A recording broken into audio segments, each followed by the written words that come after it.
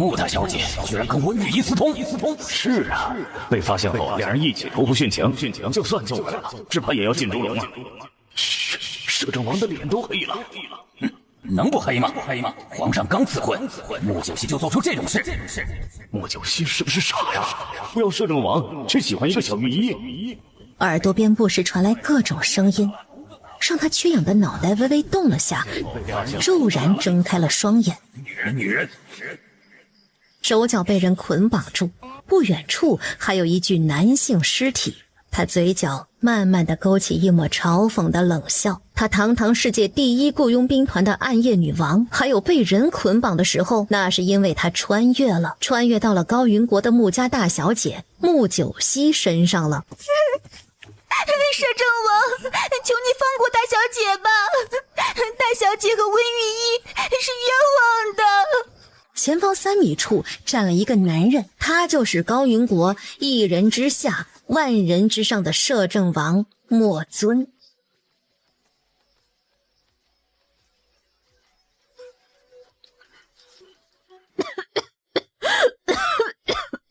摄政王，穆九熙不知廉耻，理应进猪笼。来人，把笼子拿上来。他还没缓过气来，就被侍卫拖起来往一个笼子里塞。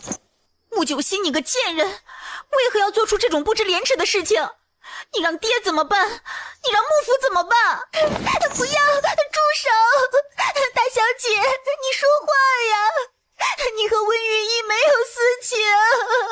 滚开，贱婢！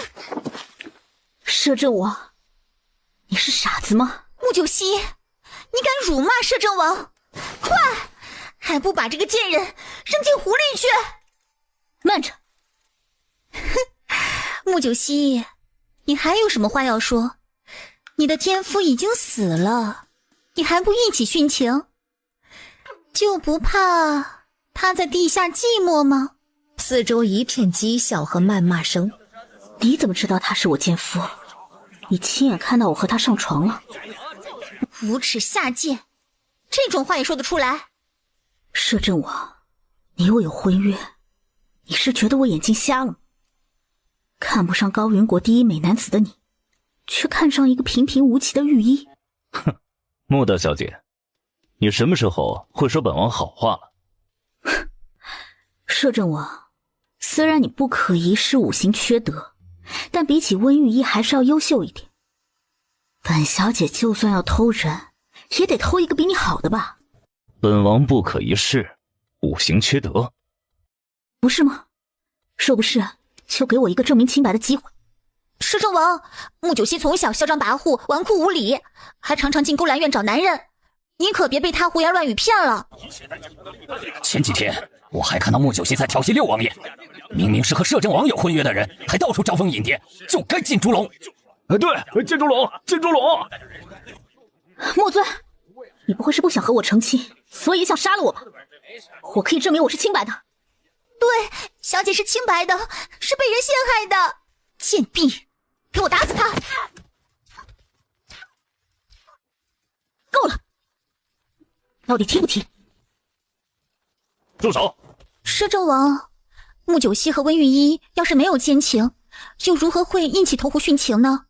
你不要给他骗了。你是在教本王做事？不，婉儿不敢。白凤婉，你是看到我和温玉一一起投湖殉情的吗？不是，是其他人看到的。是谁看到的？你让他站出来。摄政王，这个看到的人就是陷害我的凶手。你们看着我干什么？又不是我看到的，是秋冬看到的。奴婢看到的时候，温玉一和穆大小姐已经在湖里了。摄政王，你听清楚了吗？他看到的时候，我和温玉一都已经在湖里了，这怎么说明我和他是殉情呢？也许是温玉一想救我呢。那你是如何落水的？我是被人推下水的，在迷迷糊糊的时候听到有人跳了下来，所以我猜想，也许温玉一是下水救人的。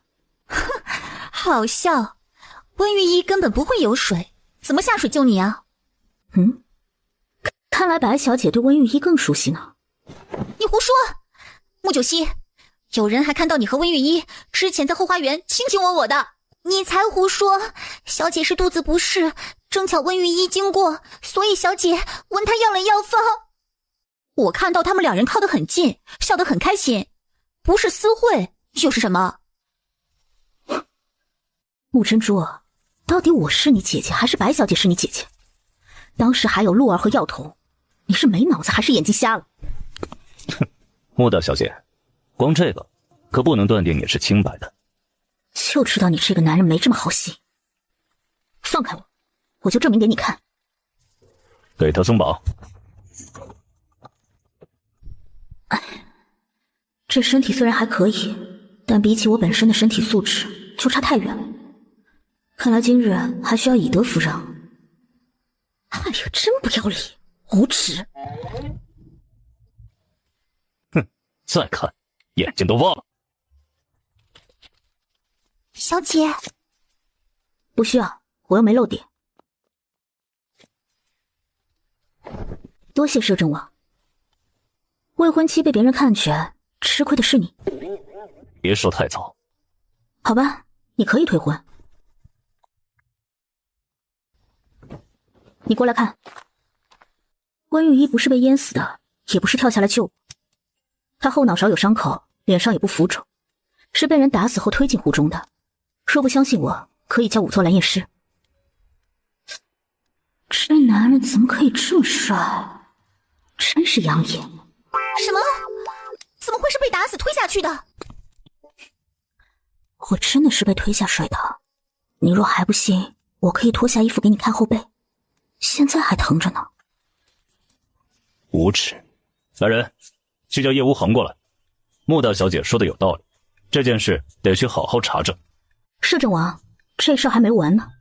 你还有何事？摄政王，我好歹还是你未婚妻吧，我现在被人欺负成这样了，你就这么走了？本王会退婚。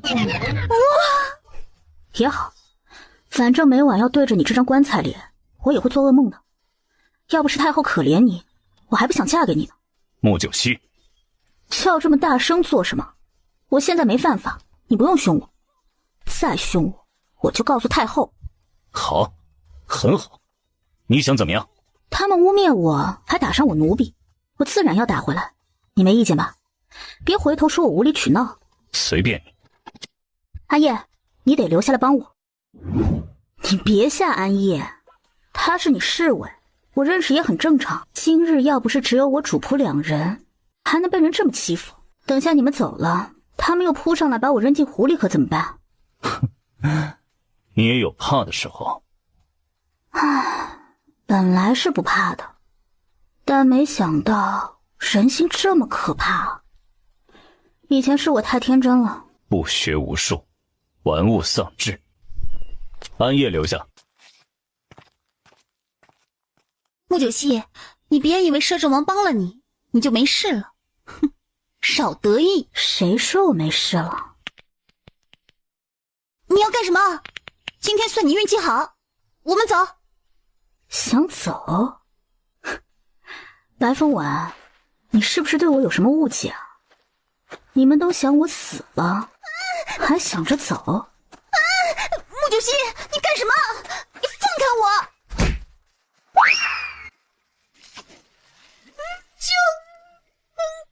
救命！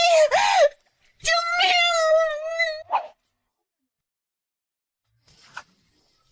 命！穆九溪，你别过来啊！你敢欺负我，我就告诉爹爹。逃！穆九溪，你放开我！不要！不要！救命啊！姐，我错了，你别把我扔进湖里，我不会游水啊！穆九溪疯了！天哪，他怎么敢？哎呀，要疯了！快走快走，等一下他逮谁咬谁了。你们以为这样就完了吗？谁陷害我，谁杀了温玉一还没查出来，要查出来是你们做的。哼！穆九溪，你别乱说，我就算恨死你，也不至于杀人来陷害你吧？不是我，穆九溪，虽然我讨厌你，败坏幕府名声，害我嫁不出去，但也不会要你命啊！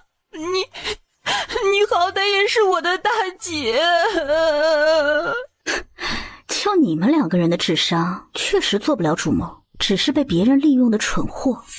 看什么看？我和洛儿来这边放灯，你们怎么会过来？还一下子来这么多人，谁让你们来的？我是他拉来的。三王妃说今晚这边有放灯，我就想着叫大家过来看看，谁知道你会在这里呀？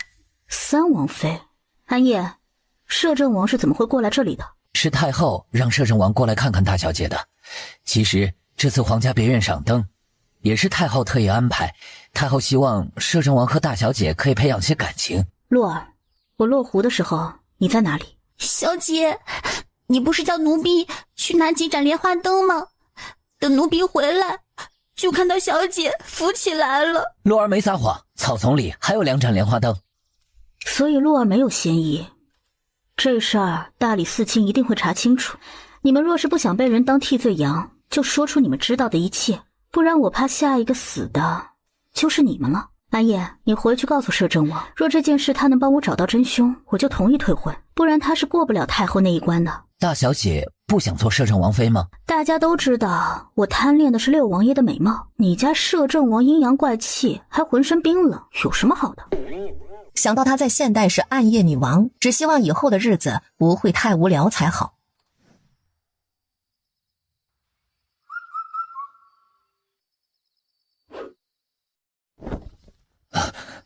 大小姐，你没事吧？我没事。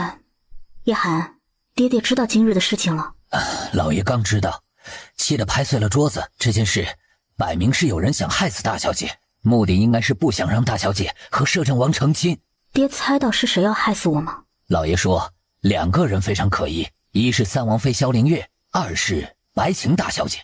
三王妃确实有可疑，那白大小姐为何要害我？白大小姐不是要害大小姐你，是要害死白二小姐白凤婉。穆九熙瞬间恍然大悟，白凤婉是庶出，却比白晴还要受宠。毕竟白丞相专宠二夫人一人，要不是大夫人重病在床，一直未闭眼，二夫人可能早就被扶正了，白凤婉自然也就会成为白府嫡女。白晴虽然才貌无双，温柔贤淑，如此一想，白晴确实憋屈，想弄死白凤婉也是正常的。只是用她穆九熙作为工具人，那就不太愉快了。白晴大小姐也是喜欢摄政王的。那个棺材脸怎么这么多女人喜欢啊？他们就不怕抱着睡觉被冻死啊？大小姐，老爷叫属下问你，到底要不要退婚？老爷本来觉得这亲事不错，现在又觉得嫁给摄政王对大小姐来说太危险了。我爹真是深得我心，谁要嫁给那棺材脸啊？退，必须退。不过嘛，不是我们来退婚，不占理啊，让摄政王自己开口，我们还能狠狠敲诈他一笔。大小姐，可这关系到你的名声啊。你家小姐我还有名声吗？再说了，名声值几个钱啊？我才17岁，不着急成亲，何况美男那么多，我为何要放弃一大片森林，吊死在一棵树上呢？你回去告诉爹，这婚退定了。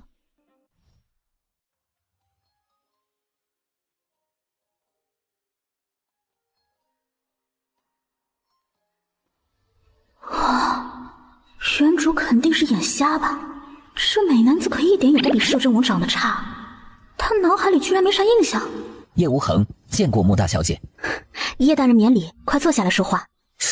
这穆大小姐我不是没见过，今日怎么对我很感兴趣的样子？这样的烫手女人，也只有摄政王那等强悍男人才能降服吧。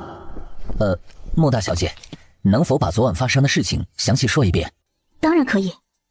穆九熙立刻说起来，只是一双眼睛一直笑眯眯地看着叶无痕的俊脸，叶无痕都觉得耳朵有点烫了。这女人不知道她已经是摄政王的未婚妻了吗？此事太多蹊跷，下官一定会严查，给穆大小姐一个交代。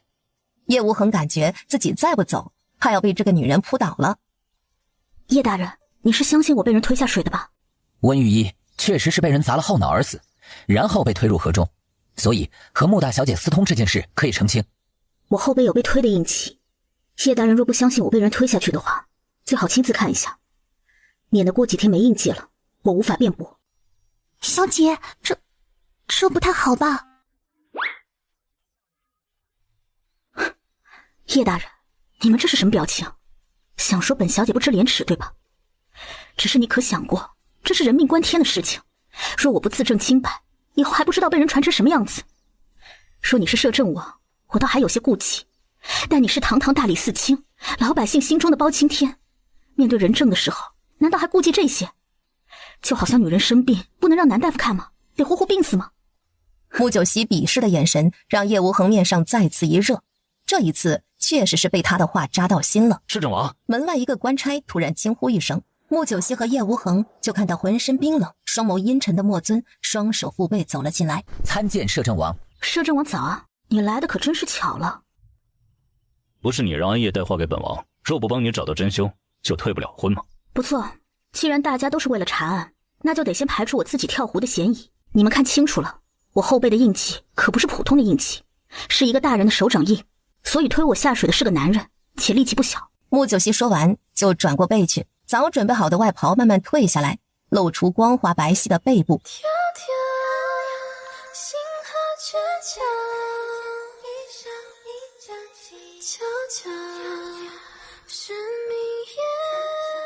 暗杀掌？怎么可能？什么暗杀掌？为何不可能？若是暗杀掌，他怎么还活着？莫尊看向叶无痕，叶无痕也是面色巨变，走近一步，仔细盯着手掌印，最后抬眸看向莫尊，很认真道：摄政王，下官肯定这个掌印是暗杀掌无疑。这么深厚的暗杀掌，莫大小姐居然还能活着，简直是奇迹呀！原主估计是当场被打死后推进湖里的，而我灵魂穿越而来，再次活了过来。后背确实很生疼，不过没想到这掌居然这么厉害，看来本小姐也是福大命大。莫大小姐，你不觉得疼吗？当然疼，昨晚睡觉都只能趴着，早上醒来才好一些，不过应该无大碍。这么深厚的掌印，足以震断你心脉。莫尊黑眸里暗光浮动，看着穆九熙，似乎看到了个怪物似的。你啥意思啊？是希望我死了就不用和我成亲了吗？莫尊，说你五行缺德吧，还真是没说错。你咋就这么坏呢？不娶就不娶，用得着这么咒我吗？真是小气。穆九熙真的对这个男人感冒了，一副巴不得他死掉的样子。叶无痕的俊脸表情非常精彩，觉得自己现在是不是有点多余？不过对穆九熙的牙尖嘴利、嚣张跋扈，算是真正见识到了。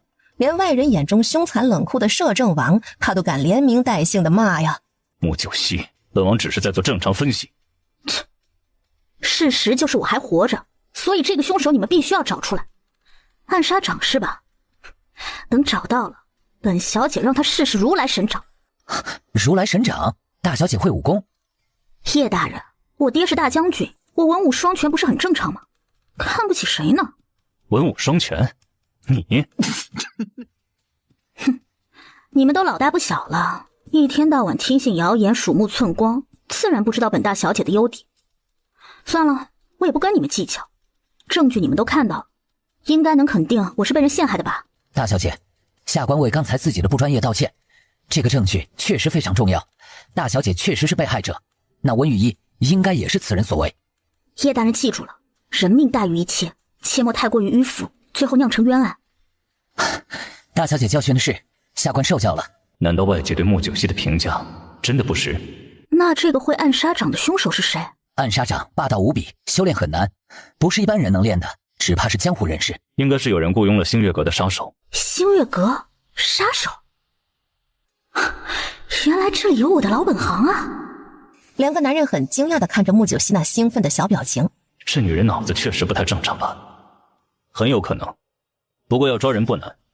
你现在没死，杀手必定会再来。莫尊淡淡地瞥着穆九熙说道，只是眸子带着一丝不易察觉的幸灾乐祸。摄政王是多痛恨这门婚事啊！穆九熙愣懵了一下，随即却非常开心地哈哈大笑起来。莫尊和叶无痕看着笑得花枝乱抖的穆九熙蹙眉，这女人是疯了吗？这有什么好笑的？小姐，大小姐不怕凶手再来杀你吗？来啊，让他来，本小姐倒要看看是哪个不长眼的东西居然敢杀我。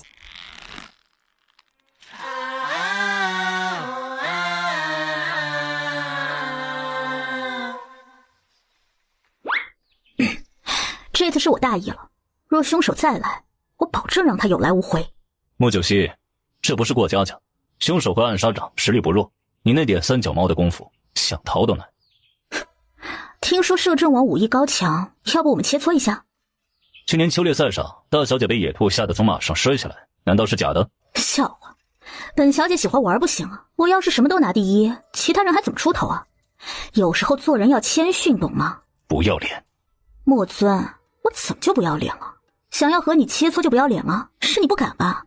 穆九熙昨晚已经对这个身体好好熟悉过了，整体感觉还是不错的，虽然比不上前世的，但也能发挥个6-7成吧。以原主的记忆，这个异世很多人是会武功的，有内力，但一般也就比普通人强健一点，真正的高手并不多。不过摄政王和叶无痕确实是为数不多的高手，所以现在他很想知道所谓的高手到底有多高。你还不配？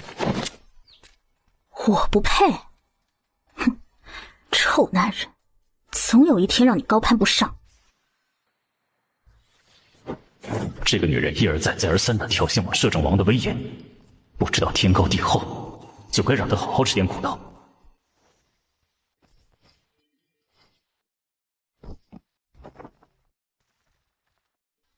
怎么偷袭不成，还有脸继续？莫尊身体僵住，面容冷如寒冬，居高临下的看着地上的穆九熙那张对他充满嘲讽的俏脸，心头跳了一下。穆九熙的反应和速度完全超出了我的想象，这怎么可能？穆九熙居然躲过了摄政王的攻击。大小姐，不知道下官有没有荣幸跟你切磋一下？好啊，我去换套衣服。说完就跑进内室。摄政王，大小姐刚才……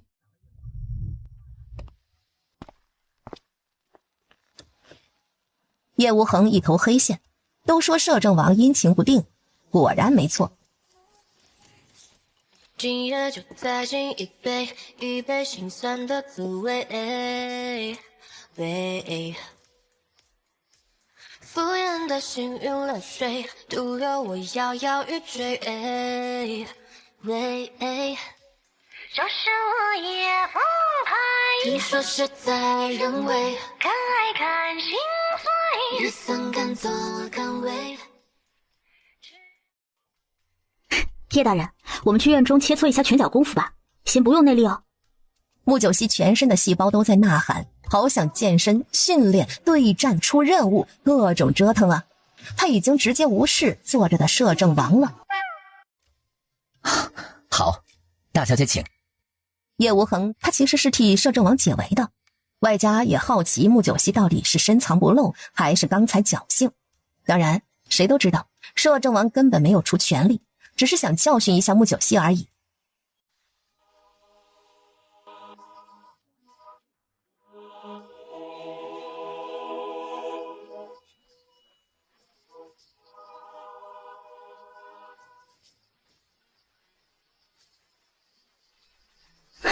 再来。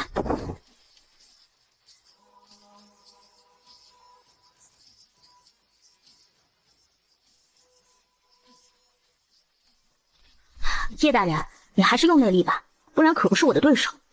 叶无痕看了莫尊一眼，随即露出苦笑，心中对穆九熙已经刮目相看。什么不学无术刁蛮耍横，骗鬼的吧？我就没见过有人不用内力速度这么快的，而且力量也不小。要他是手中有刀剑，我已经受伤了。大小姐，下官用3层内力，小心。好，若不行，可以随你发挥。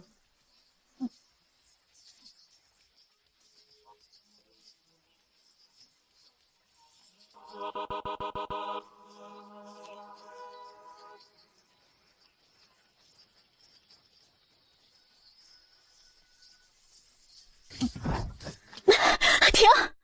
大小姐身手敏捷，让下官不得不用5层内力，实在惭愧。真正对战，谁还捏着藏着？我不会内力，不是你的对手。原主只学了一些皮毛招式，没有学内力，这真的太郁闷了。你的招式和莫大将军不一样，是谁教的？啊，你怎么还没走？行了，别黑个脸，我又不欠你的。穆九熙走到屋檐下，就一屁股坐下喘气。对了，我同意退婚，不过我有个条件。什么条件？你教我内功心法。你这是要拜我为师？啊，当然不是，只是想要学内功心法而已，不可以吗？叶无痕立刻解释道：大小姐，每个门派的内功心法都不会无缘无故的外传，你幕府应该也有内功心法。他不是高云国战神吗？肯定功法比较好啊。穆尊，真不能教我吗？不能。那就成亲吧，自己人可以教了吧？不及你浅笑盈盈，缘分命中注定，成全眉上有情，而我愿舍弃余生的流年下定，红线轻轻系紧，君心我心相印。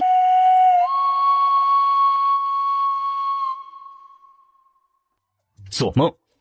本王已经和你爹提出退亲事宜。我爹都听我的，就算他同意又如何？我有的是办法让你退不了亲。比如你刚才看了我的身子，不应该负责吗？你无耻！莫尊气的眼珠子都瞪出来了。叶无痕无比的尴尬，他也是看了的。叶大人是查案，但你可不是。女子清白何等重要，不需要我提醒你吧？若我跟太后说说，你觉得太后是会帮你还是帮我？莫九熙，你别太过分！莫尊气得浑身发抖，真的没见过这么无耻的女人。你之前说找到真凶你就退婚，又反悔。那好，3日为期，要不就给我真凶。哦，我说的是主谋，不是被雇佣的杀手。要不你就传我内功心法，我保证不外传，如何？怎么对你自己没信心？3天还找不到主谋啊？叶大人可以帮你一起哦，我够大方了吧？2个高云国鼎鼎大名的聪明人，不会做不到吧？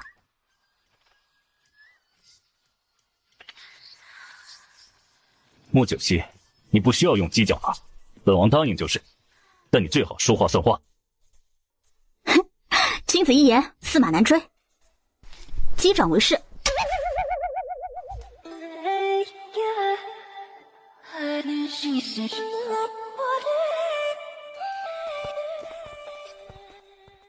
大小姐，你怎么这么厉害了呀？我本来就厉害，只是不想让大家知道而已。但这次差点被害死，我可不能再低调。只有让大家都害怕我，我才最安全。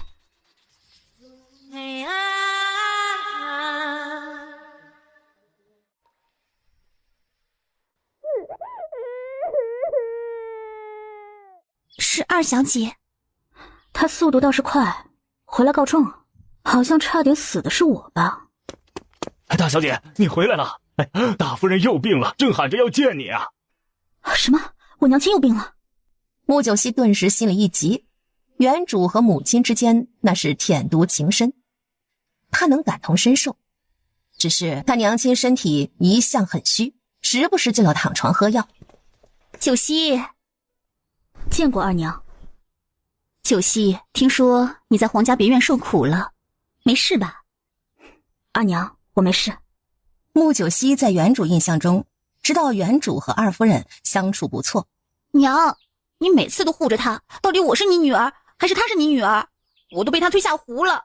穆珍珠一脸的委屈和不服气。珍珠，你胡说八道什么？不懂规矩了吗？二夫人立刻犀利地看向穆珍珠。平日里我怎么教你的？九熙是你姐，出门在外相互要照顾，你倒好，被白凤婉利用害你姐，你还有理了？跪下，立刻给九熙认错。突如其来的一幕让穆九熙倒是有点尴尬了，刚想说什么，一个老妇人匆忙跑出来，看到穆九熙急道：哎呀，大小姐，不好了，老夫人咳血了。什么？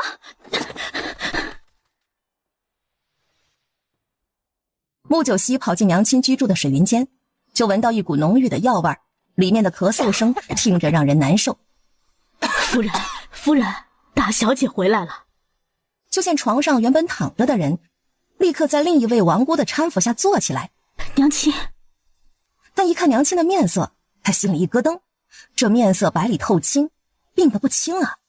只是原主印象中好像没有这么严重。娘亲，我回来了，你的病怎么一下子恶化了？穆九熙立刻拿起他的手开始把脉。前世他为了打入一个贩卖中药的集团，特意学习过中医，后来又去山区出任务，环境恶劣，多亏药草救命。希儿，娘这是老毛病了。鹿儿，快去找傅银针过来，快！鹿儿被吓得立刻答应一声，转头就跑出去。吴大夫应该快来了，王姑说道。穆九熙目光在两位姑姑的脸上扫了几下，这两位姑姑都是娘亲的陪嫁丫鬟，已经伺候娘亲20多年了。希儿，你为何这么看着两位姑姑？姐姐，你没事吧？说着，陆薇雅就匆忙的进来了，后面跟着穆珍珠。妹妹，你有心了，我这就是老毛病了。姐姐，您可要小心一点，现在入秋，天气也凉了，可不能感染风寒呀。听姐姐咳嗽厉害，我让下人炖了雪梨川贝，姐姐要多喝一点。陆薇雅一脸的关切，让穆九熙回想起原主的记忆。印象中，这二夫人真的是个温柔婉约、善良大度的女子，和娘亲之间相处很好，也很宠爱她这个嫡女。说起来，二夫人还是娘亲生下她之后，身子落下病根，不能再生，幕府没少爷，娘亲才强迫父亲娶了她的。陆薇雅也争气，一下子就生下了龙凤双胞胎穆珍珠和胞弟穆阳春。虽说母凭子贵，但穆大将军和大夫人伉俪情深，不可能宠妾灭妻。但大夫人觉得愧对穆府，就和二夫人平起平坐。二夫人也不计较，两人亲如姐妹一般。希儿，你什么时候会医术了？娘，你先别说话，我帮你治病。他在娘亲身上下了20多根银针，把要侵入心脏的毒素阻断。娘亲，你是不是每天都会点沉香？是呀，沉香安神，这都点了10几年了。一开始的时候也是你自己要点的吗？那倒不是，我记得那时候睡眠不好，王姑就说可以点沉香安眠，之后每晚都会点上的。王姑？怎么了？你为何问这个？娘，你不是生病，你是中了一种慢性毒，10多年毒素沉积，到了要爆发的时候了。什么？怎么会？嘘，娘亲，你先别声张，能下毒10几年，应该是你身边之人。说着，他轻轻站起身来，无声无息地走到门口，突然就打开了门。哎呀，大小姐，大小姐，你出来怎么不说一声啊？吴大夫来了，老奴正要禀报呢。王姑，你去药房取一段百年沉香来。沉香木？王姑一愣。娘亲房间的沉香已经没啥效果，点燃沉香木更好安神，药房肯定有的。穆九熙解释一下。老奴立刻去办。鹿儿。穆九熙连忙叫鹿儿过来，在他耳边叮嘱了几句。鹿儿错愕了一下，拔腿就追了出去。希儿，希儿，你是不是觉得是王姑给我下毒？娘亲，你也看到了，王姑刚才就是在偷听，这说明肯定跟他有关系。但我觉得他不是幕后主谋，这事得告诉爹爹。大小姐，你又要出去？老爷应该快回来了。穆伯，你看见鹿儿了吗？鹿儿，他好像往二夫人那边去了。穆九熙顿时面色一变，直接就往二夫人的木花园跑。死丫头，偷看本少爷沐浴还装什么境界？给本少爷按住他！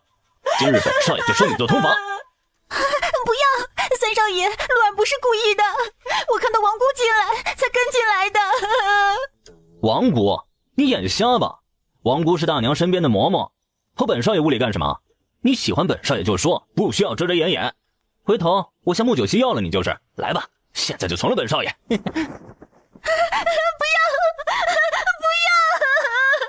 砰！大门直接被踹开。穆九熙手中拿着旁边折来的一条树枝，一脸阴森地走了进来。一进去就看到鹿儿被2个牧羊春的奴才按在院中的石头圆桌上，而牧羊春身上衣服敞开，正在解裤腰带。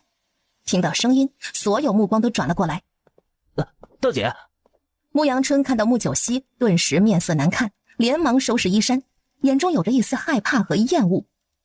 穆阳春是穆珍珠的胞弟，15岁的少年，长得已经很高大了，但从小到大没少被穆九熙欺负，所以骨子里对穆九熙是又怕又恨的。小姐救我！两个奴才被吓得放手，陆儿连忙翻身下桌，跑到了穆九熙身后。小姐，王姑进了三少爷的屋里。你没事吧？穆九熙转身看看他身上衣衫完好，也松了口气。陆儿哭着摇头，穆九熙看着都有点心疼这个14岁的小丫头。之前刚被白凤婉那帮女人拳打脚踢，今日又差点被欺负去，是自己这个主人实在是太无能了。穆阳春！穆九熙突然转头，目光犀利地盯着穆阳春。我的人你也敢动？找死！穆九熙不想废话，他现在一肚子火，要是他晚来一步，陆儿就被这个畜生糟蹋了。说话间，他人已经一个飞跃扑过去，树枝对着穆阳春身上就开始狠狠地抽打起来。穆九熙，你疯了！你住手啊！小姐，好了，别打了，会打死三少爷的。救命啊！穆阳春被抽得在地上打滚躲避，但还是每一下都被抽中。住手！快住手！门外一声厉喝，穆九熙冷笑，还是一鞭子抽在穆阳春的裤裆上。穆阳春惨叫一声，抱住了裤裆，冻成一只虾米。随即他转过身来，目光冷冽地看着门口，居然看到了自己父亲后面是摄政王莫尊。希儿，你在干什么？阳春是你弟弟。爹，这种畜生也配做我弟弟？摄政王，来退婚啊！真凶找到了。莫尊黑眸深深，看着他打人打到俏脸透红，还一点也不在乎的样子，都觉得这女人真的是他见过的奇葩。天哪，阳春！爹娘，穆九熙他疯了！阳春，你又做什么坏事了？把九熙气成这样！娘，是他打我呀！我根本没做什么呀！爹，你要为我做主啊！希儿，到底怎么回事？就算阳春做错事，你是个做姐姐的，也不能这么下狠手啊！穆大将军也心疼啊，立刻叫人去找吴大夫来。穆阳春是他唯一的儿子，要传宗接代的。都是奴婢的错，不关大小姐的事。洛儿，你不要动不动就跪，这个畜生差点强了你，你还为他说话干什么？要他不是我弟弟，我刚才就直接阉了他。穆九熙的话让大家都倒吸口气。阳春，九熙说的是真的吗？你对陆儿……臭小子，你真的对陆儿……不是啊，是陆儿偷看我沐浴，我想着不是娘亲要为我挑同房丫头吗？那正巧收了她。15岁，毛还没长齐就想着要通房丫头，你也不怕铁棒磨成针啊？穆九熙冷冷地讽刺道。哼！后面的摄政王一个没忍住，直接笑出声来。穆九熙！穆大将军顿时老脸通红，他怎么不知道自己这女儿这么粗俗？未婚夫摄政王还在呢。摄政王，是末将管教不周，让你看笑话了。穆天星尴尬，这都是什么事儿啊？早朝后，这摄政王就逼他退亲，他知道女儿想退，但这么好的婚事，他又有点舍不得，所以还是把人带回来，让女儿当面决定。摄政王若做他的女婿，这可是穆家光宗耀祖的事情啊。只是摄政王一直嫌弃穆九熙是纨绔骄纵女，这下好了，暴力粗俗都见到了，他都怀疑自己这女儿是不是真的像外面传闻那般，常常去勾栏院，还去调戏六王爷。穆大小姐一向豪放直爽，本王自愧不如。摄政王也很尴尬，他都没想到自己会被逗笑。哼，少假惺惺了，退婚的事情等下再说。爹，穆阳春欺负陆儿，我打他一顿也不过分吧？一个女子清白何等重要！陆儿虽然是奴婢，但也是有尊严的，而且她是我的人。穆阳春是自己找茬，怨不得我。你还理直气壮了？为了一个奴婢，你这么打你弟弟，你真是好姐姐啊！爹，这话我就不爱听了。什么叫一个奴婢？奴婢不是人了，奴婢不是爹娘生的。没有他们，我们的日子能这么舒坦？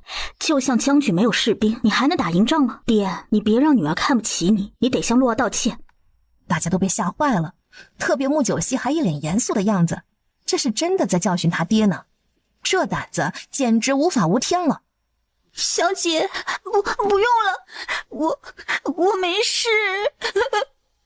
陆儿感动的眼泪都停不下来。爹，你平日里是怎么教育我们的？水能载舟，亦能覆舟，要善待老百姓，这就是你的做法。九熙，你别和你爹较劲儿，今天是阳春不对，二娘回头好好训他。没事了，没事了，你们父女可别吵架，家和万事兴。摄政王莫尊盯着穆九熙那张不服输的笑脸，心里也是为他捏把汗。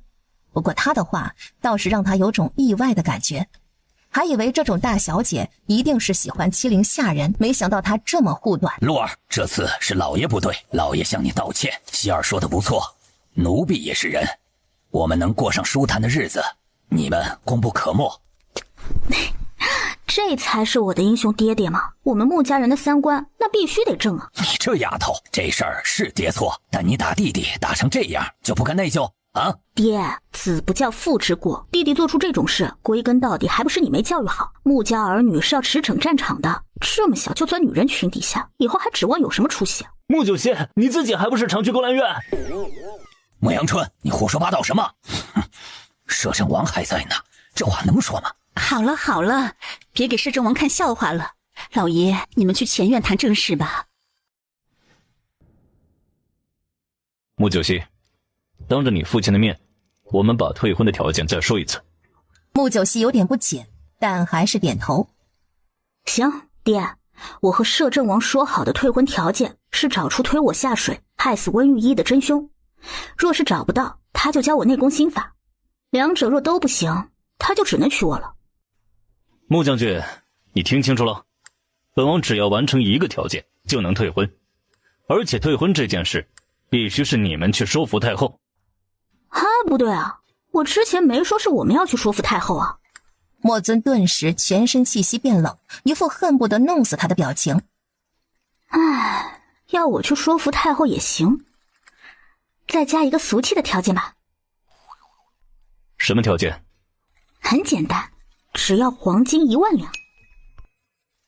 两个男人瞬间瞠目结舌。穆九熙，你别太过分。希儿，你要这么多黄金做什么？穆天星这个爹都纳闷了，府里又不缺钱，他的日常开销也没少他呀，怎么有种他要打劫摄政王的感觉呢？怎么就过分了？回头整个京城都会传是摄政王不满意穆九熙而退婚了。你知道女人被退婚的后果吗？我可能一辈子都没人要了。这1万两黄金也许就是我以后的养老金。希儿，你胡说八道什么？你怎么会没人要？就算没人娶，爹也会让你招婿。穆天星顿时急了。爹，我的意思是女人被退婚名声很不好，我难道不能要点精神损失费吗？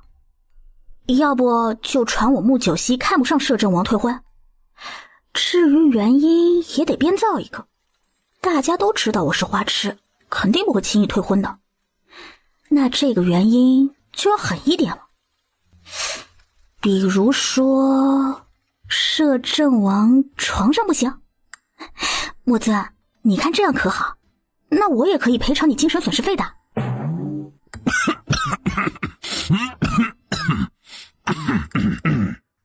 穆天星好想掉头离开，不过女儿这分析好像有道理。你莫尊坐的椅子扶手立刻粉碎，气得他一张俊脸都扭曲了。哎呀，这不是打个比方吗？你看看你，损坏我家东西也要赔偿的。叫你看不上原主，我也算为原主出口气了。希儿，不得无礼，成何体统？穆天星觉得女儿再说下去，摄政王可能会被气得暴毙，连忙打圆场。白银1万两。莫尊几乎是磨着后牙槽说出来的。成交。穆九熙瞬间站起来，跑到他面前伸出手掌，一副要击掌为誓的动作。莫尊气得直哆嗦，但为了退婚没有后顾之忧，也只能伸手击掌。没想到穆大小姐的名声只值1万两白银。莫尊还是想挖苦穆九熙一下。你不用刺激我，其实就算你不给，外面还是一样会传我不堪。能赚1万两白银，我很满足。多谢摄政王，你是好人。莫尊一口气血在喉咙口翻滚，眸底都浮现暗红之色。要不是定力好，他能直接喷老血。摄政王，小女顽劣，你千万别跟他计较啊。穆天星觉得自己只能说这话安慰了。莫尊狠狠地瞪了穆天星一眼，随即闭上了眼睛，调息了一下。说正事，齐放抓到了，也逼问了。他说没有人指使他陷害你，而是说他和你有私人恩怨。私人恩怨？我都不认识齐放这个人，怎么来的恩怨？所以本王来带你去对质。莫尊觉得自己真的要被气疯了，才到现在说出目的来。这女人有把人逼疯的本事。对质就对质，走。穆九熙没见到齐放人，倒也不敢确定了。莫尊站起来，对穆大将军冷哼一声，就走了出去。这两妇女都不是好人，狼狈为奸，弄得他一身骚。希儿，让叶寒陪你去。好，爹，我先跟你说件事。穆九熙走到自己爹面前，开始低声说了母亲的事情。穆天星从狐疑到面色大变，不敢相信地看着穆九熙。爹，千真万确，王姑是关键。穆九熙说完就走出去，看到门口的莫尊道：摄政王，请你稍等片刻，我去换件衣服。莫尊没有说话，看着屋内穆天星那沉重阴森的样子，也眉心紧皱。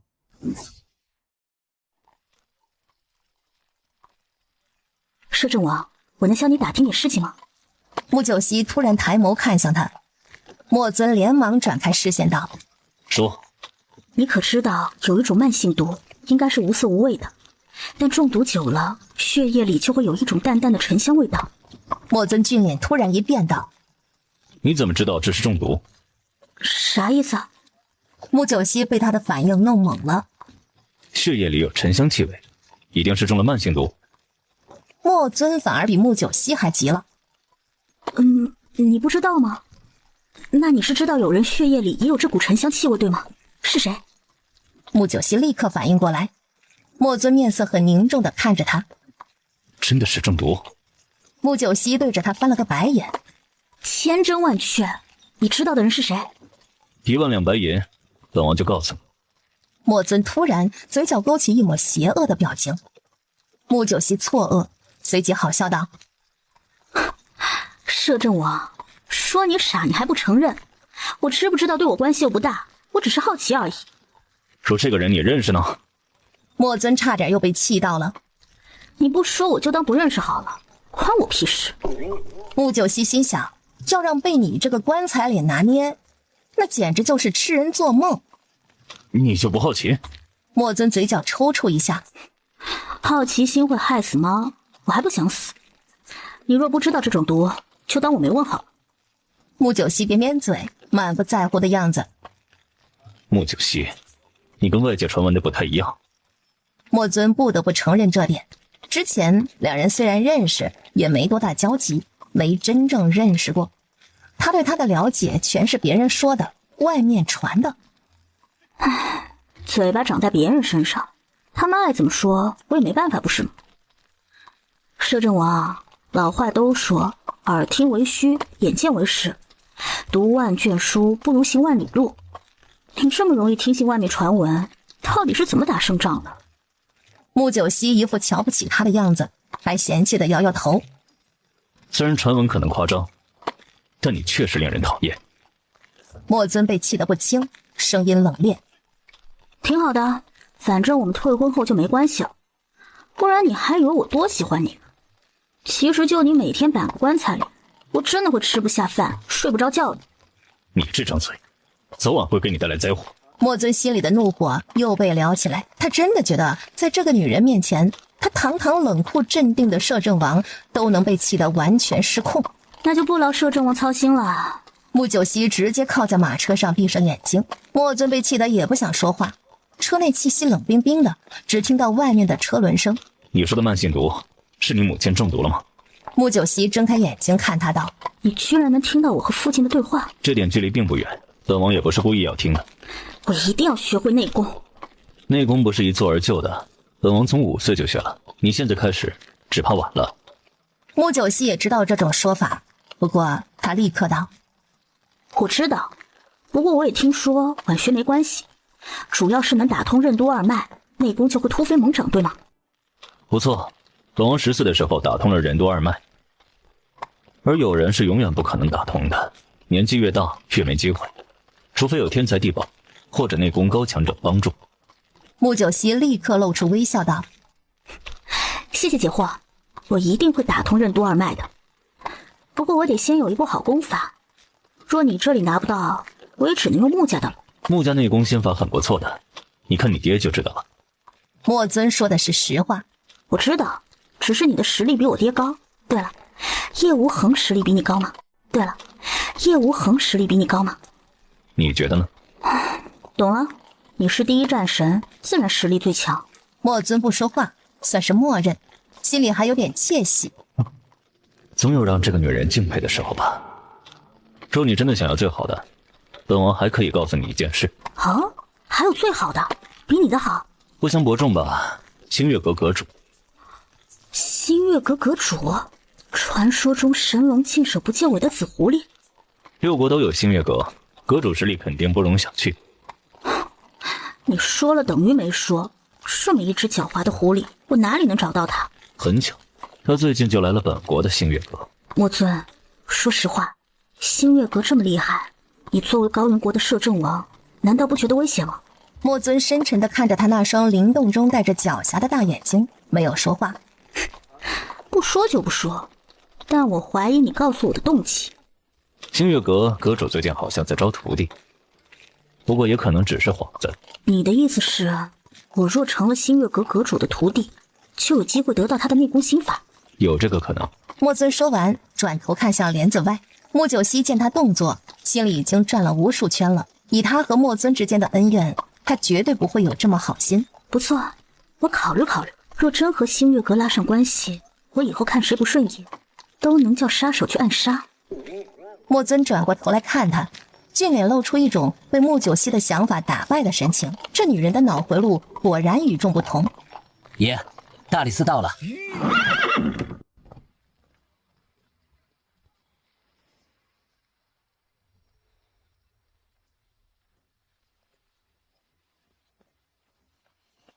齐放，穆大小姐来了。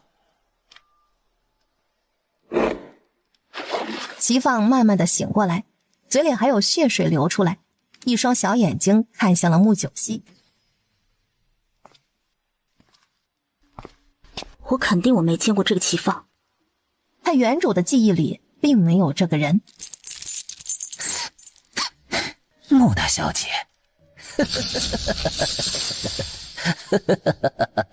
你到底是谁？我和你有什么过节？还是你不想说出幕后指使你的那个主谋？没有主谋，就是我想你死，想你身败名裂。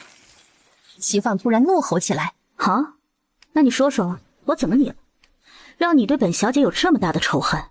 穆九熙这完全不怕刑房又不怕犯人的样子，都让莫尊和叶无痕觉得奇怪，感觉他似乎对这种场景很熟悉一样。你好色成性，水性杨花，虐死了我的弟弟。齐放，你连撒谎都不会啊？那我也懒得听了。不想说出主谋是吗？本小姐既然来了，可就由不得你不说。叶无痕和莫尊对看一眼，两人眼中都有着惊愕。这女人想自己动用刑法逼供吗？这么血腥的事情，她不怕吗？穆九熙看到一把锋利的弯月刀，心里一喜，立刻拿起来把玩了一下，眼底都是兴奋的光芒。这东西很趁手啊，回头一定要弄一把来防身，割起脖子来绝对一击必杀。放下后，又拿起一把长长的、细细的铁锥子。贱人，以为这样就能屈打成招吗？别做梦了！带血的口水直接落地，看上去无比的恶心。大小姐，要不让小的来？你们把人打成这样都没让他招，说明方法不对。我给他整点新花样才行。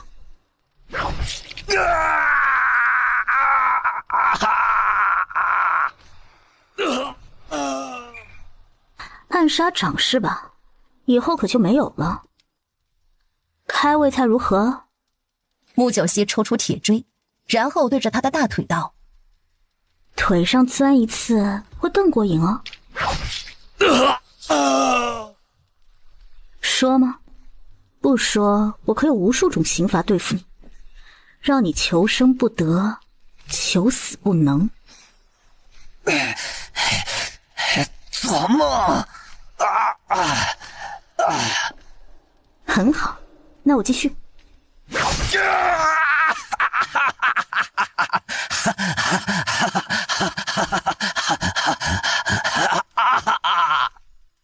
齐放浑身抖动，发出的声音非常瘆人，一会儿叫，一会儿笑，眼泪、鼻涕、血迹混着从他身上掉落下来，身体被牢牢绑住，铁链挣扎的咣咣响，满地的鲜血，最后齐放脑袋一歪就晕死过去。考苦你了。穆九熙看人晕过去，好笑地走到前方，随即铁锥刺入了他的胸口位置，直接贯穿。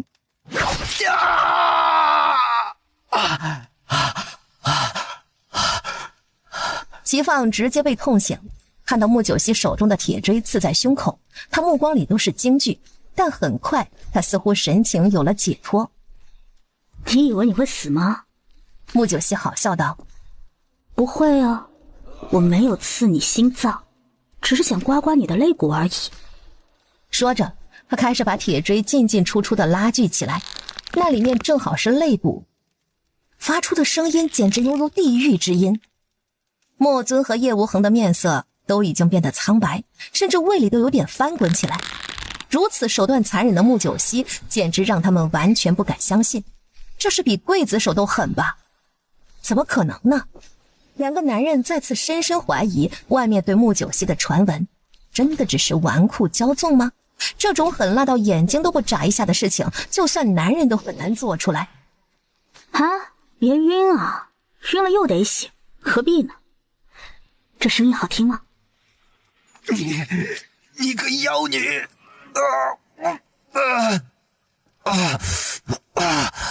齐放痛得扭曲，自己嘴巴还咬歪了嘴角，说话都漏风，但他内心的恐惧已经让他整张脸呈狰狞扭曲，看穆九熙犹如看个恶魔一般。在我手里，你想死也死不了，不如招了吧，招了我给你留个全尸，反正你活下来也没有用了。穆九熙道。不过若是不招，100日之内你每天都会听到这种声音呢。说着又是一阵吱嘎吱嘎声。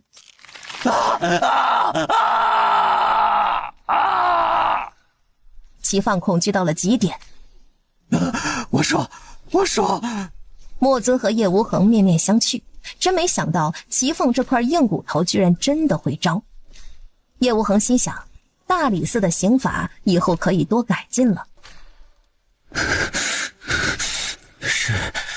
是一个下巴有颗黑痣的中年男人来星月阁下单的，好像姓萧，其他我真的不知道，你给我个痛快吧。齐放恳求地看着穆九熙，穆九熙转头看向莫尊和叶无痕，见两张俊脸都很沉重。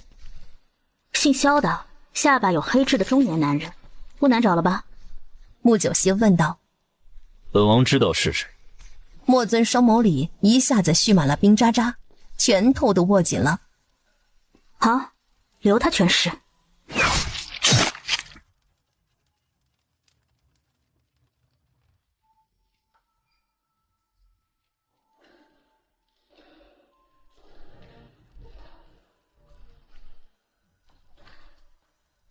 莫大小姐，他不能死啊！你是想他指证那个姓萧的吗？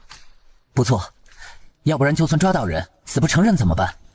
知道是谁，就没有不承认这种事情。不承认也可以让他承认。摄政王，真凶是我来抓，还是你抓？本王会给你一个交代。莫尊说完，甩袖就走了。叶大人，这个姓萧的可是杀人犯，你可要盯着摄政王要人啊！穆九熙对着莫尊后面喊道。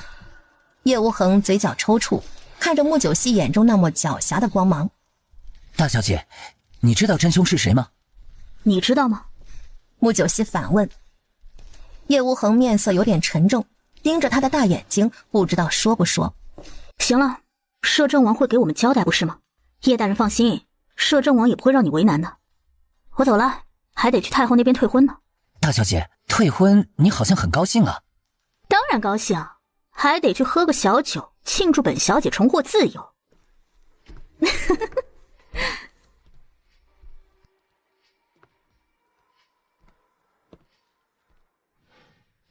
这个男人也太没品了吧，就这么走了？穆九熙简直无语了。大小姐，属下看摄政王是急着去找那个姓萧的了。哼，这回倒是知道急了，还不是萧凌月的人。大小姐，你猜到了。我这么笨吗？姓萧的，下巴有黑痣的，这么明显。萧凌月的堂弟萧剑吧。3年前萧家灭门，株连3族，萧剑是漏网之鱼。真以为时间能抹平一切吗？萧凌月这是自己在找死。哼，摄政王肯定会护着他的。穆九熙瞥了叶寒一眼，看来大家都知道萧凌月和莫尊有情。太后也真是的，还帮我们赐婚，这不是要害死我吗？叶寒看看四周，急得额头都见汗了，好在没什么人能听到。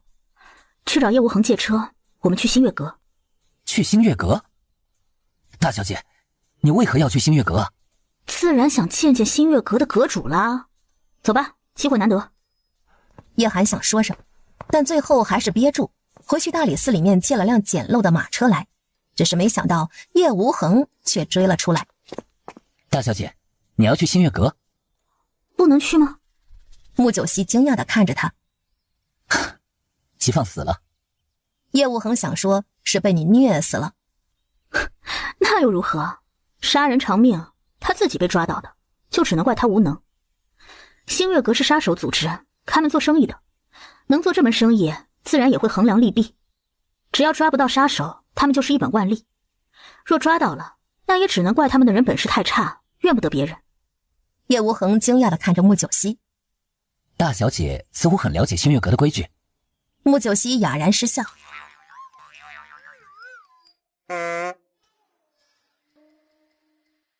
叶大人，谢谢关心，告辞。穆九熙说完就钻进马车走了。叶无痕看着远去的马车，心情很难平静。今日穆九熙又给了他完全不一样的看法。他突然觉得穆九熙身上真的有很多秘密，像个宝藏似的，想让人慢慢的去挖掘出来。突然他笑着摇摇头。我莫非是疯了，居然会对穆九熙这个纨绔大小姐感兴趣了。马车停在大门口，穆九熙盯了好一会儿，才赞扬道：“好字。”叶寒，新月阁3个字是谁写的，你知道吗？属下不知道，应该是新月阁主吧。听说新月阁主琴棋书画样样精通，曾经一曲凤求凰，惊艳6国。若这新月阁3字是他们阁主所写，那这家伙必定是一个被情所伤的可怜人。大小姐，你怎么知道的？看字识人，这紫狐狸是个有大格局之人，但又想与世无争，内心寂寞无知音，但又能弹奏出名震6国的凤求凰，有趣。穆九熙说完就朝着大门走了进去，门口静悄悄的，进去也静悄悄，好像是一个空楼似的。有人吗？穆九熙大叫一声。哎呦，来了来了！里面一个中年男人的声音响起，随即就跑出来一个灵活的胖子。哎，穆大小姐。那胖子看到穆九熙的时候，一眼就认出来了。穆九熙也是一头黑线，原主的名声果然不是盖的。掌柜，你家阁主呢？穆九熙也不啰嗦，直接要见紫狐狸。掌柜错愕，随即露出一丝鄙视之色。穆大小姐，你要见我们阁主做甚啊？谈生意啊，不然你以为做什么？齐芳已经死在大理寺刑房里了。穆九熙懒得理会这种狗眼看人低的奴才。胖掌柜面色顿时微变，随即道：穆大小姐，齐放是自由身，他做什么和我们星月阁无关啊。当然，我又不是来算账的，有生意不做吗？胖掌柜都有点弄不懂穆九熙的意思。不知道穆大小姐想和星月阁谈什么生意？我和摄政王有婚约，你知道吧？穆九熙盯着胖子说道：知道。摄政王莫尊让我来找阁主谈个生意，他不见吗？怎么，我堂堂摄政王的未婚妻还见不到你们阁主？星月阁是不想在高云国做生意了吗？哎呀，穆大小姐息怒，容在下去通报一声。说着就快步离去。很快，胖子就跑出来笑道：“穆大小姐，请。”然后看向叶寒道：“小兄弟就不用进去了。”叶寒刚想说话，叶寒，你等着就是。随即，他跟着胖掌柜往内室走去。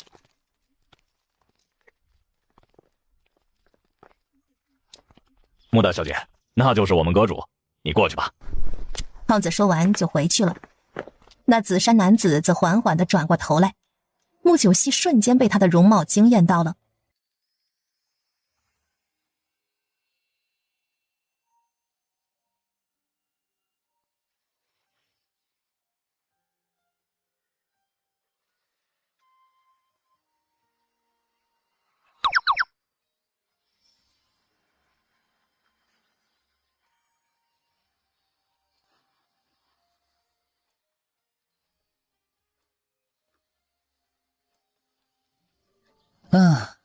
眼睛不想要了。冰冷的声音响起，穆九熙这才觉得自己失态了，立刻笑道：“这不能怪我啊，只能怪阁主长得太好看了。不过比起我未婚夫，还是差点。”说话间，他直接走到石桌前坐下来。石桌上摆着一曲琴谱，上面涂涂改改，似乎在创新曲。一边还有一张玉白色的古琴。阁主果然是爱情之人。怪不得当年凤求凰能惊艳六国。穆九熙自顾自说着，霍云天一双凤眼冷冷地盯着穆九熙那笑得很大方的俏脸，不禁也有点奇怪。这女人居然一点不怕我，还好像一副见到熟人的样子。穆大小姐和摄政王的婚事闹得风风雨雨的，你确定你能成功嫁入摄政王府？霍云天刺激他。不能，我和他已经退婚了。哼，穆大小姐，星月阁不是你这种大小姐玩的地方。我不是来玩的，我是来和你谈生意的。只是怕你不见我，所以才借助莫尊之命。现在说正事。穆九熙突然全身气息一变，霍云天猛地一愣，因为他瞬间察觉到穆九熙身上爆发出森然杀气扑面而来，他居然有一些被压制的感觉。四目相对，空气有点凝固。穆九熙看到霍云天眼中掠过的惊讶，而这已经够了。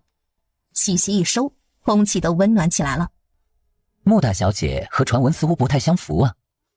霍云天开始对穆九熙感兴趣了。这女人身上的气息他很熟悉，她是一个杀手，而且还杀过不少人。聪明人从来不相信传闻，眼见为实。不错，是霍某浅薄了。霍云天被简单一句话说服了。你不是叫紫狐狸吗？不姓紫吗？穆九熙有点诧异，霍云天对他的跳跃思维有点跟不上，不过立刻摇头道：“紫狐狸是江湖朋友给的名号而已。”哦，原来如此。言归正传，我知道你有一部很强大的内功心法，和摄政王的内功心法不相上下。嗯？霍云天挑眉。哼，摄政王告诉你的？对，那家伙太小气，我想要好点的内功心法，他不给，所以让我来找你。那你觉得本座会给你吗？我这不是来碰碰运气吗？穆九熙耸耸肩。霍云天气息瞬间变冷，眸中暗红色聚集，有种立刻会出手弄死穆九熙的冲动。穆大小姐，本座不喜欢开玩笑。我也不开玩笑，我们打个赌如何？本座不想和你打赌，请便。若我说我能弹出你的凤求凰呢？凤求凰从3年前问世，已经很多人模仿，能弹很厉害吗？若我能弹得比你好呢？穆大小姐真的很自信呢。不敢当，我不仅能弹得比你好，我还能帮你把这残曲补上，更能送你一曲绝世名曲。你要交换本座的内功心法？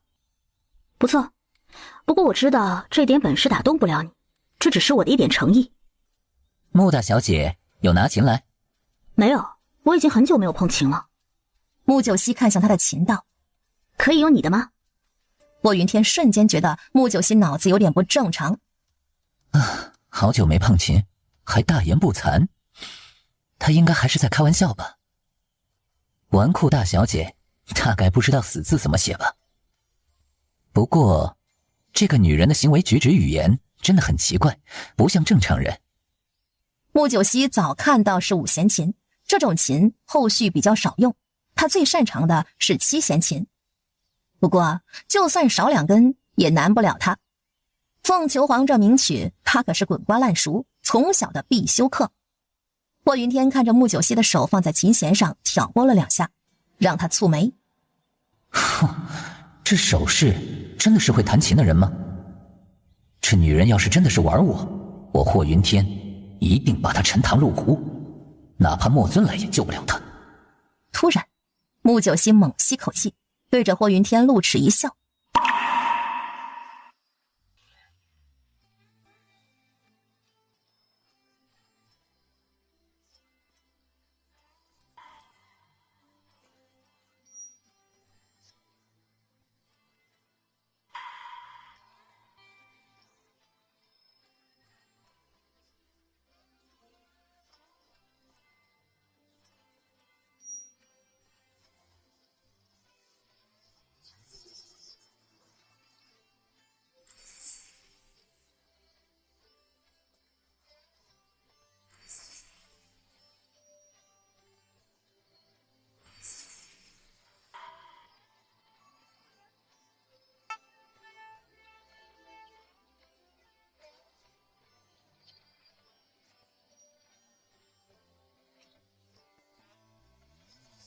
霍云天眼前好像浮现那个绝美温柔的女子，心头的酸涩涌上来，眼睛都有点潮湿。愿得一人心，白首不相离。看来霍阁主也是情深之人啊。霍云天内心有一瞬间的惶恐，好像有什么秘密给人窥探去了，但他也立刻恢复镇定，身体一斜，眼睛变得犀利，散发清幽幽的寒气。我琴技如何？穆九熙立刻转移话题。确实出乎本座意料，没想到穆大小姐还有这种本事。霍云天把台上的残谱推到他面前，穆九熙挑眉，随即拿起那鸡毛笔就开始填写，还时不时的在琴弦上拨弄几下，一副专心致志的样子。霍云天看着如此认真的穆九熙，对他的改观变了些。这女人似乎有点意思。一盏茶后，穆九熙放下鸡毛笔，直接用琴把填好的琴谱弹奏出来。霍云天再一次被震撼到，对穆九熙更是刮目相看。这残谱他已经弄了好些天了，怎么填都觉得缺少点什么，没想到穆九熙这么短时间就完成，而且弹奏出来是出乎意料之外的流畅，好像本来就该是这样。如何？好久没弄音律了，还是有些生疏了。穆九熙对自己不太满意，霍云天看他好像并不是得意的样子，更加觉得奇怪了。穆大小姐的音律造诣，本座佩服。霍云天这是实话。那就好，我再免费送你一曲，我的拿手曲。穆九熙浑身散发出自信的光芒，让他一张俏脸更是明艳大方。10大名曲之一《广陵散》从穆九熙的手下古琴倾泻而出，旋律时而忽高忽低，时而婉转曲折。突然叮的一声，琴音停下。好一会儿，霍云天才回过神来，目光看向穆九熙，他的阴柔的俊脸上居然出现了一丝红晕。本座失礼了，穆大小姐此曲可封神，本座自愧不如。霍云天这话发自内心，他本来对自己的音律很自信，但这一刻他觉得比起穆九熙来，他是远远不如。可他年纪这么小，就算出生开始练，和他也差不多吧，只能说明此女对音律极有天赋。只是她如此厉害，怎么从来没听说过？穆大小姐最大的传闻就是不学无术，纨绔骄纵吧。霍云天突然想要骂娘了。这到底是谁传出来的不学无术？霍阁主过奖了，不知道我这个诚意够吗？足够。不知道穆大小姐想用什么来交换本座的内功心法呢？霍阁主可有什么烦恼事，或者说解决不了的事情？穆大小姐是觉得能为我解决麻烦？我只是先问问，也许不需要我付出我原本想出的东西。不知道穆大小姐原本想出什么呢？卖身给新月阁。霍云天直接愣懵。我说的是做新月阁的杀手，或者说做你的徒弟，不是卖肉体，你别想歪啊。本座不收女徒弟，本座也不缺杀手。所以我觉得你来提条件吧，看看我能不能做到。毕竟我的本事可不止弹琴。穆小姐可有一种叫琉璃土稀的药草？琉璃骨稀？穆九溪一愣，哑然一笑。是治疗心疾的吧？不错，你若有的话，本座可以跟你交换。不过，不是本座的内功心法，而是一套专门给女子学习的顶尖内功心法。真的？还有专门给女子学的？当然，穆小姐年纪偏大，现在学习内功心法很难提升，但若是专门是女子学习的内功心法，起码会快速1倍。我没有琉璃骨稀，不过我医术很强。医术不行？哼，你的医术再厉害，能比得过江湖神医紫云飞？他的医术多厉害我不知道，但只要不是先天的心疾，我就有7层把握治好。7层？霍云天猛地站了起来。当真？7层是我保守说法，应该有8层。我的医术可不比秦技差。只要你能治愈，本座立刻给你一套凤凰于飞内功心法。凤凰于飞？穆九溪也有点激动。你的病人呢？人不在这里，3天后你过来这里如何？成交。霍阁主，我们现在算朋友了吧？我可以打听点消息吗？你见多识广，一定知道的。说吧。你知道有什么慢性毒，长期中毒后能让人的血液里出现沉香气味？这种毒叫莲香饮，6大国皇家后宫专用。正巧我还有一瓶解药。你不是懂医术吗？居然不懂。我的医术是救人的，不是害人的。这解药能卖给我吗？穆九溪内心高兴，他娘亲有救了，真的得感谢一下摄政王莫尊呐，让他来找霍云天。算你友情价1万两白银。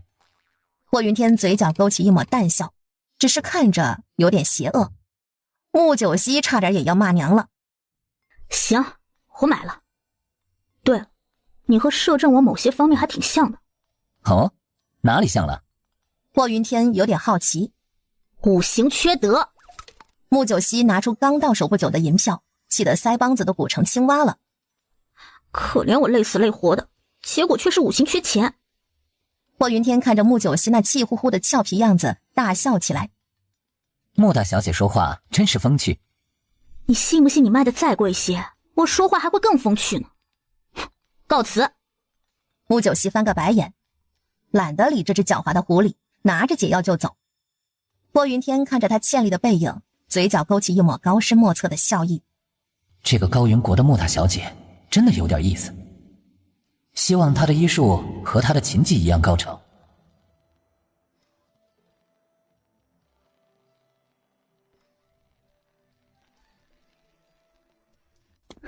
娘亲。穆九溪跑进去，就坐在母亲床边。听说你和摄政王出去了，怎么满头大汗回来？我没事。殷姑姑，你去给娘亲炖点补品来。殷姑错愕一下后，立刻点头离开。事情大家都知道，殷姑也知道。大夫人说道：“你爹把王姑关了起来，现在应该在你二娘那边。”爹动作这么快？你爹气坏了，真没想到王姑居然会这么做。唉，娘亲，王姑说了幕后主谋吗？王姑说，因为当年你外祖母杀了她的妹妹，她是为妹妹报仇的。她真有妹妹吗？穆九溪惊讶道：“是的，也确实有那么回事。她妹妹当年勾引你外祖父，被外祖母杖毙的。那时候王姑还未入府，为了报仇，才入府做了丫鬟。后来就跟在我身边，还做了陪嫁过来。”难道真的是这样？是我想多了吗？既然是王姑自己报仇，他有的是机会早对你下手，为何等这么久？还有我让王姑去拿沉香木，他为何会跑去牧阳春的院子里？希儿，娘知道你在想什么，但你要记住，家和万事兴，阳春更是你爹唯一的儿子。娘，你生下我之后就落下病根，不能再生，真这么巧吗？娘，你先别想太多，这件事没完，你先把解药吃了。穆九熙拿出解药来。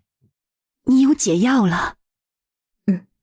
不过就算有解药，你的身体还是亏空严重，后续得好好养。穆九熙心疼这位原主的母亲。大夫人颔首道：我会的，有你和老爷在，我也不舍得这么早走。娘，你以后可要小心一点了。大夫人心情变得沉重，随即点点头。穆九熙伺候娘亲吃了解药后，就去找自己的父亲。老爷，你若真觉得是妾身做的，就直接处死妾身吧。爹，你怎么可以怀疑娘亲呀？娘亲和大娘一直相处很好，娘亲对穆九熙比对我和阳春都好。她若是想害大娘，为何还要这样做呀？就是啊，爹，你太过分了。这么多年来，是娘亲一直任劳任怨，管理府内所有事情。现在大娘一有事，你就这么对娘亲，你怎么可以这样？闭嘴！怎么跟你们父亲说话的？这就是我平时教你们的吗？娘，爹都怀疑你了，你还……哎呀，老爷，妾身从未害过姐姐。当年因为姐姐，妾身才有福气入府伺候老爷，妾身又如何会对姐姐下毒？若你不信，妾身以死明志。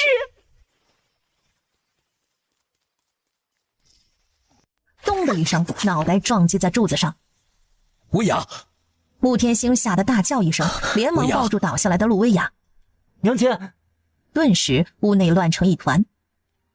老爷，薇娅从未害姐姐，薇娅这辈子能伺候老爷和姐姐，是薇娅的福气。薇娅，快叫大夫！他抱起陆薇娅就往外冲，都没看到站在一边的穆九熙。两人出来就看到穆九熙。穆九熙，你怎么能冤枉我娘亲啊？娘亲对你比对我们都好，你怎么可以这样？娘亲要有个三长两短，我跟你没完。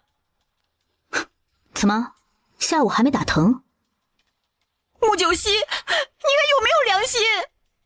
穆珍珠冲上来就要打穆九熙，穆九熙直接一脚就把人踢开。穆珍珠惨叫一声，摔倒在地，发出惊天动地的哭泣声。穆九熙耳朵都要聋了，低头冷眸盯着他道：你再哭，我就让你变哑巴。穆珍珠吓得立刻闭嘴，气得一张脸红白交错。你娘死不了，哭丧吗？穆九熙说完就走。穆珍珠气得浑身发抖，和穆阳春对看一眼，两人眼中都是想弄死穆九熙的恨意。爹，让我给二娘看看。看到自己父亲那内疚担心的样子，他心里也不是滋味，但他直觉一向很准，总觉得这个二娘做事太过完美了。哎，爹也只是想问问清楚，没想到你二娘的……哎，是爹不好，不该怀疑你二娘的。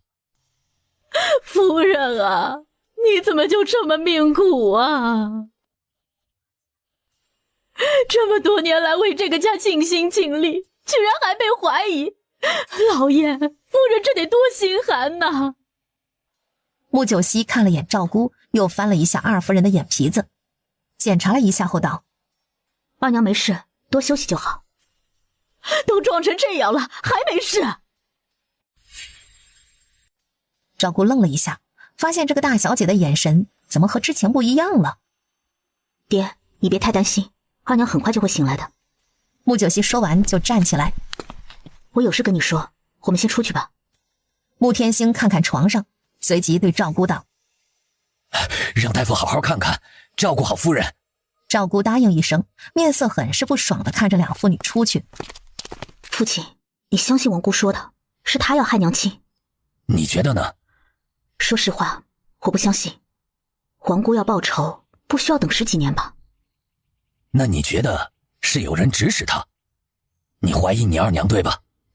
穆九熙沉默，穆天星叹口气道：希儿，爹之前也怀疑你二娘，但回过头想想，你二娘为何要这样做？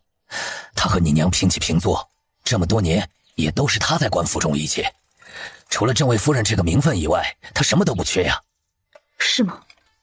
爹，虽然二娘和大娘平起平坐，但只要我娘一日还在，那她就不是正牌夫人。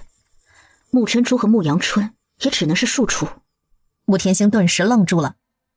不过凡事讲证据，我娘中的毒叫莲香饮，这东西只有宫内会有。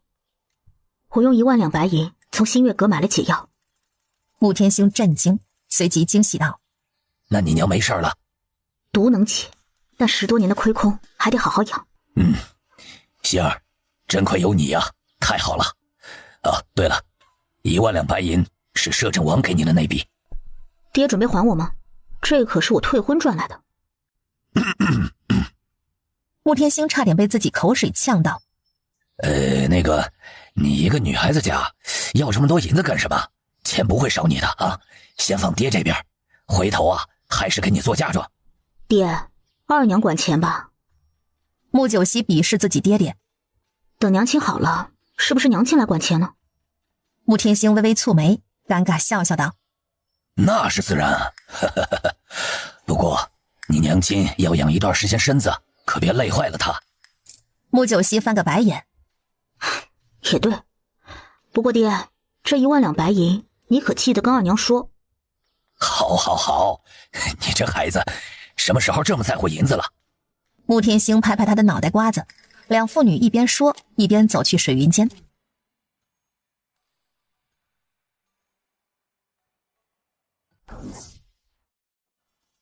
摄政王，你真的不愿意娶希儿？太后，希儿是自愿退婚的，您也别为难摄政王了。俗话说，强扭的瓜不甜。希儿，你怎么这么糊涂？这婚事多好啊！太后，希儿不想这么早嫁人，您就别为难摄政王了，他也不容易。穆九熙这句话让莫尊转头看向他，穆九熙立刻对他咧嘴一笑：是我配不上你，自愿退婚，那就祝摄政王早日找到心仪之人吧。摄政王，你以后可别后悔啊。穆大小姐善解人意，本王感谢。随即又看向太后道：太后，微臣不会后悔，不过微臣可以向太后保证，穆大小姐在没有找到如意郎君前，微臣也不会娶妻。啊？你啥意思啊？这是非我不娶？你想太多，本王身边不需要女人。你是拿我做挡箭牌啊？哼，胡说！你堂堂摄政王怎么能不成亲？哀家不允许。太后，若微臣要娶妻，也得等皇上年满16吧。16，那就是还有5年。穆九熙算了下，心想：男人28岁成亲都算早的，都说男儿先立业再成家。摄政王，你是高云国的定海神针，你若不成亲，朝堂上多少说辞你知道吗？你当真没听到大家都在说什么吗？他们要怎么说微臣不在乎，但请太后明鉴。穆九熙顿时有点迷惑，这两人是在打哑谜吗？朝堂上说什么了？穆尊，你不会是爱好男色吧？穆九熙口没遮拦。穆九熙，莫尊怒吼一声：你自己喜欢去勾栏院，别扯上本王。你哪只眼睛看到我去勾栏院了？再者了，去了就一定是做坏事吗？你长得好看，思想咋这么龌龊呢？你，莫尊再次被穆九熙气到了。行了，那你们两个别吵了。莫尊，你们退婚，哀家是同意了，但你不娶摄政王妃，好歹也纳几个妾室吧。不需要。你不会还是忘不了他吧？莫尊猛地抬头，阴冷的风暴在他身边形成。旁边的穆九熙顿时感觉寒冷，看到莫尊那张俊逸的脸一片漆黑，眼眸里聚集起森然嗜血的情绪。算哀家没说过，你们退下吧。太后看着阴沉无比的莫尊，最后只能妥协的挥挥手，看得出太后很心累的样子。啊，太后，希儿还有话跟你说呢。穆九熙连忙道：摄政王，你先回去吧。对了，记得交出真凶。莫尊强大压迫的气息慢慢消散，对着太后抱了一下拳，就转身离开了。太后，你别生气了，这狗男人不识好人心呗，你让他断子绝孙好了。太后被穆九熙逗笑了。你说的什么胡话？不嫁给他，就要他断子绝孙了？谁叫他气太后嘛？对了，太后，外面到底说摄政王什么啊？为何我不知道？你怎么会不知道？当年莫尊的事情，你不知道？当年的事，是摄政王和三王妃的事情吗？这狗男人难道还爱着三王妃？穆九熙心里鄙视道：不许胡说，摄政王心思深沉，哀家也不知道他在想什么，但他对萧凌月……这都过去多久了，他还念念不忘？三王妃和他再无可能吧？他若想的话，谁拦得住他？其实他心里苦，哀家知道。他苦啥呀？他是眼瞎，又不是他辜负萧凌月的，是萧凌月自己嫁给了三王爷，说明萧凌月对他的情谊也没多深情啊。你这丫头，今天怎么这么牙尖嘴利了？这不是恨铁不成钢吗？这男人眼光是真差。小丫头，你懂什么呀？太后再次叹气。唉，摄政王是个好男人，你错过他真的可惜了。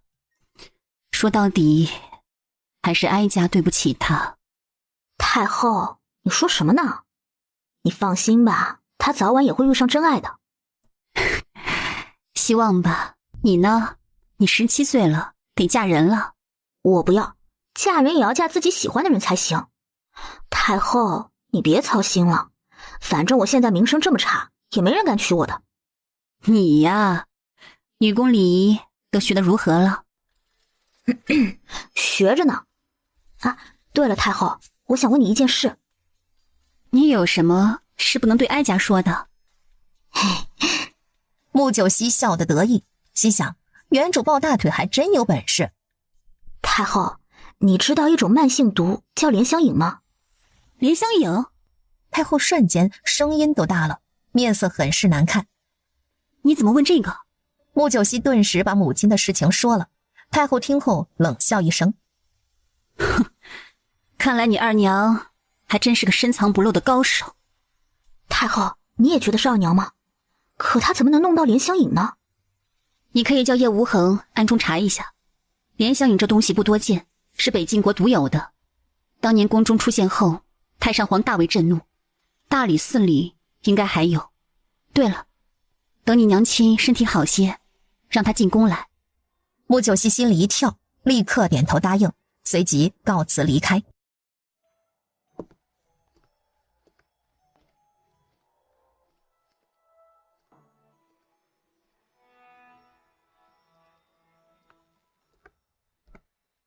穆大小姐，摄政王有请。昨日在大理寺门口，你们把我和叶寒扔下就走，又想再来一次？安叶顿时无比尴尬。大小姐，摄政王有急事。那就让他过来我马车。哼，穆九熙，本王的耐心有限。大小姐，你的马车有点小。大就了不起啊！穆九熙气呼呼的下车，一上摄政王的豪华大马车，就见摄政王漆黑的棺材脸对着他，一双黑眸犹如淬了寒冰。有事快说，有屁快放！莫尊突然手掌出击，穆九熙反应不及，顿时被他掐住了脖子。但穆九熙可不是原主，几乎同时，他的手就直接对着莫尊的裆部抓去。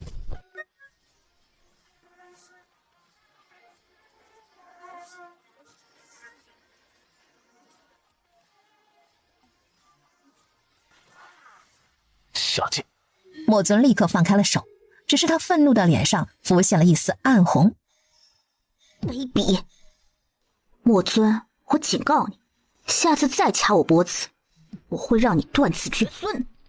穆九熙说完，手下猛地一紧，莫尊闷哼一声，俊脸涨成了紫红色，双眸里蓄满了浓郁的杀机。穆九熙放开后迅速后退，靠在马车一边，随即摸摸自己的脖子，那一下子的感觉让他很不爽。莫尊此刻心情无比复杂不说，重点部分的疼痛让他恼怒不已。这个女人怎么能做出这种下作之事？莫尊，你若眼里还有太后的话，就知道你我之间最好能和平相处。太后跟你说了什么？你居然八卦这个？穆九熙，很多事情并不是表面上看的那么简单，你在太后面前也不要胡说八道。好，那你最好说清楚点，要不然我真不知道哪些话该说，哪些话不该说。虽然太后宠爱你，但毕竟君臣有别，少点去后宫，皇宫不适合你。莫尊这话是什么意思？难道太后有问题吗？可原主的印象中，太后对原主真的太好了，而且就算换了我也觉得太后真的很好。两人之间让我都有种一时找到闺蜜的感觉。听说你去了星月阁，内功心法会有收获。莫尊见穆九熙面色沉下来思索，就觉得这个女人果然不是没有头脑的大小姐。不过他不能多说，点到为止。谢谢你的提醒，其实我什么都不在乎，但我在乎我的父母，这是我的底线。莫尊一愣，随即微微点头，心想还算有点孝心。对了，你听说过凤凰于飞吗？凤凰于飞？你怎么会知道？紫狐狸告诉你的？他说这是一部最适合我的内功心法，而且不会比你和他的差，是不是真的？不错，你若得到这部内功心法，确实非常适合你。若再打通任督二脉，内力就会快速提升。你和他交换什么？我卖身给紫狐狸啊！什么？莫尊差点就要跳起来。穆九熙，你怎么能这么下作？刚说完，又面色转变，眯眼道：不对，紫狐狸可不是为了你这个臭名远播的大小姐而交换这么珍贵的东西。什么叫臭名远播？本小姐虽然风流，但不下流好吗？风流不下流，这是女人说的吗？我也就喜欢看看美男而已，真要做点啥，我一个女子还不吃亏死啊？就你们脑子咋想的啊？我好歹也是幕府大小姐，能那么胡来吗？交换条件是紫狐狸让我帮她治愈一个病人。莫尊还在为穆九熙的话而心思转动着，突然见他告诉他实话，顿时觉得他还有点救，至少他不会因为生气而和他完全作对，还是可以沟通的。治愈一个病人？什么病人？你知道吗？莫尊立刻感兴趣起来。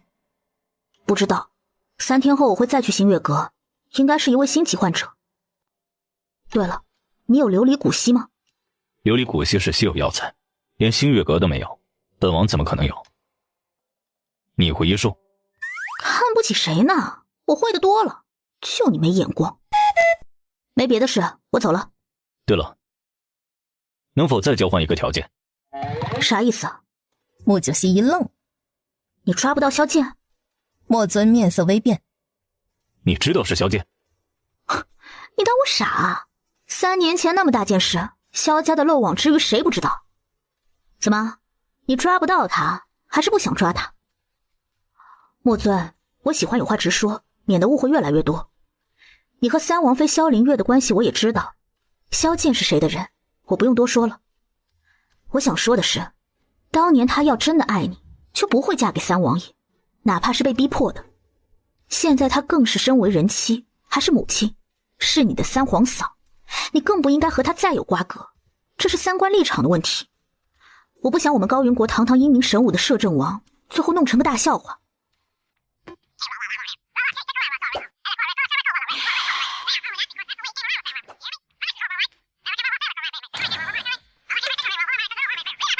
莫尊盯着他的眸子一动不动，但手掌却已经握紧。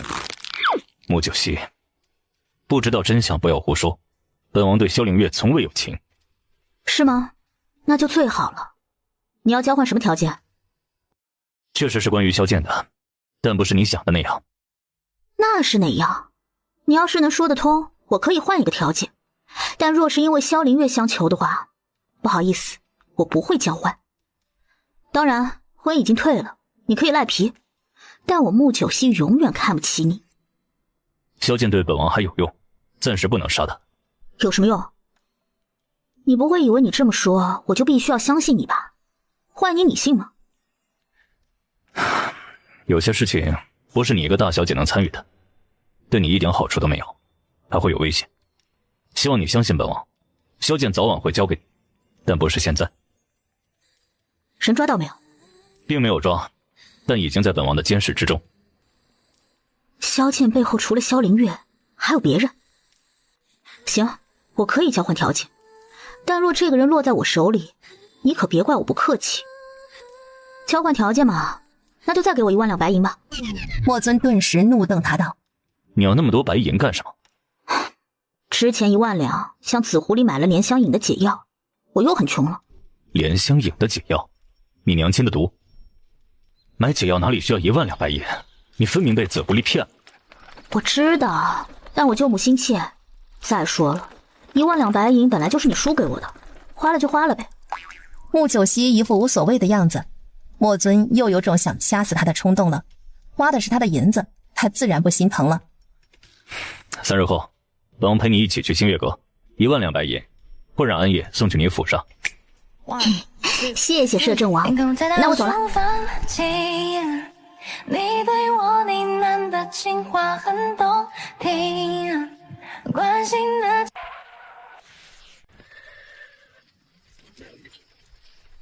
穆九熙，你给我滚出来！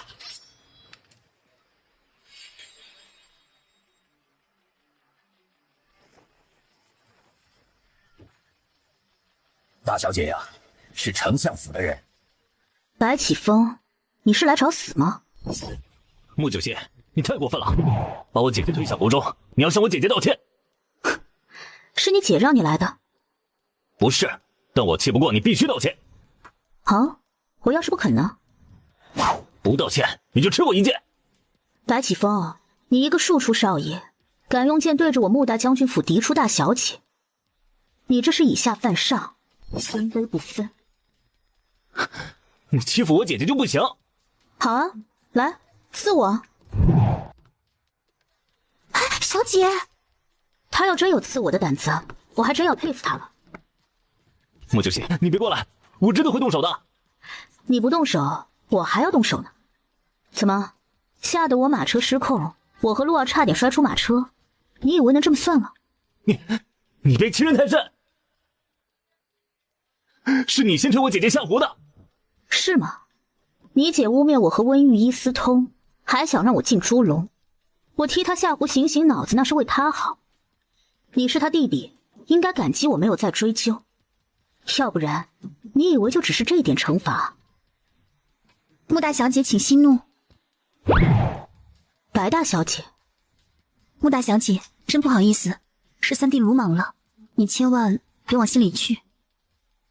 白大小姐，你知道我脾气，白启峰拦路要我道歉，害得我和陆儿差点摔下马车，这可不是说句道歉就能过去啊。启峰，你过来，向穆大小姐道歉。大姐，你是胳膊肘往外拐的吧？我才不道歉。穆大小姐，那你随意。说着，他又俯身一下后，转身走了。穆九熙却被白晴这个骚操作逗笑了。白晴转头看他，面容很是平静。这下轮到穆九熙有点尴尬了，笑道：“白大小姐真的不管你这个弟弟了？”穆大小姐，你也看到了，我管了，但管不了，不是吗？白晴，你别假惺惺的，看了就恶心。回头你不要告状，说我这做姐姐的没帮你就行了。穆大小姐，让你看笑话了。哦，对了，听闻你和摄政王退婚了？对，已经退婚了，他看不上我。白晴错愕了一下。摄政王是个好男人，穆大小姐这一次怕是错过了。我错过了，白大小姐不是有机会了吗？我可配不上摄政王，就算能配上，也轮不到我，何必让人看笑话？没用的东西，就知道出来丢人现眼。白启峰，她好歹也是你姐姐，你居然这么骂她？她也配？白启峰鄙视。穆九熙，你快点道歉。好啊，我道歉。你敢？嘿，还真没有我穆九溪不敢的事情。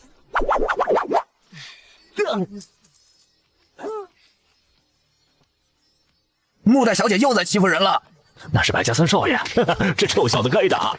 切，这叫恶人打恶人。哎呀，白启峰怎么这么没用？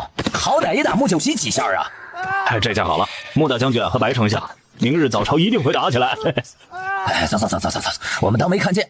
这两个都不是好东西，别沾腥味。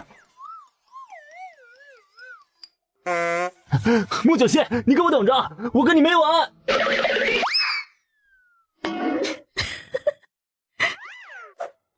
这个白大小姐有点意思。白大小姐其实挺可怜的，明明她才是嫡系大小姐，结果被白凤婉压得死死的，而且听说丞相夫人差不多了，真不知道白大小姐以后怎么过。我记得她有18岁了吧？怎么还没成亲？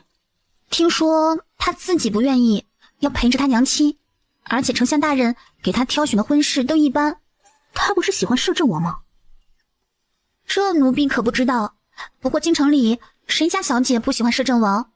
只是在白府，白二小姐的夫婿一定会比白大小姐的厉害，所以白晴是不可能嫁给摄政王的。那个棺材脸有什么好的？大小姐，摄政王长得那么好看，第一美男子，而且还文武双全，这样的男人谁不喜欢呀？就小姐你还退婚？洛儿，女人要嫁就嫁一个爱自己的男人，而不是自己爱的男人，懂吗？不然女人一辈子都会痛苦。当然，能两情相悦是最好。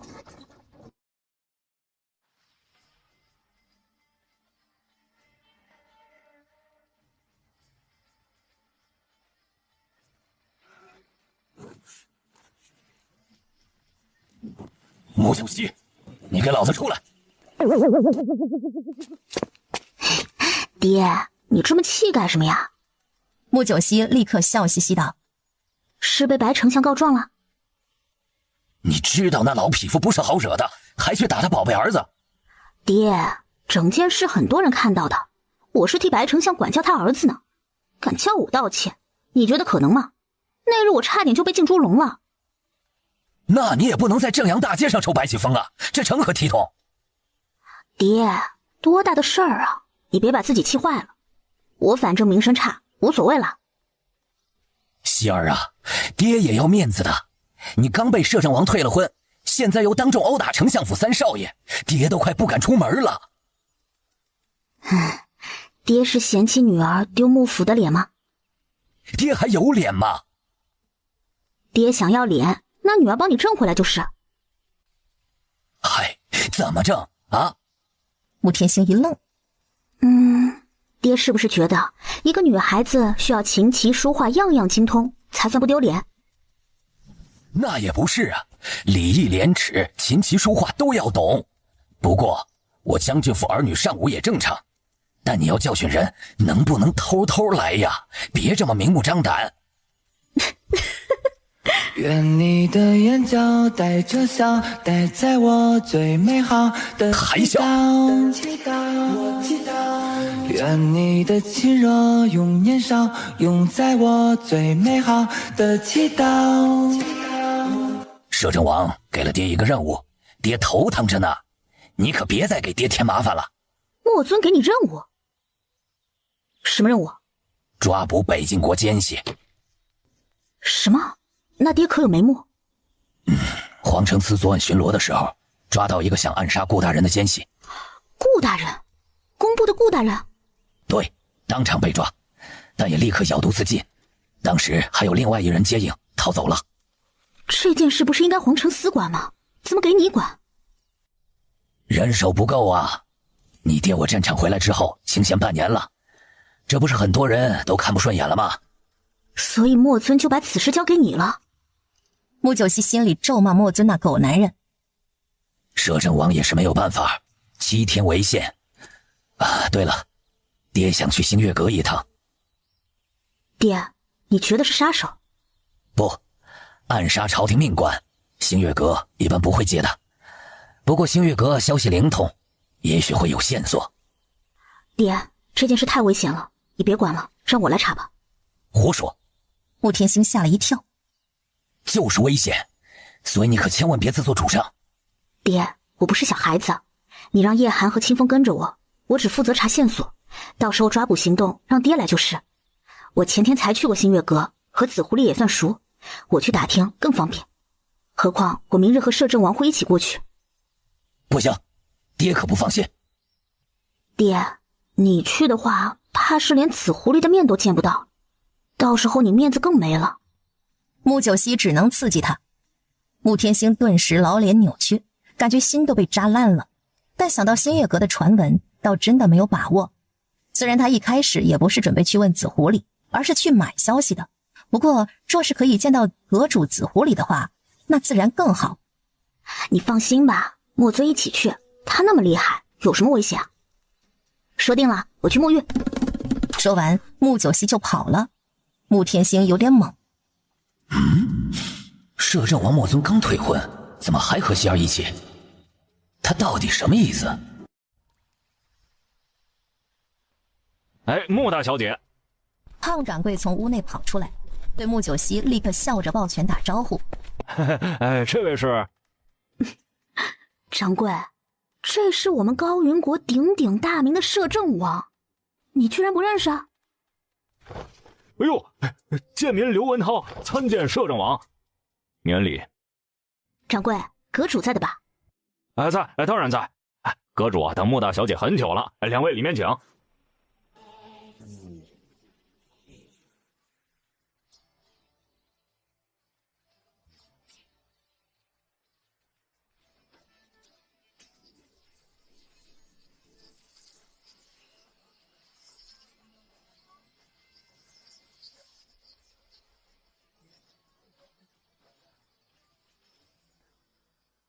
轮到本王了。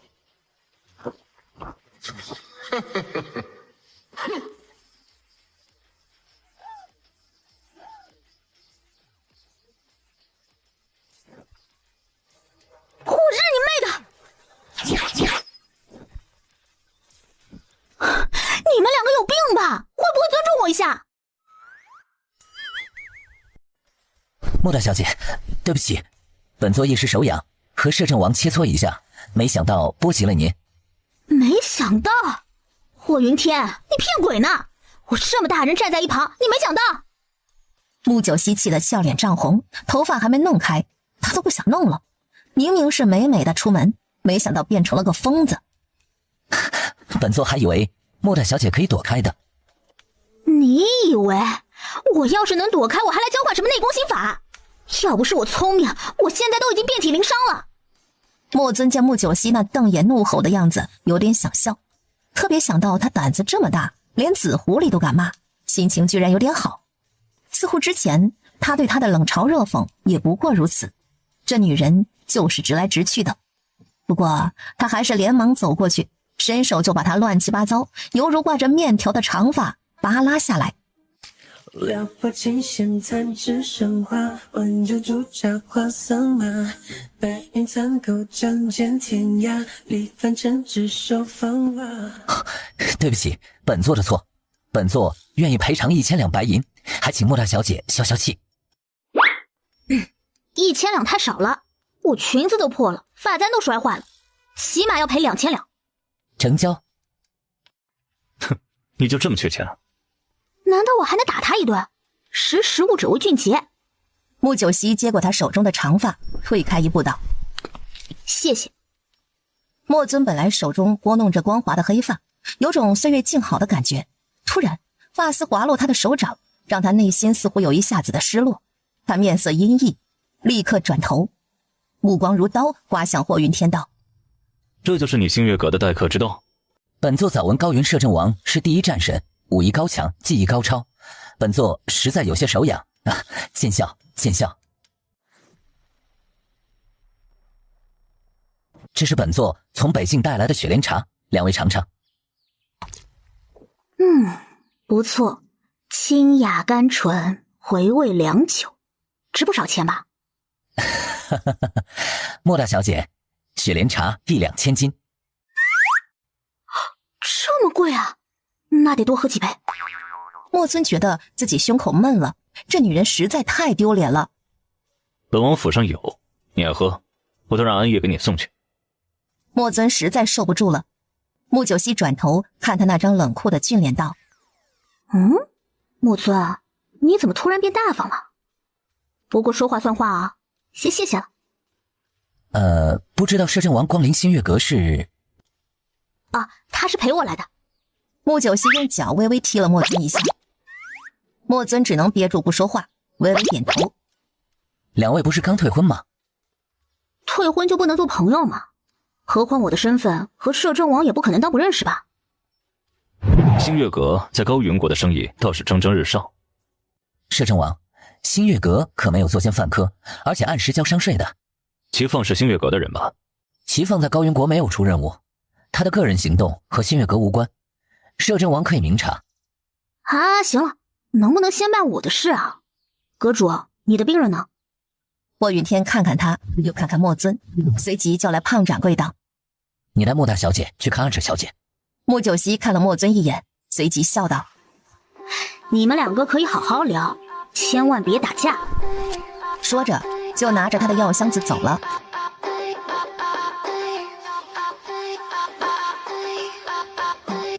小兰，穆大小姐来给阿芷小姐看病。麻烦穆大小姐了。阿芷小姐露出一抹温柔到极致的微笑。不客气。穆九熙走过去坐下来笑道：“阿芷小姐真漂亮啊。”穆大小姐说笑了。不是说笑，我说真的，你的美才是最能打动男人心的。哎呀，穆大小姐，你还是快点给小姐看病吧。穆九熙内心古怪，立刻为阿芷把脉询问症状。要知道，一般心脏疾病也不需要天天躺床上的，只要不发作，还是能和正常人一般的。阿芷小姐常常胸口疼吗？阿芷点点头道：“是的，疼起来的时候站着都不舒服，只能躺着。”穆九熙蹙眉，随即用银针在他的心脏四周施针，最后他的心里就开始咒骂了：“这个女人根本没什么心机，心脏健康的很，这明显就是装病啊！不对，若是装病，她的脸色不会这么苍白。”阿芷还咳嗽了几下，捂住胸口，好像很疼的样子，目光时不时地偷看穆九熙的表情。很快，穆九熙的银针在他的胸口右边发现一股气流，还是会移动的那种。只要气流朝着左边心脏靠近，他就会呼吸困难，面色会更加苍白。我的病还有救吗？阿芷楚楚可怜地问道。穆九熙盯着他的双眸，这么一张好看温柔的脸，居然心机这么重。他到底为何要装病？还是这种高级装？一般大夫根本看不出来，那气流只要一挡血管，心脏就会缺血，他就会真的疼。但他自己是可以控制气流的，这女人是有武功在身的，而且内功不弱。阿芷小姐放心，你这病虽然难度高，但还是有希望治愈的，比如琉璃骨息。谁不知道琉璃骨息可以治好小姐的心疾，但六国都无法找到啊。霍阁主这次来高云国，也是为阿芷小姐寻找琉璃骨息的，对吗？可惜来了都1个月了，还是没找到。唉，多谢穆小姐。小兰，送穆小姐出去吧，我有些累了。阿芷小姐立刻就下逐客令了。穆九熙离开房间，回到后院。莫大小姐，阿芷的病可能治，是治不了对吗？不是。不是，莫大小姐，那你的面色……不是不能治，只是难度有点大。穆九熙看了莫尊一眼后说道。莫尊见他的眼神里有着古怪，心里也是一愣，但没有说话。真的吗？不需要琉璃骨息？不需要。穆九熙其实在考虑要不要告诉霍云天实情。霍阁主，可以让我和摄政王私下说几句吗？怎么回事？那个女人根本没病。你确定？当然，我若说了，死狐狸未必会相信。不说的话，凤凰于飞我得不到。这女人为何要装病？手法很高明。穆九熙说了他的内功气流可以随便的堵塞血管的事情。还有这种本事？看来此女的内功心法很特别，也许是邪功。此女是紫狐狸的妻子？肯定不是。不是的话，如此装病在紫狐狸身边，只怕是喜欢她吧？莫尊分析道。穆九熙顿时想到自己之前说她的美才是最打动男人心的，阿芷和小兰的态度立刻变了。看来莫尊猜测是对的。有个办法可以试试。莫尊见他这种笑，就有点心惊肉跳。他若真的喜欢紫狐狸，那绝对不允许别的女人接近紫狐狸。那我就和紫狐狸暧昧一点，这女人必定会嫉妒。只要她嫉妒，就一定会对我动手，她的马脚就会暴露出来了。不行！你吓死我了！这么大声干什么？你这样做很危险。所以我要你帮忙，你可以保护我。你要本王做你的侍卫？怎么会？其实以我的实力，我也不怕他，但万事要小心了。你可以暗中保护一下我。你要知道，我和紫狐狸关系好了，累尽奸细的问题就不是问题了。这不是帮你吗？你是帮你爹。莫尊没好气道。喂，你这觉悟不高啊！你是摄政王，抓奸细那是关系国之安定的问题。我爹找不到，难道你就不找了？莫尊黑眸盯着他肌肤胜雪的俏脸，觉得自己怎么又被他套进去了。穆大小姐，阿芷说你亲口说治不了。我骗他的。穆九熙站起来看着他。不是治不了，只是很难治，但成功率可以达到10成。什么？10成？霍云天震惊地看着穆九熙。不错，我可以完全治好他，但难度很大。穆九熙看了莫尊一眼。什么难度？需要我做什么？穆大小姐，只要你能救阿芷，不只是给你内功心法，本座还可以支付黄金1万两。穆九熙顿时张大嘴巴，要不是莫尊咳嗽一声，他眼前还是一片金光灿灿的金元宝。这个阿芷是你什么人？阿芷的身份和病情有关。有，这决定着我想不想救他。你不想要内功心法和1万两黄金了？君子爱财，取之有道。穆九熙双手抱胸。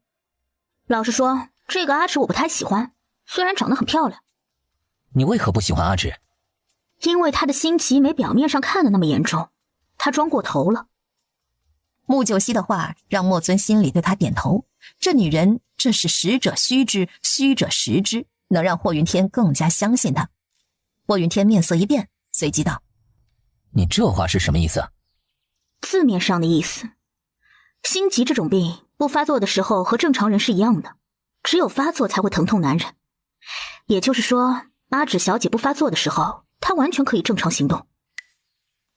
这阿芷姑娘是你喜欢的人？不是，我和她的姐姐是师兄妹，她姐姐死了，托付我照顾她。穆九熙和莫尊顿时对看一眼，从对方眼中看到了默契。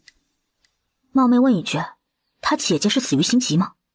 不是，嫣儿是为救我而死，阿芷是嫣儿唯一的牵挂，我必须救阿芷。你找江湖神医紫云飞看过了吧？他说除了琉璃古稀没有其他办法。莫大小姐，你说的办法到底是什么？看来为了阿芷姑娘，你是什么都愿意付出了。你到底怎么样才肯救阿芷？变脸别这么快，我不会敲诈你，说好是什么就是什么。穆九熙翻个白眼。他这个心急呢，其实只要我内力高点，就能用银针逆转病情。但你也知道，我要是内力好，也不会找你要内功心法了。所以我说难度很大。莫尊看着穆九熙那撒谎不打草稿的样子，心里想笑，但面无表情。这女人真的是传闻中那个不学无术的纨绔大小姐吗？我怎么觉得这女人阴险狡诈的很呢？能否你来施针，我来输内力？霍云天想了一下后问道。穆九熙顿时给他一个大大的白眼。能不能我吃饭，你拉屎呢？当然不行了，我得控制下针的深浅、移动、输入内力多少。要那么简单，哪个大夫都可以了。是本座狭隘了。这确实是个难题。霍阁主不可能在你没出效果前就给你凤凰于飞，但没有内力你也无法救治阿芷姑娘，这是死局。穆九熙耸耸肩，看着霍云天道：“除非你相信我，先把内功心法给我，等我内力长点，我就可以帮阿芷姑娘。”霍云天面色凝重地看着他，又看看莫尊：“你怕我治不好阿芷，亏了你的凤凰于飞是吗？其实你是新月阁阁主，没什么好怕的吧？最多我治不好，你把我的内力收回去好了。”你可知道，一旦你骗本座，会是什么后果？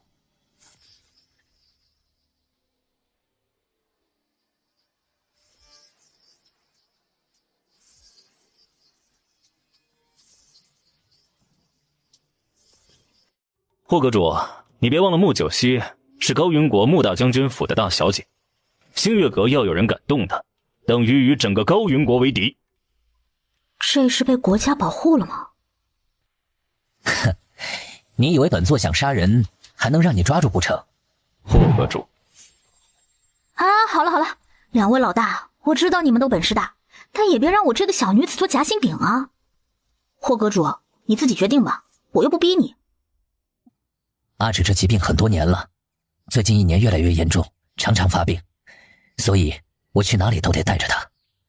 唉，我说了，不发病和正常人没区别，一般来说不受刺激也不会频繁发作，他是装严重了，我敢保证，就算你现在离开1个月，他一点问题都不会有。当真？万一他突然发病了呢？就算发病也不会一下子要他的命，你没少给他吃好东西不是吗？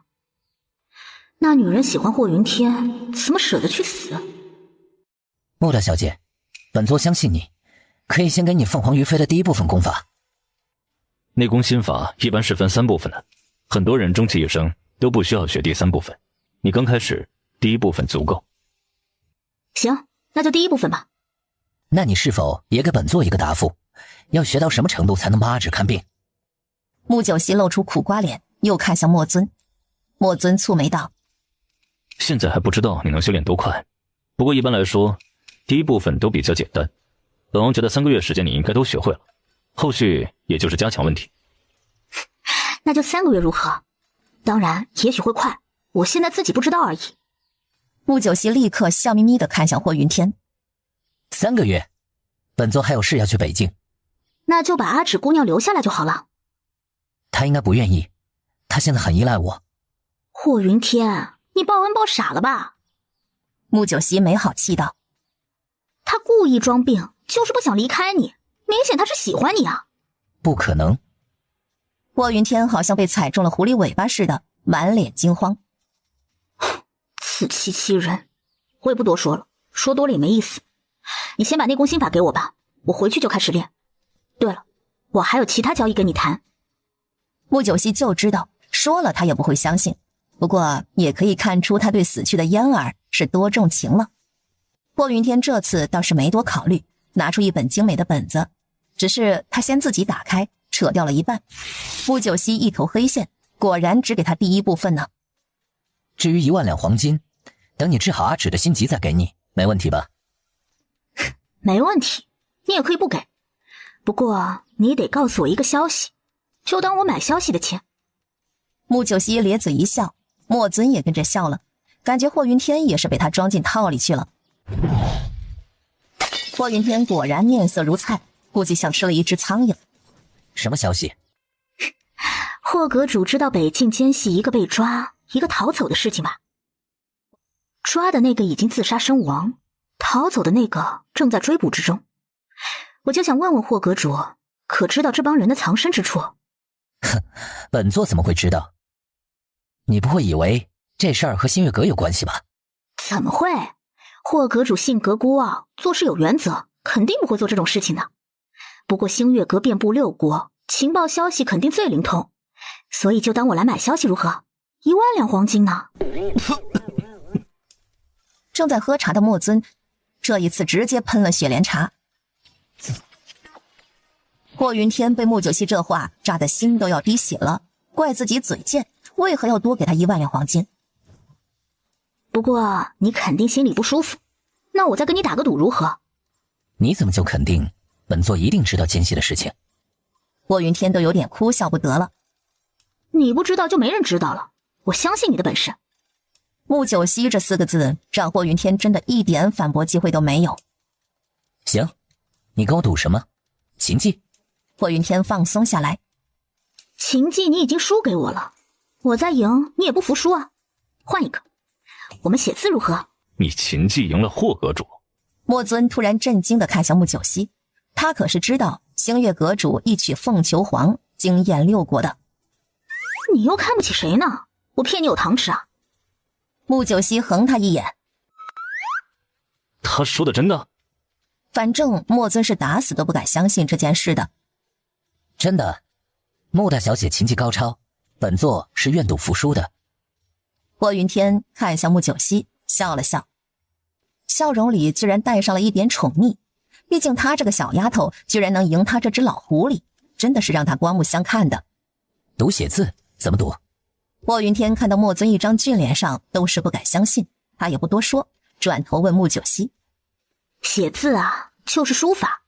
星月阁的牌匾是你写的吗？穆九熙询问道。霍云天点点头道：你觉得如何？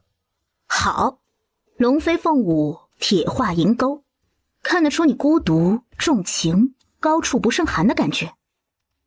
你还能看出这么多名堂来？俗话说字如其人，你或许不觉得，但会看的人自然能看出一点门道来。哼，那你还觉得能赢本座？霍云天倒是又被激起好奇心了。不知道，应该可以吧？赌不赌？你还会书法？一边的莫尊又忍不住问了，他感觉自己好像从未了解穆九熙一样，都邪门了。莫尊，你别像个弱智一样问问题啊！我都跟他赌了，难道不会吗？都说我琴棋书画样样会，就是整个高云国没人相信我吗？这难道怪我啊？是你样样都会，但上次你画的画比起你侄子都差，更别说输了。那字是蚯蚓吗？把太后都笑岔气了。莫尊可记得2年前一次宫廷宴会，我要不那么做，太后能那么开心吗？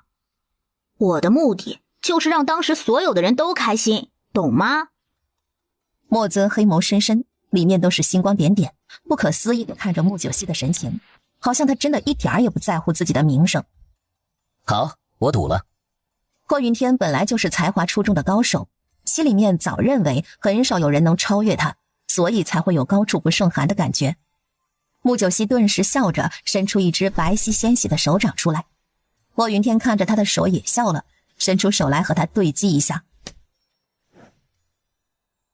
莫尊看着他们击掌为誓的样子，想到穆九熙之前和他也是这样做的，顿时内心有种不太舒服的感觉。本座让人取笔墨来。霍云天说道。不需要，写字而已，又不一定要这么正式，我们就在地面用树枝写就好，这样才能更加体现书法水平，不是吗？霍云天一愣，随即一想，也对，当即好笑道：好，看来这样比更加有趣。两人立刻走到院子的一棵树下。你真有把握？不如本王和他比。莫尊想着，这个奸细的消息太重要了，一旦穆九熙输了，那他们还需要自己花很多时间去查找的。赌这种事情交给别人，输了我也不服气的，只有自己赌，输也输得心服口服了。穆大小姐说的是，摄政王若是有兴趣，不如一起写。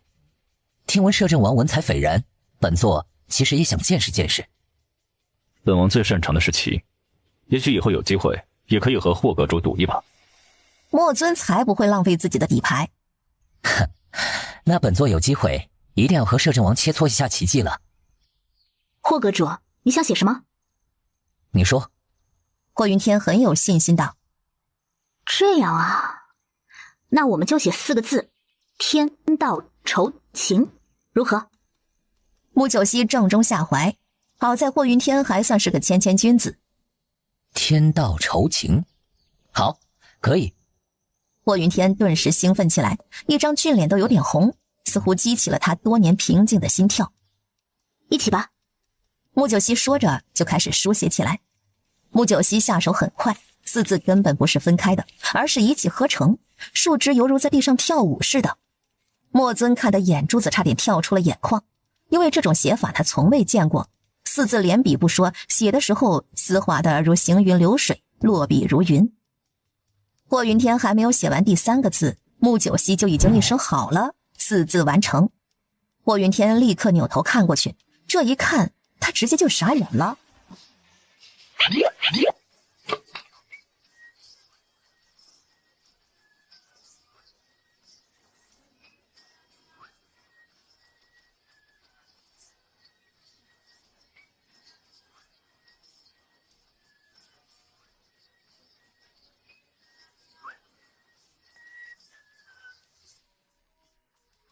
咋了？傻眼了？他看向霍云天地上还未写完的字，看得出来真的是高手水平。不过嘛，比起他这4个字还是弱了些。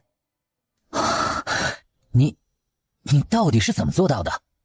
莫尊一下子是回不来神了，这冲击比霍云天大多了。毕竟霍云天不知道穆九熙过往，但莫尊可是一直听到穆九熙各种不学无术、做啥啥不行的传闻。谁告诉我这他妈是见鬼的吗？这次就连我都望尘莫及。嘿，我是不是很厉害？穆九熙自夸一下。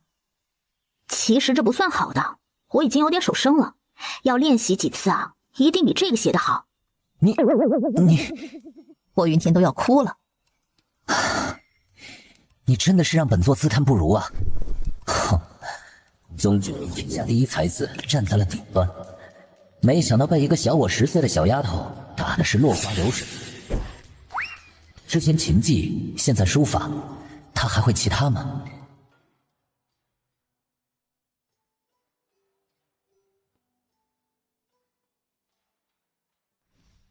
等穆九熙和莫尊离开星月阁上了马车之后，莫尊才算清醒过来道：穆九熙，你到底是怎么做到的？这字没有10年练习不可能写出来。其实我最拿手的就只有这4个字而已。莫尊一愣，顿时俊脸一副便秘的样子，让穆九熙哈哈大笑起来。好一会儿，莫尊缓过气来，俊脸已经沉下了。他最后告诉你奸细藏在何处。想到这点，莫尊就生气。霍云天输了书法，居然不当面说出北境奸细的藏身之处，而是和穆九熙耳语，生怕他听到似的。两人那靠在一起，穆九熙笑颜如花，霍云天狐狸眼闪亮的样子真是刺眼至极。他敢肯定，霍云天对穆九熙的兴趣非常浓。这消息可是我花大价钱得来的，摄政王想要也得付出点什么吧。莫尊黑眸瞬间眯起，气息变冷，还带杀气，手掌握拳，响起骨头嘎嘎嘎的声音。嘿，开玩笑，别生气嘛，我们是一伙的，我怎么会不告诉你呢？霍云天说那奸细躲在勾栏院。勾栏院？哪个勾栏院？不就是最出名的揽菊楼吗？就是金河边那个院子。你倒是熟悉。你啥意思啊？这么大个揽菊楼谁不知道？本王不知道，你去过？去过不犯法吧？我有朋友在里面。小官朋友？喂，我们已经退婚了，我有小官朋友也不关你事吧？而且很多事情你根本不知道好吗？传闻都是假的。本王是不懂，你可以解释。莫尊气短了一些道，毕竟见识几次他和传闻确实太不同了。我为何要跟你解释啊？莫尊，你不会是后悔退婚了吧？你想太美了，本王绝不后悔。那就好，既然退婚了，我的事情应该不关你摄政王的事吧？不然我会误会的哦。穆九熙盯着他笑，莫尊看着他的得意小样，又有种想扑上去掐死他的冲动。哎呀，别气了，你就不能好好说话，大度一点？虽然我们成不了夫妻，但是也可以成朋友嘛。毕竟我爹站在你这边的，我们关系闹得太僵也不好看啊。穆九熙见莫尊的俊脸都黑得能挤出墨水来了，立刻口气软了一下，好像哄小孩一样。莫尊鼻子里哼了一声。哎呀，好了好了，我们说正事。北境奸细肯定不会只有2人，所以找到他们的老巢才是当务之急。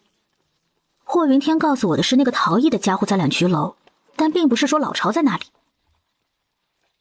说是现在抓到人，他又服毒自尽，那我们就真的再无线索了。所以我们要暗中跟着这个家伙才行。本王会派4个暗卫暗中监视那个家伙。可问题是，现在不知道奸细是哪个，所以得有人进去，先确定是谁。穆九熙说道：“这事既然是我爹的任务，那我去比较合适点。我有朋友在里面，也可以打听一下。”你又要去高兰院？我是去做任务，你还想不想抓奸细了？而且你想想，大家都说我喜欢勾兰院，我去不是很正常，也不会被怀疑吗？勾兰院是开门做生意的，陌生人进去也很正常。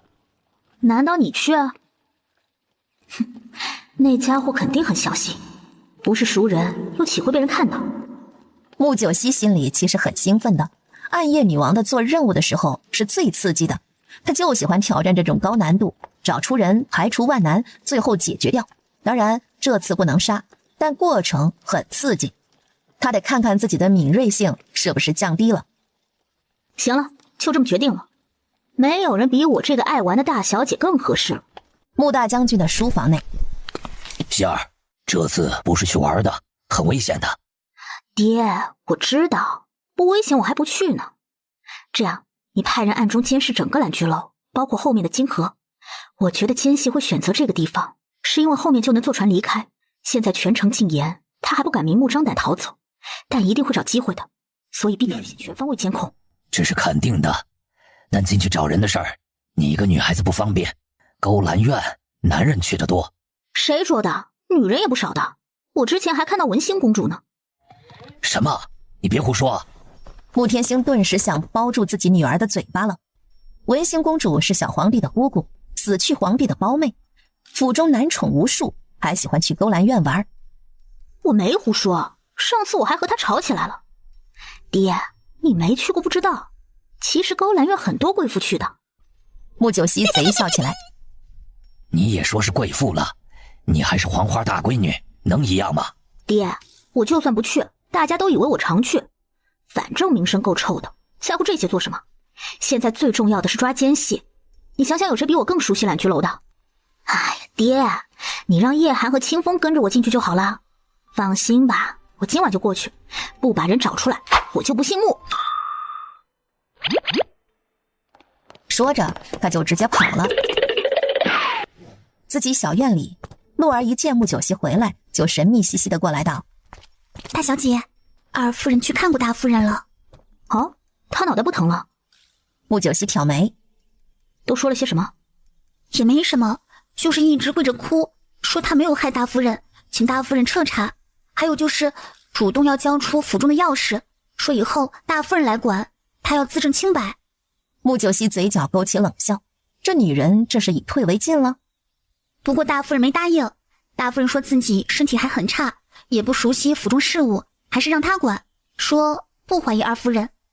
我娘善良，那我爹怎么说？老爷说家和万事兴，也说错怪二夫人了，没多说什么，不过把三少爷送去皇城司里锻炼了。皇城司？穆九熙挑眉，也好，皇城司要全天候巡逻，确实可以让他好好累一累，免得他一天到晚发春。洛儿，你继续盯着那边，带上陆羽。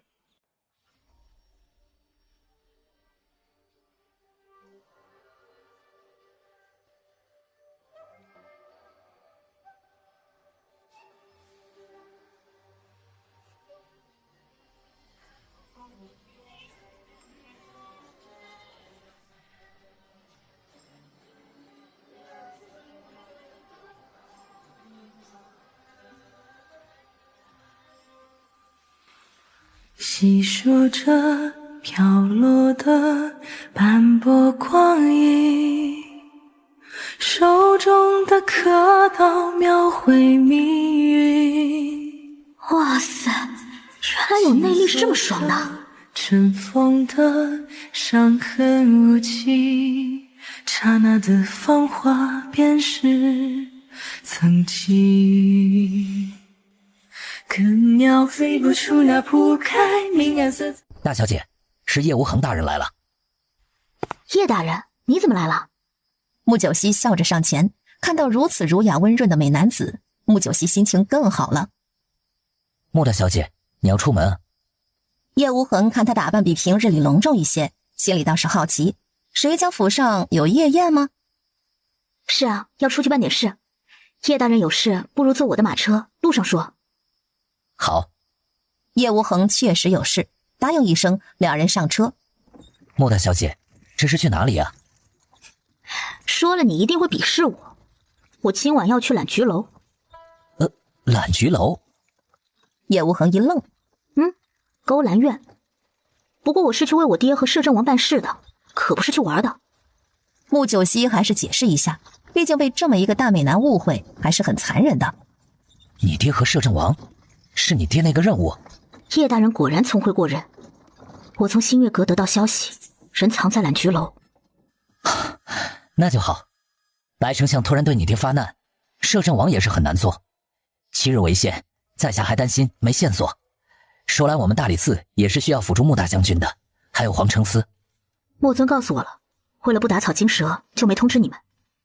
对了，你来找我是？你之前叫我去查了莲香饮，我今日去了，发现少了2瓶。2瓶？这么大的事情没人知道吗？一般放毒品的密室都没人会去，而且里面毒的东西太多，就算被拿走一些也不会有人注意的。只是什么？只是这密室的钥匙就3个人有，一个是我，一个是皇城司长周耀大人，还有一个是刑部尚书齐大人。叶无痕的俊脸更加难看了。就3人？10几年前呢？你那时候应该还小。是上一任大理寺卿蔡大人，他在7年前就因病去世了。如此看来，皇城司长周耀大人和刑部尚书齐大人最有可疑拿走了莲香饮。你为何不怀疑我？10几年前的事情，你那时候还不知道在哪里呢。而且我会看面相，你不像这么卑鄙无耻的人。穆九熙笑道。叶无痕错愕一下，心里有点暖意。多谢大小姐如此相信在下。不过去世的周大人也是有嫌疑的，在下还在追查。穆九熙点点头。虽然周大人可疑，但那2个人你也需要注意一下了。2瓶莲香饮，只怕不止我娘亲一个人中毒。丞相夫人？丞相夫人？我不敢肯定，但大家都知道丞相夫人一直卧病在床，都10几年了，很快就要走了。天哪，我得马上去看看。穆九熙瞬间让叶寒马车调转去丞相府。现在？你不去揽菊楼了？去，现在还早。我本来想先去朋友那边聊聊天，但我必须确认丞相夫人是不是和我娘亲一样。叶大人，你可知道若丞相夫人也是中了莲香饮，这意味着什么？穆九熙的声音都是冷得有点发抖。叶无痕瞬间全身一紧，一股寒意从脚底冒了出来。叶大人，你再去查查朝中大人的家眷中还有患重病的吗？不一定10几年，也可能是几年，虽然还没要命，但会出现征兆里。穆九熙非常严肃地看着叶无痕。在下立刻去办。叶无痕也觉得这事儿太可怕了，连忙抱拳告辞。穆大小姐注意安全。马车在路边停下后，叶无痕离开了。穆大小姐。本小姐要见白琴大小姐。穆九熙傲然而立，气势很强，何况还有叶寒和清风2个实力不错的侍卫跟随。见白大小姐。侍卫也是意外，不过立刻说已经有人进去禀报了。不到片刻，里面就传来一串脚步声。穆九熙，你还敢来？本小姐这次来有急事找你们大姐，让她来见我。见白晴？白凤婉顿时全身炸毛一样。你见她干什么？白凤婉，你是泡水没泡够吗？我需要跟你解释啊！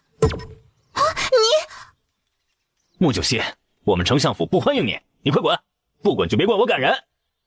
白启峰对穆九熙的恨意很浓烈，毕竟他之前那次回家被自己父亲揍了一顿，让他们少招惹穆九熙这个煞星。穆九熙有太后撑腰，连摄政王都头疼的主，远离才是上策。白启峰，看来上次没打疼你啊。我告诉你，今晚要见不到白晴，我就直接骂丞相大人宠妾灭妻。穆九熙，你好大胆！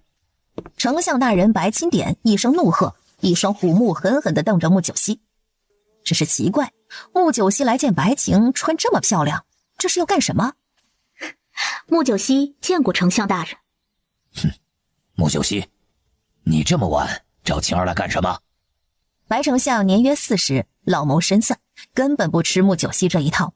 这泼辣纨绔女，他已经领教过好几回，也因为他和穆天星都快成死对头了。问题是，每次太后都帮穆九熙，让他真的要被气死了。丞相大人，我和白琴也算是朋友，找朋友聊聊天，你们这样至于吗？哼，穆九熙，你能有好事？白凤婉，我若是找你，绝对不会有好事。不过找白晴就一定是好事。怎么，你们真的不给我见白晴吗？穆大小姐，你还是明说吧，晴儿可不是你对手。白丞相才不会相信他。丞相大人，你这话说的，难道你就是我对手了？我来都来了，要不给我见呢，我可不保证能做出什么事情来哦。穆九熙这是妥妥的威胁了。穆九熙，你这是威胁本相吗？白丞相气得胡子都翘起来了。我心平气和跟你们说，你们听吗？我见白晴，难道还能打死白晴不成？反而是你们不给我见白晴，是不是白晴出事了？出事？哼，你胡说什么？晴儿也是我女儿。白丞相都要吼出来了。那为何不让我见？我可是带着太后口谕来的，没见我穿这么隆重吗？太后口谕？什么口谕？我只能和白晴说，至于白晴要不要跟你说，那是她的事。我现在必须要见白晴。爹，肯定撒谎。太后口谕为何晚上才来传？穆九熙，你肯定是假传太后口谕。假传？白凤婉，你可以入宫问问。退一万步讲，就算我假传，我就是见一下白晴，太后帮你还是帮我？去把大小姐叫出来。啊，不用叫她出来，我想去她的闺房说，毕竟这是秘密。丞相大人，我保证我不会伤害白晴一根汗毛，行了吧？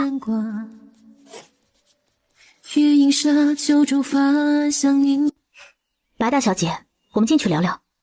白晴知道穆九熙找她，都觉得太神奇，看到穆九熙漂亮的样子，都有点反应不过来。穆九熙直接走过去，然后交代叶寒：叶寒，你看着点，别让人靠近。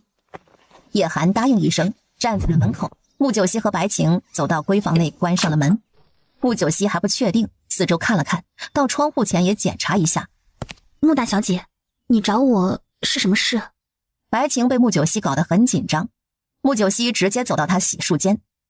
白晴更惊讶了，以为他要如厕。你进来。穆九熙对着门口的白晴说道。白晴惊讶，只能进去，就见穆九熙在水盆前站着。白晴，你娘亲不和你住一个院子？穆九熙也没想到这点。没有，不过就在隔壁院子。穆大小姐，你什么意思？我会医术，想帮你看看你母亲。什么？白晴简直不敢相信。你听到消息没有？我娘亲的病我治好了。穆九熙说道。我想着你和我同病相怜，所以想帮帮你。毕竟你娘一走，你的处境……白晴很震惊地看着穆九熙，却看到了穆九熙眼中的认真。你娘亲不是病了10多年了吗？真的治好了？千真万确。穆九熙靠近他，低声道：其实我娘亲是中毒。什么？白晴犹如晴天霹雳一般。你的意思，我娘亲？我不知道，所以我想来看看。不过若你不愿意让我看你娘，我也没办法。不，我愿意。说你能救我娘，以后我白晴就是你的人。白晴顿时激动起来，但面上都是认真坚定。我时间不多，现在可以看你娘吗？穆九熙对白晴露出笑容。可以，你跟我来。白晴立刻点头，兴奋的脸上有点红晕。穆九熙和他出去，顺便说了太后谕旨的事情，让白晴说就是太后听说丞相夫人病危，所以派穆九熙来看看。挂满红灯笼的懒居楼是灯火通明，欢声笑语。穆大小姐来了。小梅花今夜接客吗？穆大小姐，梅花少爷已经接客了。不过菊花少爷还未接客。小菊花，好吧，那就他了。哎，好嘞。大小姐，你终于来了，小菊想死你了。啊！站住！穆九熙一手伸直，推起了上来的男人。小菊花，你就不能矜持点吗？会把客人都吓跑的。穆大小姐，你都好久没来了，还不允许小菊开心啊？啊，好好好，开心开心啊！穆九熙直接拿出一锭银子给他，小菊花这下真的笑成了一朵菊花。大小姐，今天玩什么？猜拳还是听曲儿？那你开个亭子吧，今晚夜色很美，我们看星星。看星星啊？好啊好啊，小菊最喜欢看星星了。别掐喉咙说话，正常点。穆大小姐今日怎么了？平时不就喜欢这一套吗？肉吃多了，想换青菜。穆九熙和小菊花来到大花园靠角落的一个亭子里。大小姐，听闻摄政王和你退婚了？还有谁不知道吗？对了，今晚有哪些大人物来玩了？好些呢，刑部户部那几个大人常来，还有几个贵妇也在。哦，对了，文兴公主今夜会来，红姐啊，让梧桐少爷等着呢。文兴公主最近来得很勤快，指点梧桐少爷吗？穆九熙询问道。对，隔三差五就来。梧桐少爷啊，估计很快就会被公主收入府中了。小菊花一脸的羡慕嫉妒恨。人家梧桐少爷长得俊美，还有才艺，文兴公主喜欢也正常。这么好看的男人居然来做小官，生活真的有这么艰难吗？那倒也是，他是个清官，卖艺不卖身。不过昨晚有人想买下梧桐少爷呢。哦，谁啊？是刑部大人的妹妹齐月起。齐夫人啊，可喜欢梧桐少爷了。昨晚？对啊，砸了重金见梧桐少爷，还和梧桐少爷相谈甚欢，放出话说他愿意出1万两黄金买下梧桐。今晚文兴公主要来，都不知道会怎么样呢。红姐私下说，谁出钱多，梧桐就跟谁。我们都担心公主出不起这个价，会闹起来啊。有趣，文兴公主肯定出不了1万两黄金，就算出得起，花这么多钱收一个小官，被太后知道够她受。但是文兴公主也是狠人，若被齐月起抢走梧桐，她公主的脸面以后往哪里放？她绝对不会让齐夫人得逞。2个女人，一个有权，一个有势，抢一个头牌小官，只怕很快就会盖过我被摄政王退婚这个闹得满城风雨的头条八卦。要是有人去通知齐夫人，那今晚可要热闹了。穆九熙看向他，你是不是知道有人会去通知齐夫人？那我可不知道，但齐夫人出手大方，若有人为钱去告密呢，这不是很正常吗？也对，这2天有什么陌生面孔进来吗？一进来就没出去过的。陌生面孔进来后没出去过的？有吗？我好些天没来了。穆九熙故意加一句。倒是有一个，昨天来的。大小姐不会又想要新人了吧？小菊花顿时委屈起来。本大小姐哪次有了新人就不要旧人了？算起来认识你小菊花都大半年了，也没嫌弃过你吧？那是大小姐你大度，对我们都很好，之前还帮我们出气。整个揽菊院，我们这些做小官的都喜欢伺候你，又大方，还不用特殊服务。小菊花笑得咯咯咯的。知道就好。新人是怎么样的？他叫金贝少爷，一来也被齐夫人看中了，直接包了他过夜。齐夫人走后到现在还没出过门，不过我听人说他好像病了。又是齐月起？是啊，齐夫人昨日不是来了吗？和梧桐少爷相谈甚欢后，就包了金贝少爷，凌晨才离开。大家都说金贝少爷是梧桐少爷的替代品呢。金贝倒过来不就是北境吗？不过取名字真的要这么随便吗？还是觉得大家都想不到奸细是做小官呢？我要见见这位金贝少爷。穆九熙立刻站起来。你去把红姐叫来吧。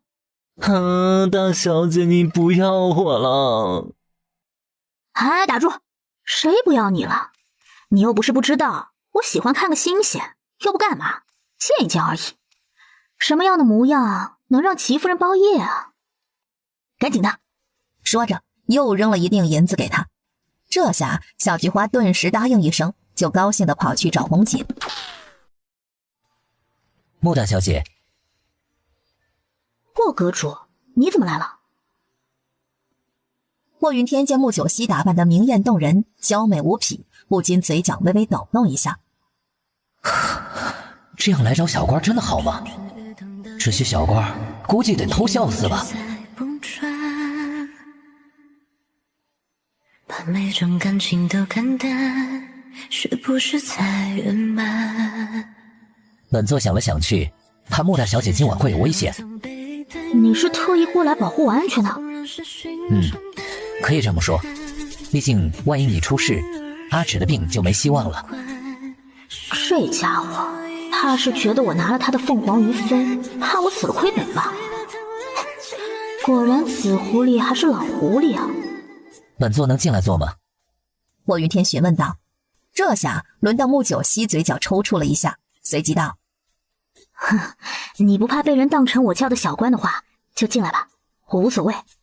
心想，就霍云天的妖孽相貌，绝对是妥妥的头牌啊！这地方还真的是逍遥窟。霍阁主，你难道没去过这种地方啊？6国都有吧？本座不喜欢这种乌烟瘴气之地。听闻穆大小姐常来这些地方，是觉得好玩？你想说什么？我要不来这些地方，我能赌赢你2次吗？你听听，前院可是什么都有，而且高手都在民间啊，有学习的地方。难道你的琴棋书画都是在这种地方精进的？这认知有点刷新霍云天的三观。自然是有影响的，不过修行在个人，主要我对自己有信心。穆大小姐，穆九熙抬头就知道他坐在上方，而他桌面上的一壶酒不见了。这家伙是进来讨酒的吧？红姐，进来吧。穆大小姐，小菊花说你要见金贝少爷。怎么还不能见了？穆九熙直接甩出一袋银子扔在桌上。哎呀，能见能见，就是金贝少爷身体不太舒服，可能无法过来，要不去他厢房见。红姐一看银子兴奋，就一晚上被齐夫人玩坏了不成？这身子骨可不行啊！哎，不过来了总要见见，我实在很好奇。走走走。红姐和穆九熙开始开着黄腔，笑着走出亭子，朝着后院走去。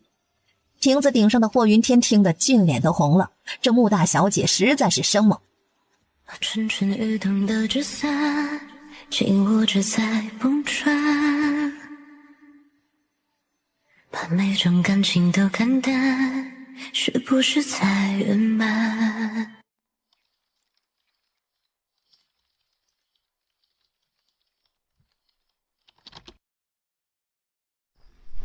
梧桐少爷，文兴公主和齐夫人都要为你赎身，你想跟谁啊？我不想赎身，周叔，我还能为揽菊院赚钱，不想被赎身。哎，我们也知道，可这2个女人，我们一个都得罪不起啊。老周也是很郁闷，穆九熙直接闯了进去道：梧桐，你不想被赎身，那今晚就归我吧。穆大小姐，你说真的吗？梧桐看到穆九熙也是眼睛一亮，毕竟只要一比较，就算被赎身，他也想被穆九熙赎啊。穆九熙年轻漂亮，还未成亲呢。齐夫人和文心公主可不是好东西，府中男宠不少，他现在就算得宠，以后呢？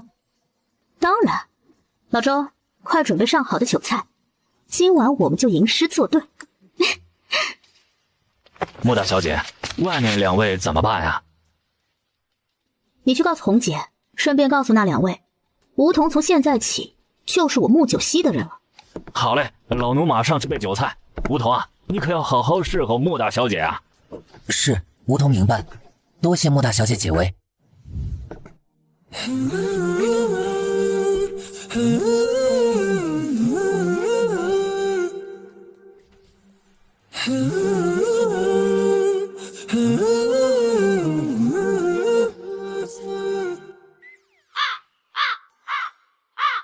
小姐，真不好意思打扰你的雅兴。穆九溪，你什么意思啊？哼，穆大小姐，你是不是有点不厚道啊？梧桐立刻站起来，对着两个女人行礼。梧桐，你什么意思？本宫已经说了你是本宫的，你还出来接客？本夫人也说过1万两黄金为你赎身，怎么转身和穆大小姐好上了？你什么意思啊？梧桐顿时被说不出话来，一张俊脸涨成通红。吵什么吵？梧桐一日没离开揽菊院，她就不是任何人。本小姐出的价钱，让她陪喝酒聊天，怎么了？你们今夜谁付过钱定下她了？你还是你？今晚梧桐少爷确实没有被谁定下，不过文心公主说过今晚会过来。过来又没说找梧桐，本小姐来得早，自然可以先挑她。公主要这么喜欢梧桐，早该把人赎回去才是。你，穆九溪，你好大的胆子，敢如此和本宫说话！别占着太后宠你就不知道尊卑。文心公主，这里是勾栏院，要是被太后知道你又在这里混日子，你看太后是罚你还是罚我？穆九溪，你不是也混在这里，比本宫又好到哪里去？我来这里，太后可是允许的。毕竟本小姐刚被摄政王退婚，得找点安慰啊。太后还怕我心里不开心，所以特别恩准了。什么？不可能！有趣，被摄政王退婚，穆大小姐好像一点也不伤心啊。谁说我不伤心啊？我这不是太伤心才来梧桐这里找安慰吗？你们这是一定要跟我抢人吗？告诉你们，梧桐是本小姐的，今晚谁也别想带走。穆大小姐，我今晚是拿了1万两黄金来赎梧桐的，你总不能阻碍揽菊楼赚钱吧？你个不要脸的，昨晚还留宿金贝那边，今夜又想带走梧桐，你做梦！文心公主，谁都不会跟钱过不去。1万两黄金，若文心公主你拿得出来，我7月起立刻离开。你个贱人，你就是故意的，非要跟本宫作对是吧？公主，梧桐乖巧俊美，我也实在喜欢得很，要不然也不会出这么多黄金了。公主府上男宠多，也不介意少个梧桐吧？你们两位要给大家看笑话，请出去，别影响本小姐喝酒。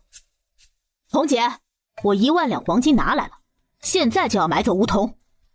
齐夫人立刻手一挥，一排家丁就立刻抬过来5个木头箱子。哇塞，齐夫人果然钱多。不知道你死去的夫君要是知道，会不会从棺材里爬起来啊？穆大小姐，他那死鬼夫君要知道的话，本宫觉得不只是棺材里爬出来，必定会休妻，早晚家产都被他败光。你们随便你们怎么说，没钱就把梧桐让出来。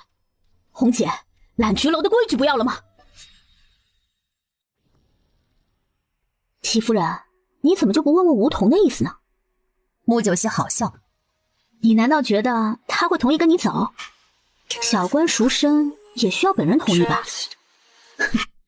今夜除非你穆大小姐为他赎身，我就甘拜下风，不然梧桐我一定要带走。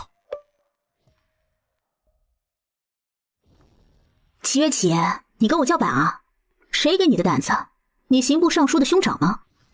穆九溪，这里是勾栏院，你别拿其他事情来衡量，这里比的就是银子。行，那这样，文心公主，你出多少？本宫可以出5000两白银，一个头牌小官已经很多了。梧桐，你听到了吗？文心公主可能给你5000两白银哦。穆九溪，你要出价吗？出？为何不出？梧桐这么乖，我也喜欢。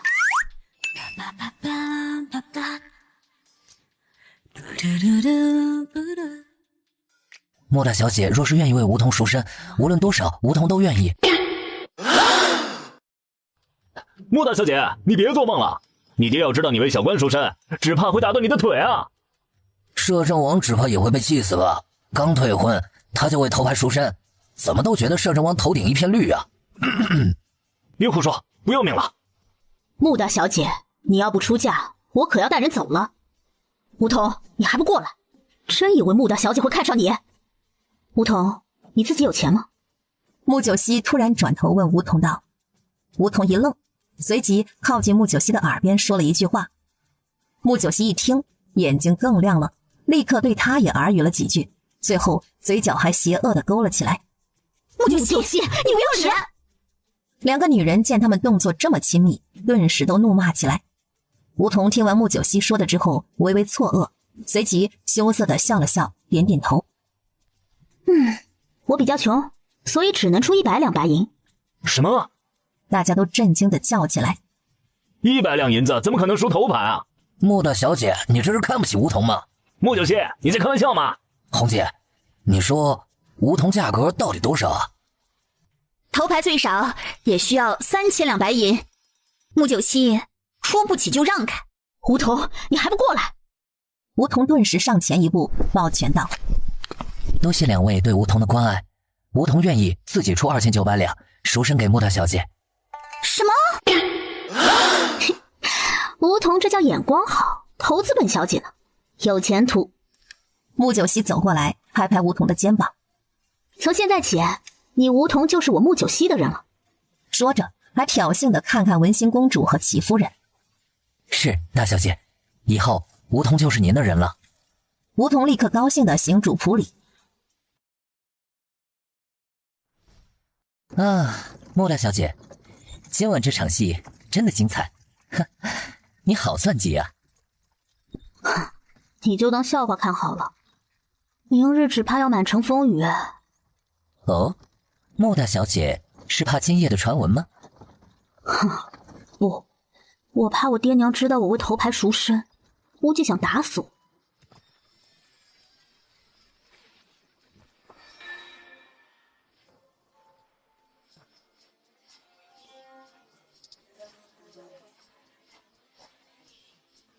你们在干什么？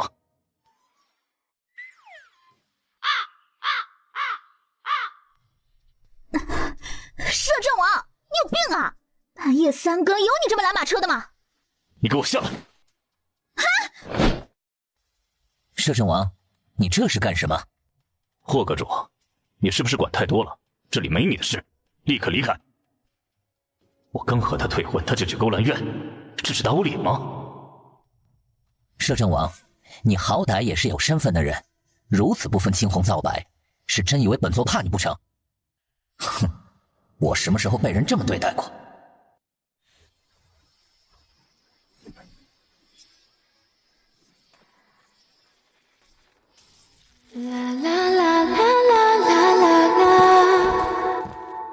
放开他！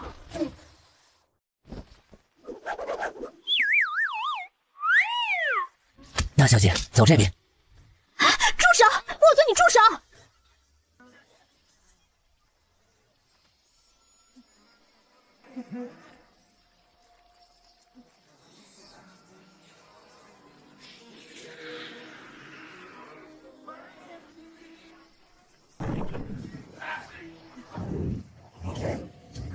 大小姐，摄政王气头上，不会听的。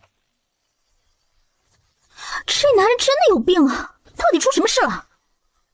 该死的，回头要他赔我马车。穆九熙心疼啊，这马车可是穆府最好的了，一下子就变成渣渣了。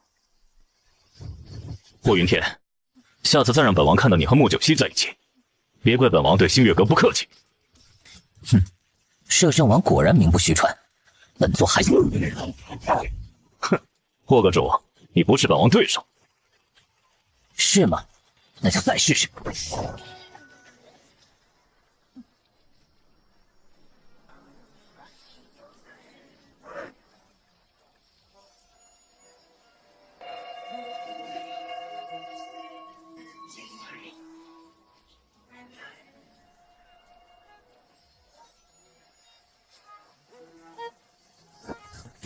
哼，摄政王也不过如此，我们再打下去也不会有结果。摄政王，你这么生气，是喜欢上穆大小姐了吧？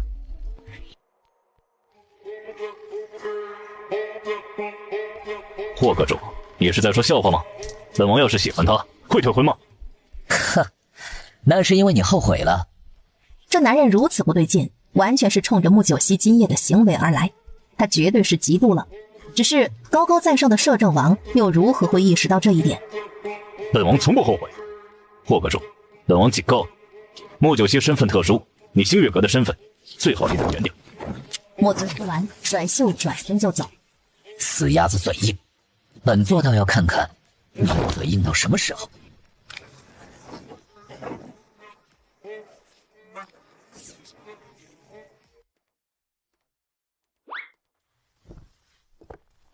摄政王，你到底什么意思啊？我幕府最好的马车被你毁掉了，你得赔偿。摄政王，一旁的叶寒硬着头皮说道：“时间不早了，不如……”莫尊，你今晚到底干什么？莫名其妙的。本王还想问你，你今晚到底在干什么？我能干什么？去了揽菊楼啊，不是说过吗？我是去办正经事的。这家伙是不是觉得刚退婚，我去勾栏院给他丢脸了？但其实已经退婚了，应该没关系吧？他是不是想太多了？这个女人完全意识不到问题所在。也对，她穆大小姐一直是随心所欲，去勾栏院又不是一次两次，我到底在气什么？为何霍阁主跟你在一起？他知道我今晚去勾栏院找北境奸细，怕我有危险来保护我的。人家是好心，你一来就跟他打起来，你到底在想啥啊？穆九熙，你要清楚你的身份，你是穆大将军的嫡女，还是太后的心头肉？一旦被有心之人利用，那绝对不会是小事。你啥意思啊？你说霍阁主会利用我？莫尊，你是不是有疑心病啊？要说他为了阿芷姑娘怕我白拿了凤凰于妃第一步来监视我的话，我还相信。他利用我？他不是高云国人，却在六国开了星月阁，难道就为了赚钱？没那么简单，这种人你还是要避忌一些好。真好笑，我交朋友还要看你脸色啊！穆九熙真的有种日了狗的感觉。朋友？霍云天这种人会有朋友吗？你别自作多情。行，就算不是朋友，也不能成为敌人吧？我倒觉得摄政王你是想多个强敌。哼，就凭他？你打赢他了？穆九熙心里一跳，这男人实力这么高吗？当然，本王岂会输给他？莫尊有点小得意，虽然优势微乎其微，但毕竟他还是略胜一筹的。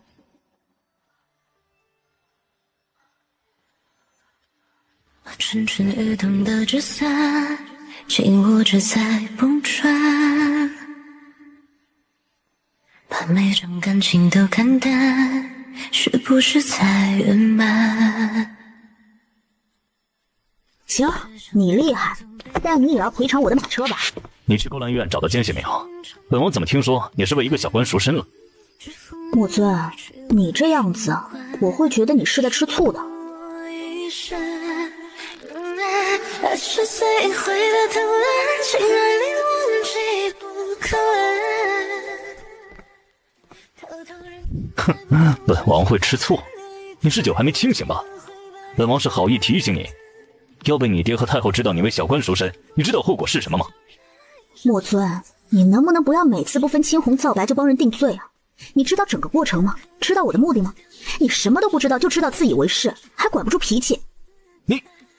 莫尊被穆九熙一通数落，气得俊脸都涨红了，心里也有点虚。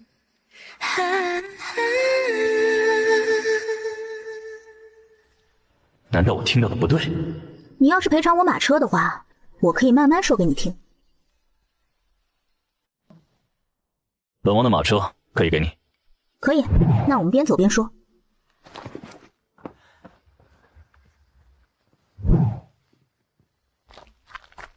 其实，大小姐和摄政王挺配的。我倒不觉得两人配，这两人脾气都不太好，只要不成敌人就不错了。若你这么说，齐夫人嫌疑很大。那齐大人不是……所以我叫我爹派人监视齐夫人和金贝，顺藤摸瓜看看。若真的是齐大人，到时候就得你出面搞定。齐虎山若真是奸细，本王必定亲自手刃了他。叶寒告诉你丞相夫人的事情了吧？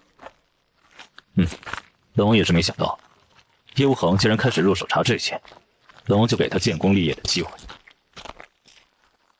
叶大人面相不错，我感觉不会是坏人。在你眼中，长得好看的都不是坏人吧？木尊，你看看你现在的样子，说你不吃醋，我都不太相信。你是不是真的喜欢上我了？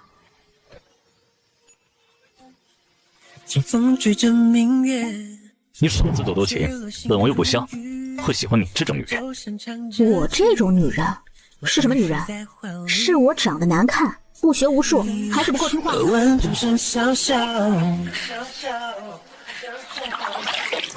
我有这么好看吗？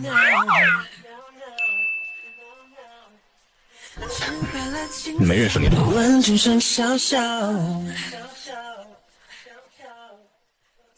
我也觉得我好看。吃饱了青丝红月老，与痛同期才逍遥。时间不早了，你快回府，本王还有事，告辞。墨尊觉得自己有点奇怪，这让他心神不宁，还是离开这女人远点儿。清风，你跟摄政王回去，把他的奢华大马车驾回府上，不然爹爹一定会骂死我的。这女人真的是什么都吃，就是不吃亏。人来风花雪月，可是何种风情？而你却悲伤呢，现实讲给他听。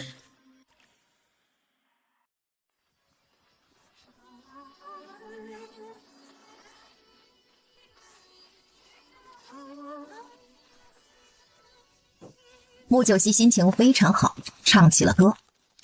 大小姐，你唱的什么曲子？音调好奇怪呀。好听吗？我自创的。穆九熙唱的是《月亮之上》，毕竟这种广场舞的常驻舞曲，他是耳目能详，张口就来。很特别，不过挺好听的。回头我就把曲谱卖给那些唱曲的，还可以编舞，可以赚很多银子。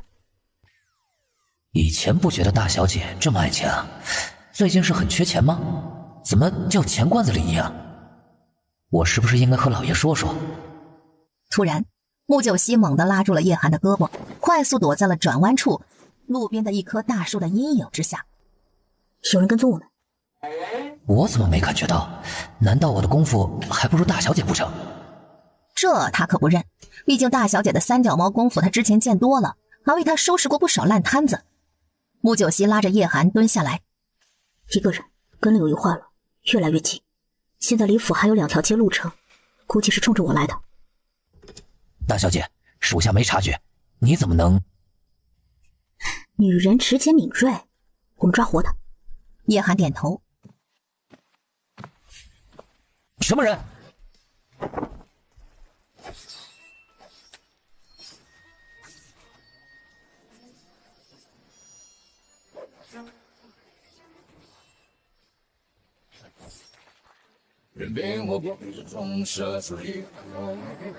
大小姐，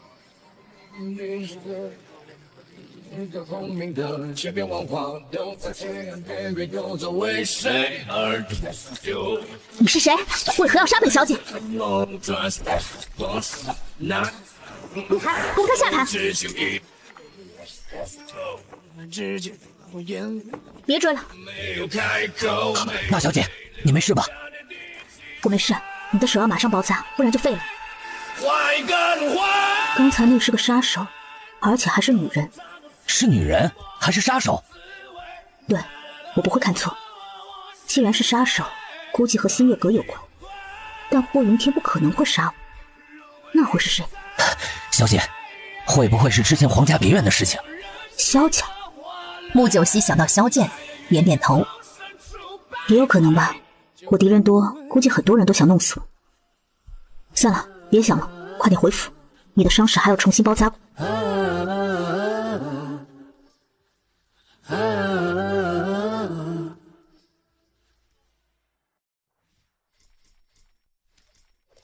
大小姐，丞相夫人没了。能熬10天，已经超出我预计。不知道白大小姐怎么样了？大小姐，老爷已经去吊唁了，你要去吗？当然，我之前就答应过白晴，她母亲一走，我会带她入宫见太后。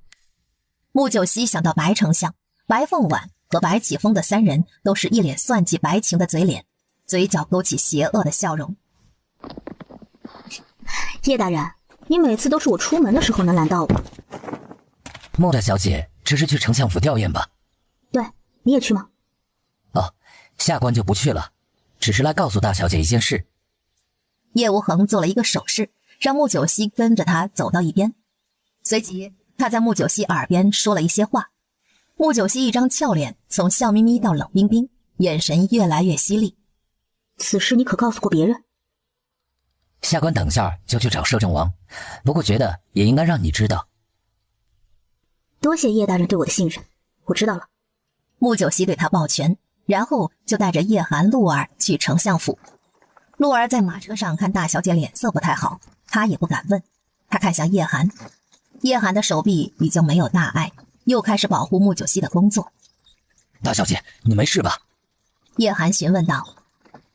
没事，就是有种被人欺骗的感觉，我很不喜欢。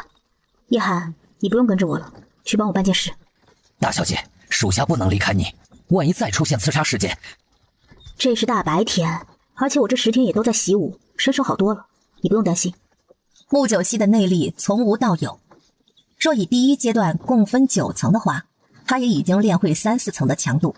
他相信1个月他就能把凤凰于飞第1步完全练会，且达到最高状态。穆九熙叫停马车，陆儿下车，穆九熙低声对叶寒交代了一下。叶寒听完之后满脸怒容，这要是真的，摄政王就太过分了。叶寒顿时不爽道：希望里面有内情，不然我都觉得不舒服。你快去吧，小心别被发现。穆九熙交代道。叶寒快速离开，马车继续前往丞相府。穆九熙想着叶无痕告诉他萧剑出现在三王府中，如此就可以肯定萧剑和三王妃萧灵月是有联系的。萧灵月就是淹死了原主的幕后凶手。莫尊还说萧剑后面应该是有其他人，骗鬼呢。穆九熙想到原主惨死，他才能穿越而来，这个仇他怎么都会为原主报。就算莫尊维护萧灵月，又或者说这里面他有什么计划，那也得给他一个合理的交代。他不想像傻子一样等下去。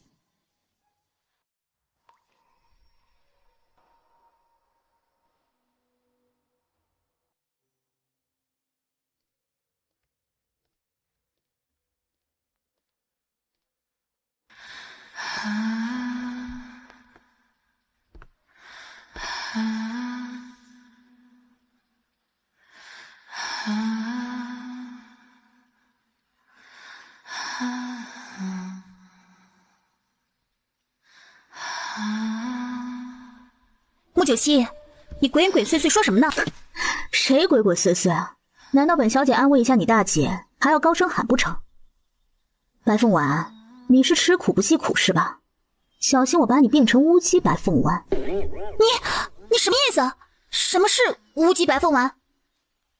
就是把你剁成肉酱和黑乌鸡搅拌，做成丸子呗。穆九熙，白凤婉被气得俏脸都刷白，随即可能是脑海里出现画面太恶心，她顿时捂住胸口就落荒而逃。穆大小姐，谢谢你，我母亲走的时候没有痛苦。白晴看向穆九熙的目光里都是感激之色。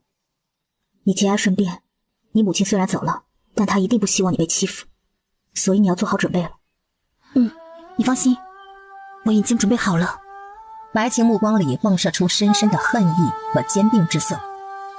穆大小姐，二夫人有请。二夫人，你二娘？二夫人在隔壁院子里，说有事和穆大小姐商量，还请穆大小姐赏脸。穆九熙耸耸肩，说声好后，给白晴一个安心的眼神，跟着奴婢去隔壁的院子里。婉儿，你多少岁了，还这副小孩子样子，怪不得摄政王看不上你。娘，你怎么能这么说我？我在摄政王面前可没丢过脸，而且我总比穆九熙那个女人强点吧？你闭嘴，再乱说话以后就别出府了。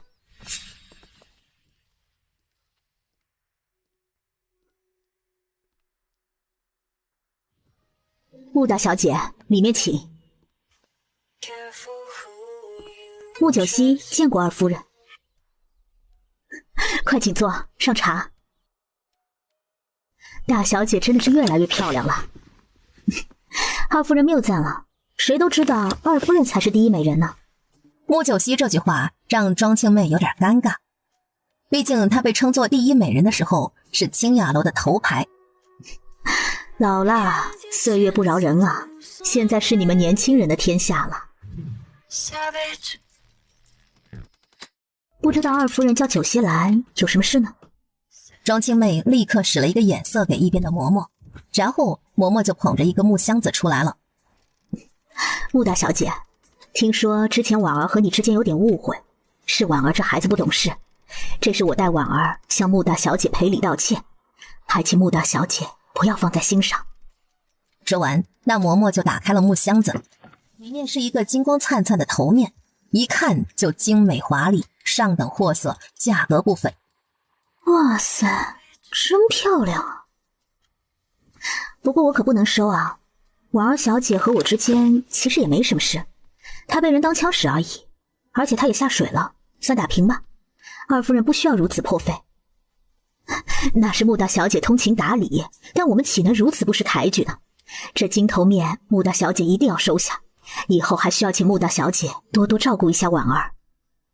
穆大小姐，你也知道，之前因为婉儿是庶出，接触到的圈子也都是皇城庶出子女的圈子，但现在不是了，婉儿已经成了丞相府嫡出的二小姐，所以希望穆大小姐能多多带她在太后面前露露脸，这样也许能为婉儿寻得一份好婚事。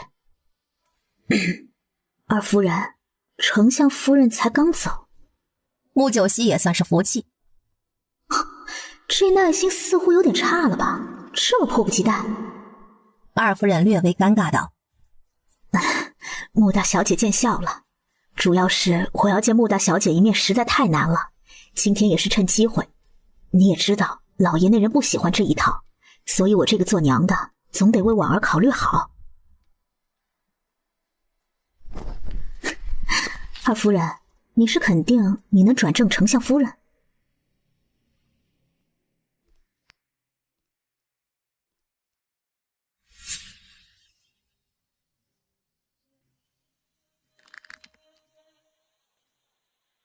穆九熙，你什么意思啊？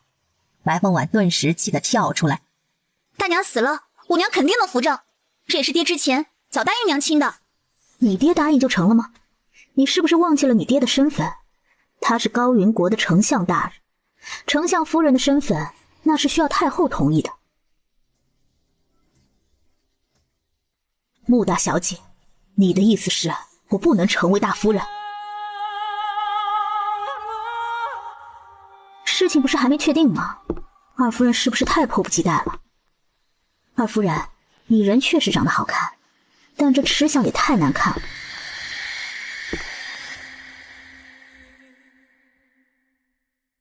对大夫人和白晴是不是太不尊重了？对了，太后让我后天带白晴大小姐入宫，应该也要询问她的意思吧？什么？太后要见白晴，还要问她意见？凭什么？穆九熙，是你安排的对不对？你不会让我成为嫡女的，对不对？你要这么想，我也没办法。太后的想法，我可左右不了。若没别的事，九熙告辞。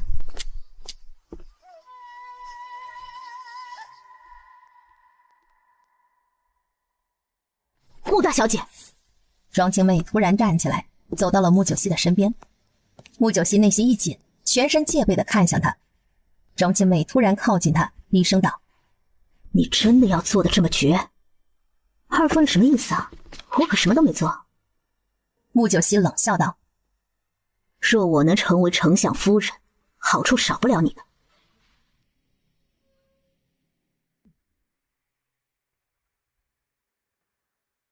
但若做不了，这笔账我可就要算在穆大小姐头上了。”二夫人，你觉得算在我穆九熙头上的事情还少吗？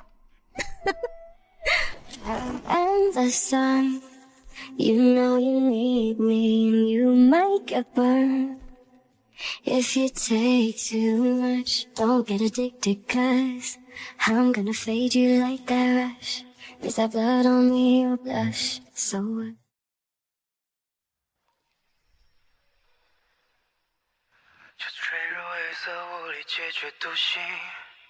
穆大小姐，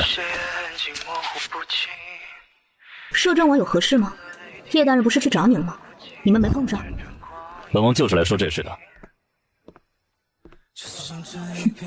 又有解释，还是不准我做点什么？摄政王，我的耐心也是有限的，我还抵不过一个朝廷侵犯，还不是因为萧凌月是他的老相好。这里不是说话之地，不如等本王出来，找个地方谈谈。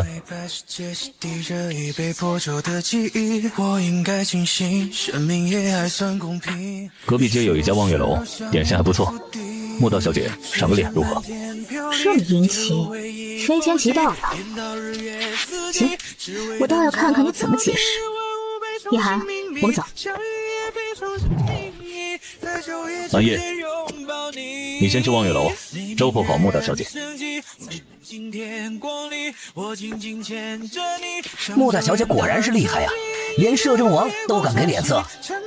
摄政王退婚了，怕穆大将军不解气，所以才和颜悦色吧？我怎么觉得摄政王有点讨好穆大小姐呢？怎么可能？那是你眼瞎。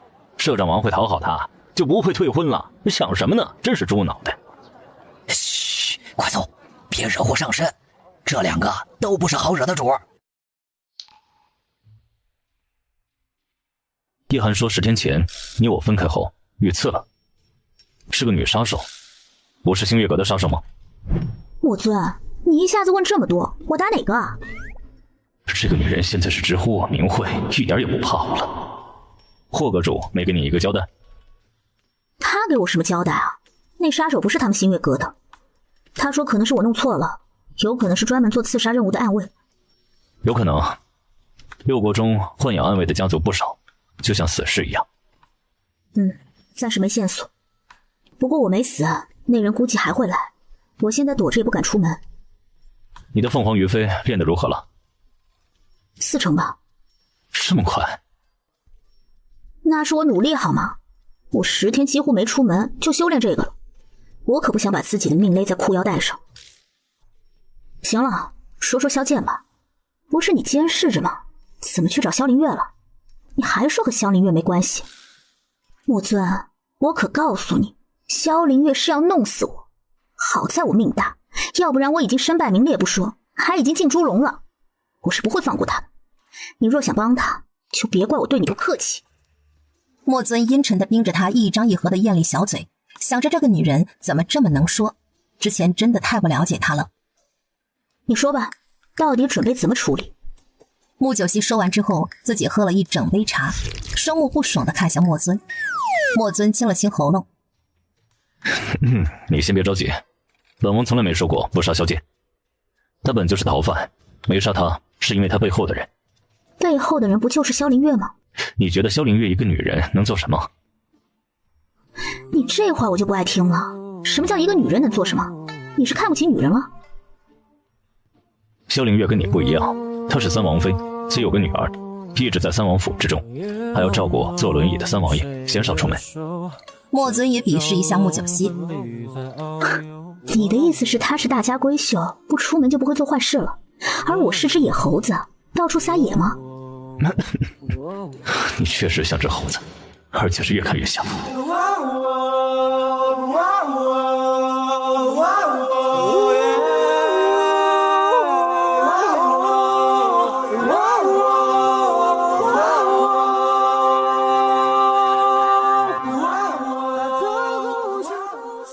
莫尊，你就是自以为是。我告诉你，一个人若想做坏事，可不分男人女人，也不分残疾不残疾，而是看这里，懂吗？你说完了吗？说完了。九熙，你别看现在整个高云国百姓安定，一片祥和，但其实一直都是暗流汹涌。要不是前皇突然驾崩，让那些早有心思的人措手不及，可不只是三王爷跳出来想要那个位置。现在朝堂虽然还算稳定，但你也看出来了，北境奸细出没，刺杀朝廷命官，还有莲香影这些布置了10几年的阴谋，就说明危险早已存在。这些人藏在暗处，肯定图谋不小。穆九熙斜眼看他，觉得他是在说废话。难道以我的脑子还想不明白这些吗？原主在大家眼里到底是有多笨啊？本王的意思是说，这件事不简单，萧剑背后的人不是萧凌月。你说不是就不是，那你说是谁？你还得看杀人动机的，为何是杀我？萧凌月爱慕你，知道你我有婚约，所以弄死我，这就是杀人动机。其他人谁会杀我？本王和萧凌月之间根本没这种事。你说没有就没有啊？萧凌月当年差点就嫁给你了，你就算不喜欢她，她肯定是喜欢你的，她有杀我的动机。你的仇人似乎不少啊，10天前不是有女杀手吗？皇家别院的那晚陷害我的可不是女杀手。再者了，我也不是无缘无故说是萧凌月，主要是那晚上白凤婉那些女人会去湖边，就是萧凌月指使的。你说这么巧吗？就算是的，你也需要实质的证据。证据？萧剑去找他了还不叫证据？抓了萧剑来逼问如何？我必定让他吐出真正的幕后主人。你对萧凌月真的有误会，要不本王带你去见他一面，如何？见萧凌月？去三王府？顺便本王也想见见我那个三皇兄。莫尊，你不会是想和萧凌月私会，拿我做挡箭牌吧？你胡说什么？穆九熙，本王再说一次，本王对萧凌月没有那回事。啊，行，这么激动干什么？恼羞成怒啊！穆九熙一句话差点让莫尊想揍人。爷，霍阁主来了，想见莫大小姐。莫尊这下本来就生气的黑脸更是阴沉到能拧成墨水来，目光死死地盯着穆九熙，让穆九熙有种错觉，怎么像被他抓到奸一样呢？这男人真的有点让人看不懂了。不见，请他进来。哼，摄政王就这点气度。莫大小姐，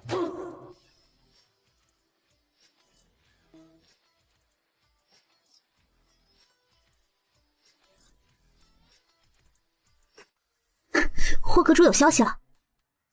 本座已经盘查一次，敢保证绝对不是新月阁的人。行，我相信你。之前偶然经过你的点心铺子，那头牌的生意做得真不错。是吧？梧桐虽然是小官出身，但能做到头牌，那是君子6艺都会点的。而且他脑子很灵活，算账什么的都挺精明，交给他打理，加上他有3成股份在里面，一定会帮我用心经营的。本座没想到莫大小姐你做生意也这么精明。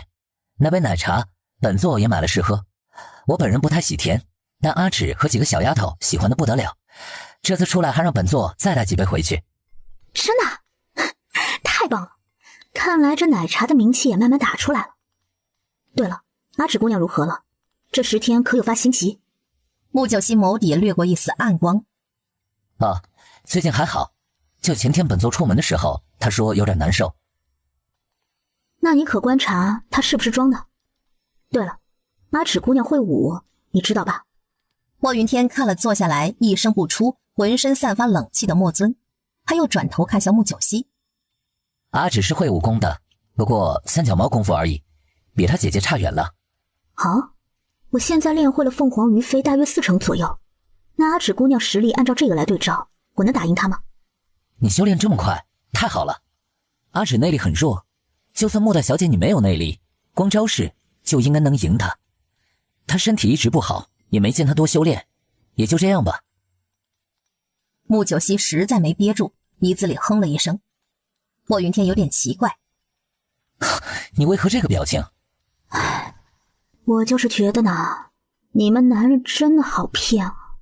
这下莫云天看莫尊，莫尊也看他一眼，两人的俊脸都扭曲了一下。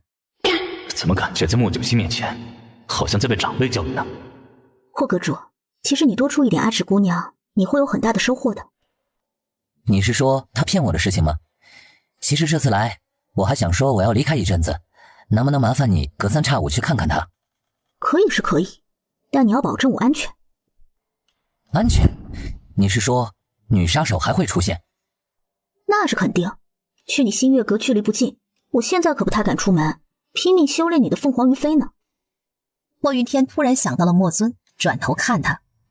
哼，别打本王主意，本王对你可没好感。摄政王，上次本座说你死鸭子嘴硬，你还不承认？你还想打架？怎么，你我实力相差不多，我弄不死你，你也弄不死我，难道你又想拿让星月阁在高云国开不下去来威胁我吗？是吗？本王有的是办法弄死你。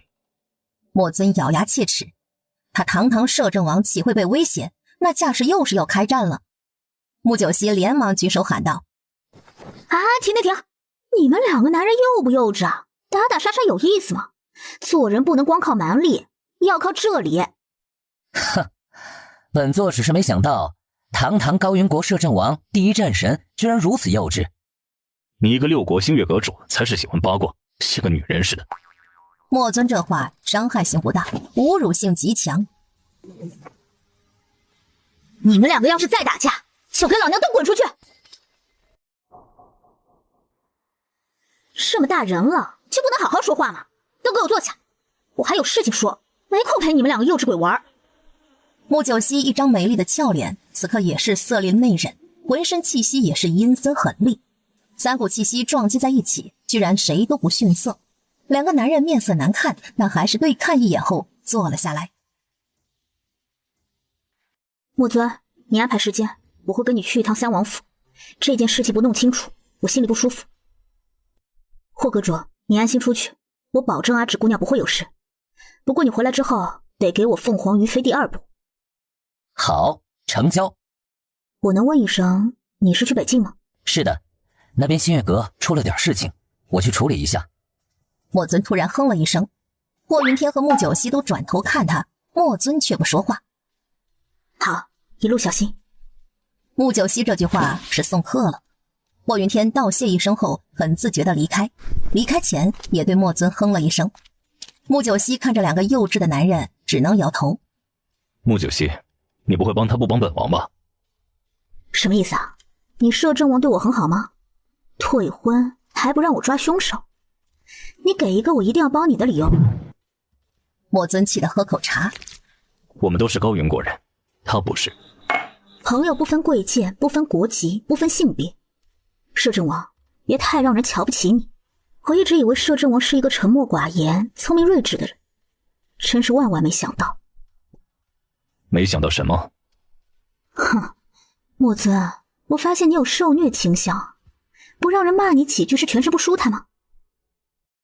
本王就是看不顺眼霍云天那嚣张的样子。墨尊有点微微尴尬，回想过来，觉得自己真的不知道在做什么。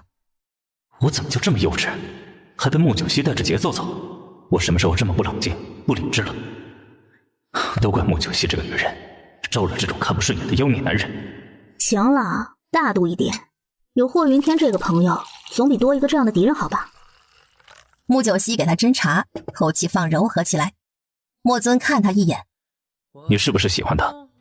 穆九熙错愕地抬头看他，见他漂亮如黑曜石一般的眸子里居然有些认真，不禁哑然失笑。墨尊，你是真的有病吧？喜欢一个人这么容易吗？况且你是不是忘记我是谁了？我是穆九熙，是不学无术，喜欢逛勾栏院，调戏6王爷的穆大小姐。你要这么说，我喜欢的人多了去了。穆九熙笑着夹了个饺子给他。穆尊，你说实话，你是不是真的喜欢上我了？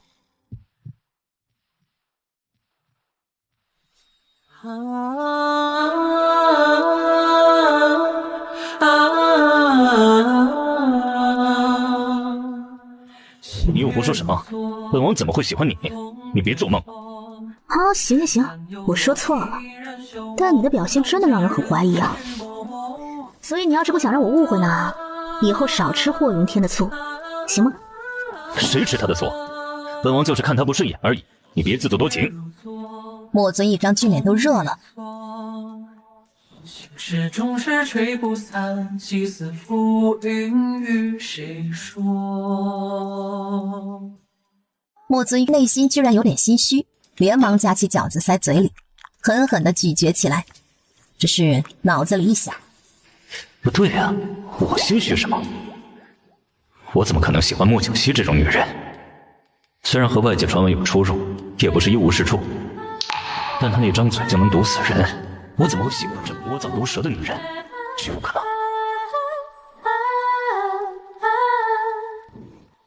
本王忘记一件事，便马上走了，后天本王去接你。说完就朝大门走去。记得买单。爷，你小心点儿。说着就去扶莫尊。滚，还不去买单？莫尊说完，头也没敢回，简直就是落荒而逃。Master， 这笑声实在太刺耳，好想封住穆九熙那张嘴。画上那张小嘴红艳艳的，一张一合还是蛮好看。莫尊被自己的想法惊出一身冷汗，有人跟他打招呼，他都完全不理睬，速度越来越快。等阿叶买单出来，哪里还有自家爷的影子？爷这是怎么了？见鬼也不见他跑这么快，难道被莫大小姐调戏了？脸这么红？阿叶脑海里脑补了一出剧，对穆九熙悄悄地竖起了大拇指。啊，莫大小姐果然是牛人呢，爷从来就没这么不稳重过。这都退婚了，还让爷这么殷勤的找她。不过莫大小姐其实人挺好的，就是名声差点。我倒是觉得有她这样的摄政王妃也不错。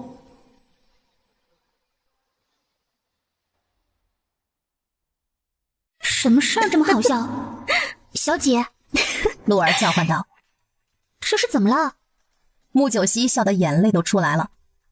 你们没看到莫村的样子吗？这哪里像摄政王啊，比较像过街老鼠。我是高估他了。大小姐，你说摄政王什么了？怎么好笑？我说他喜欢上我了，不承认就不承认呗，还被吓跑了，至于？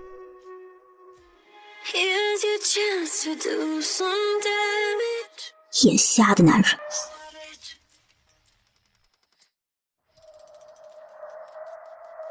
Savage。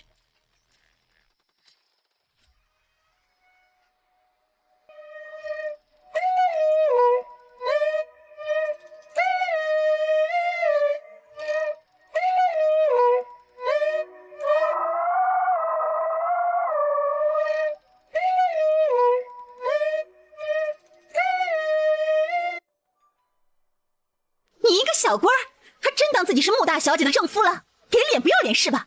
看老娘不打死你！梧桐，老娘告诉你，就算穆大小姐现在来，老娘都可以打死你。齐夫人，梧桐少爷不是不卖给你奶茶，是真的缺了一味材料，只需要等半个时辰就会有的。是梧桐少爷不想卖给你不正宗的奶茶。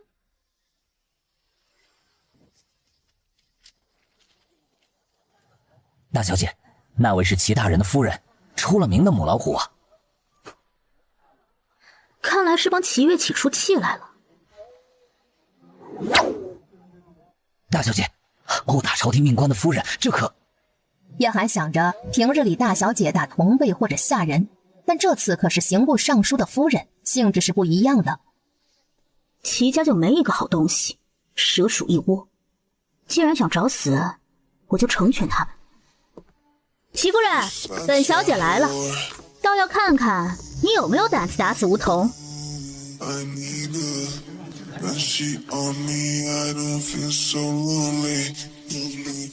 穆九熙，怎么为了一个小官，你还想打本夫人不成？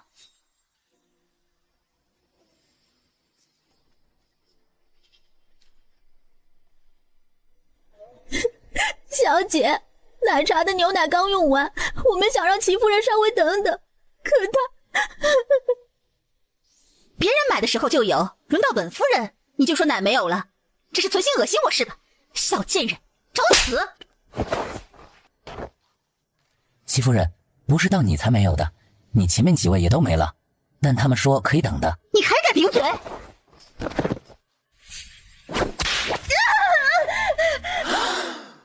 穆九熙，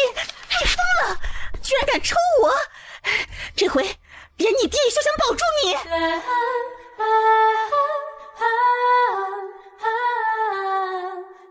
本小姐今日抽的就是，你们都闪开！穆九熙，你个小贱人，你敢！你敢！你敢！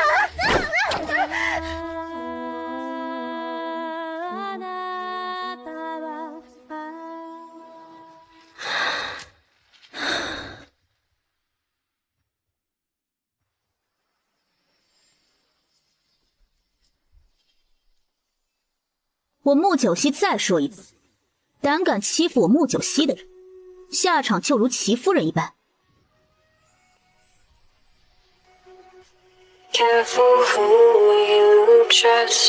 穆九熙强势冰冷的话语，加上他冷酷到能霹雳天下的眼神，让所有人都噤若寒蝉。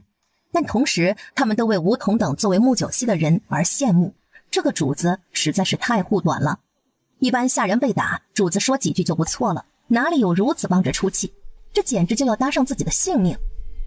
吴桐感动得跪到地上，都不知道说什么好。知道穆九熙维护他，但真的没想到维护到这种地步。这一刻，吴桐觉得用一辈子来报答穆九熙这位主子都还不够。都散了吧！今日之事，我穆九熙敢做敢当，但也不允许谁胡说八道、夸大其词。若大理寺、皇城司来问，就实话实说，听清楚没有？老百姓纷纷点头，很快自觉散去。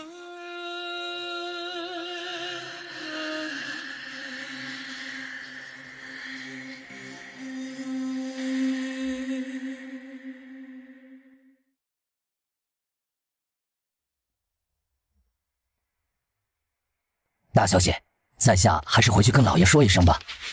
这次我爹也不管用了，我得立刻进宫。你去通知墨尊进宫找我。摄政王，你们好像分开才不久吧？对，他知道梧桐的事情，起码会让太后相信我不是真的买了小官回去胡来。还有告诉他，这次帮我萧剑的事情，我可以宽限日期。大小姐这是为梧桐和墨尊谈交易了。梧桐一听，顿时俊脸绯红。他倒是想穆大小姐对他胡来的，可惜大小姐虽然外面传的喜好美色，但真的从未越矩过，反而那些道貌岸然的人才一个个都是伪君子假淑女。晚风吹拂着将夜色雕琢回眸间，等你经过，只相逢片刻，懂我心风波，看过春色血色，陷入你魂魄。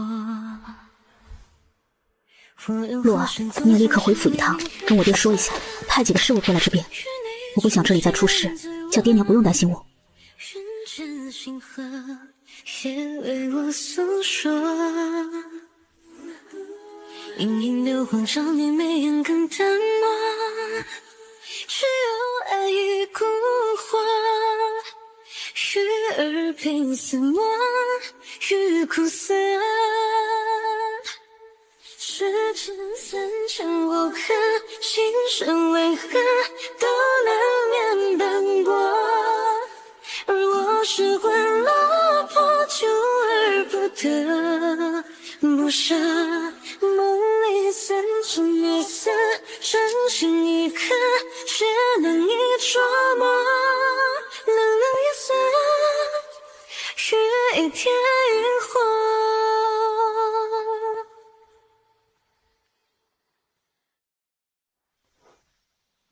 你们这是一个个都要反了吗？七嘴八舌像什么话？啊！太后息怒，实在是穆大小姐太过于目中无人，殴打微臣夫人到昏迷不醒，还求太后为微臣做主啊！希儿，你是越来越混账了吗？到底怎么回事？说清楚。太后目光看向面色冷冰冰的穆九熙。太后，这件事让摄政王来说会比较公正一点，他刚和我退婚，也不会帮我，齐大人也可放心。我用火神祖宗将黎明月色，与你窗前对望，穆九熙看了一眼站在柱子边的莫尊后，又看看齐虎山。莫尊一张俊脸，此刻也是黑如锅底。他刚回到府上，叶寒就来了。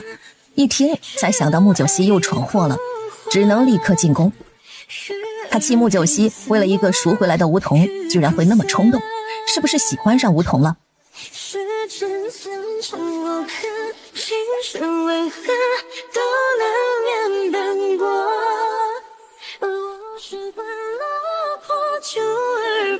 太后，这件事确实不像齐大人说的那样表面。莫尊走了出来，看了齐虎山一眼。齐大人，你家夫人是为你妹妹去出头的吧？摄政王，我夫人和我妹妹是两码事。是吗？本王觉得齐夫人无缘无故去那家点心铺，这件事本身就很奇怪。摄政王，你这话什么意思？太后，事情比较复杂，要从之前一件事说起。说。莫尊就开始把文心公主和齐月起在勾栏院和穆九熙争抢赎梧桐的事情详细的说了。太后越听，一张美丽的脸都有点扭曲了，时不时还看穆九熙一眼。但见这小丫头笔直的跪在地上，一副荣辱不惊的样子，倒让太后心头的气消了些。这小丫头似乎长大了一点，还知道找莫尊来说这件事。莫尊说的嘴都干了，才把来龙去脉说完整，心里也有火气。他堂堂摄政王，居然为了穆九熙做解说官，他是多大的脸？不过想到叶寒带来的话，他只能忍了。太后，整件事就是这样的，所以微臣说这件事也太巧合了。太后啊，不管事情到底如何，这些都是女人之间争风吃醋的小事，那穆大小姐也不能把我夫人打得半死不活吧？齐夫人明知道梧桐是我的人，我都已经到了现场，她还敢打梧桐，她也没把我这个将军府的大小姐放在眼里吧？穆九熙，就一个下九流的小官而已，你至于吗？小官？你妹妹还花1万两黄金赎这个小官呢。说句实话，你齐大人还卖不到这个价格呢。穆九熙一句鄙视齐虎山的话，差点把莫尊和太后都逗笑了。你简直胡闹！太后，你不能再宠着她了，这成何体统啊！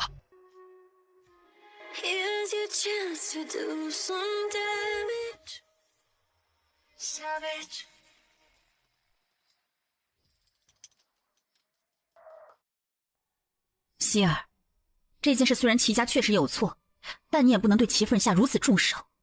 这样吧，你上门向齐夫人赔礼道歉，多带些补品，诚意要足。之后回府抄写女诫100遍，不抄完不准出门。太后，这也太轻了吧！以后微臣还怎么出门啊？怎么，你是想和穆大将军打一架吗？你家那夫人什么脾气，需要挨家说道吗？齐虎山顿时吃瘪，齐夫人母老虎的名声其实也不比穆九熙差多远，只是一个是老牌明星，一个是正当红的流量明星而已。太后，你也觉得希儿不学无术，胡作非为吗？穆九熙，别不知好歹，没点自知之明吗？你和齐大人的3女儿比起来，不只是不学无术，简直是一无是处。摄政王，你少侮辱人！我和齐三小姐从来没比过，你怎么知道我一定比她差？齐三小姐第一才女之名，你没听过吗？你这话是本王听过最好笑的笑话。太后见这两人一副要对干起来的样子，头又开始疼了。哼，穆大小姐还真大言不惭，也不怕风大闪了舌头。我家叶儿是京城第一才女，你拿什么比？齐虎山一说到爱女，顿时得意起来。齐大人，有个词语叫井底之蛙，说的就是你。穆九熙，你要是没你那个宠你的爹和太后维护你，你啥都不是，废物一个。够了！太后猛地怒喝，齐虎山顿时缩脖子，他也是被气狠了。莫尊也眯起眼睛盯着齐虎山，让齐虎山心里七上八下，内心唾骂穆九熙真是有把人气疯的本事。太后，你听到了，齐大人这么诋毁我，我不服。第一才女是吧？好，我就跟齐三小姐比一场。若是我穆九熙输了，就跪在齐府门口道歉，让全皇城的百姓看笑话好了。穆九熙气得一副脖子都粗了。额头青筋都爆出来，似乎被打击得完全失去理智的样子。穆九熙，这可是你自己说的。齐虎山没想到穆九熙气得自己跳坑，他再不抓住就不是一国尚书了。想到穆九熙输了跪他齐府大门前的情景，穆天星的面子等于是被他齐虎山踩在地上了，他就想仰天大笑，顿时觉得自己夫人这顿被打不亏。何况那只母老虎平日管太多，让他躺着对他来说可是大好事。第一才女是吧？好，我就跟齐三小姐比一场。若是我穆九熙输了，就跪在齐府门口道歉，让全皇城的百姓看笑话好了。希儿，穆九熙，穆九熙有一瞬间愣懵了一下，好像也觉得自己冲动了。穆大小姐，你刚才可自己说要赌的，想清楚点，你有这个胆子吗？啊，你敢吗？我有什么不敢？赌就赌。不过，若是齐三小姐输了呢？这丫头是不是傻呀？叶儿要输了，这事儿就一笔勾销，微臣夫人就算白挨打了。齐大人，你人长得丑，想得到美。莫尊瞬间被逗笑，太后嘴巴张了张，立刻闭上，一张美丽的容颜也有点扭曲。穆九熙，你就一张嘴，这活丑吗？好歹年轻时候也算俊俏儿郎好吗？齐大人，你确实想得太美了吧？这件事本来我们双方都有错的，想赌的话，齐三小姐要输给我，我不需要你跪幕府大门，但要你在宫门口大喊3声。喊什么？喊你夫人是母老虎。穆九熙挑眉看他。太后这次也没忍住了，看着穆九熙，心想这丫头怎么如此鬼灵精怪。太后，你看她。齐虎山，你觉得你三女儿会输？希儿，这可不是闹着玩的，打赌了就得愿赌服输。哀家倒觉得你确实该去跪齐府，给齐夫人请罪。太后，既然要赌，微臣要加注，穆九熙要输了，穆天星得把他的那对玉狮子送给微臣。哼！齐虎山，你个老不死的，还敢窥视老夫的玉狮子！哼！穆天星，你女儿做的好事，你居然还敢横！穆天星进来，看到一脸阴沉的太后和旁边的摄政王，立刻跪地行礼。再看向跪一边的穆九熙，见他似乎很委屈的样子，他的老父亲的心又软了。希儿，你没事吧？本来想狠骂一顿或者揍一顿的，但看到女儿的脸，他又直接变了。爹，我没事，就是给您添麻烦了。哦，没事没事，有什么事儿，爹给你扛着，别哭啊。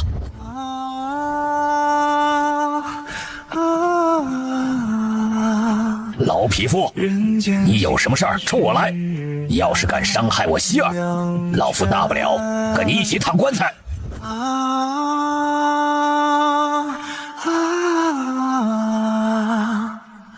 明月长却不长远。莫尊，你把事情再说一次，到底要不要赌了？这是穆大小姐要赌的。爹，赌吧，我们一定会赢的。你不想想你穆天星的女儿，怎么可能输？希儿，你觉得你能赢齐三小姐啊？你可不是二女儿穆珍珠啊！穆珍珠在陆维雅的教导之下，从小倒是琴棋书画都不错的，但现在穆九熙说她能赢。对啊，我为啥不能赢？我们比画画好了，我最擅长画画。画画？他不是琴技和书法厉害吗？怎么赌画画？怎么，摄政王觉得我画画不行？希儿，真要比画画？齐大人一定要赌我爹的玉狮子？当然啊，这点本钱都不肯花吗？啊，穆天星，你对你女儿也不怎么样嘛。你个老匹夫，赌就赌，但你输了，你得把你的那把青龙宝剑给我。再加1万两白银。穆九熙，你别过分，要加1万两白银，你输了也得给。这女人真的掉钱眼里了，每次都要加银子。不过她这么大赌注，应该会赢吧？不过就算输了，她去跪齐府门口，似乎对于他的臭名也没什么好在乎的了。丢脸的其实是穆大将军。赌了，爹，我们赌了，女儿一定帮你把青龙宝剑和我的1万两白银赢回来。希儿，赌可以啊，但爹出一对玉狮子和1万两白银，万一你要输了，你得答应爹1年内不能出幕府大门啊，好好在家修身养性。爹，我答应你，若输了，我1年不出府门，在家学习琴棋书画，女儿花红，然后找个好人家嫁了，不再让爹为女儿操心。当真？行了，别父女情深了，搞得生离死别似的，不就一个打赌吗？太后，摄政王，你们可要公平公正啊！秦大人，哀家和摄政王自然不会偏心。3日后御花园比赛，哀家让2位太傅来做评判，你应该放心了吧？太后英明。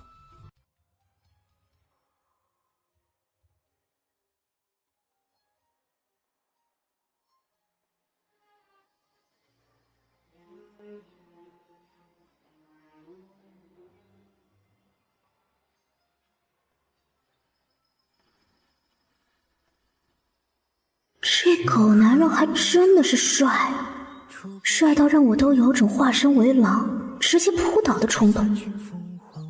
不过不对，他今日穿这么骚包做什么？莫尊，你还说不喜欢萧凌月，骗鬼呢！为了见他，你可真像大姑娘见情郎，打扮的这叫花枝招展啊！穆九溪，不说话可以当哑巴。哼！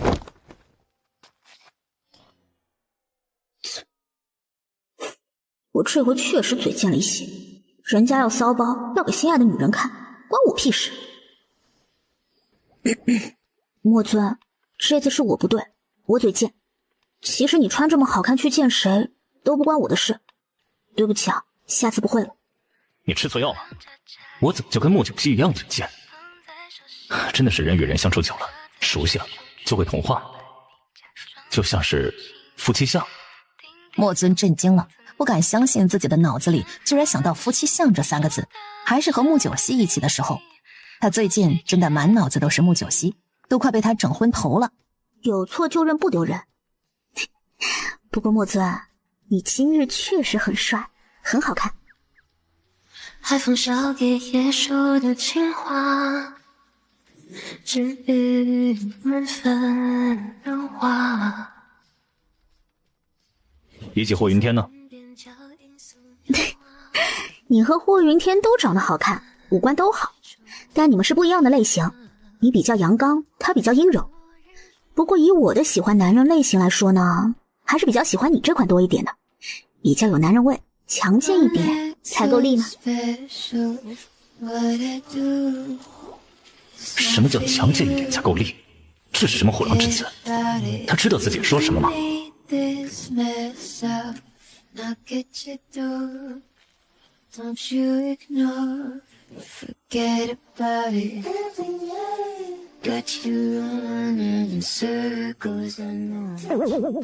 天哪，我和这个女人在一起到底在想什么呀？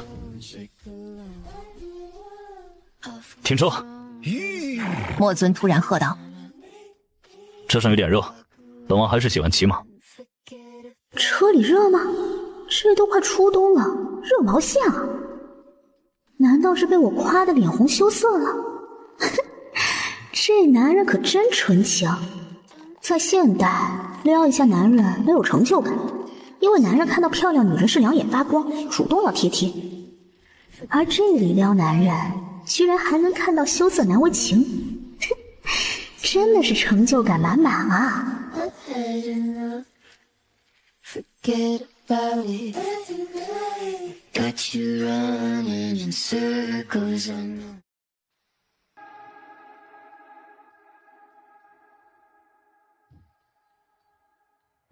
小姐，那小姐，到了。那小姐，到了都半个时辰了。早到了，怎么不叫我？摄政王说让你多睡一会儿。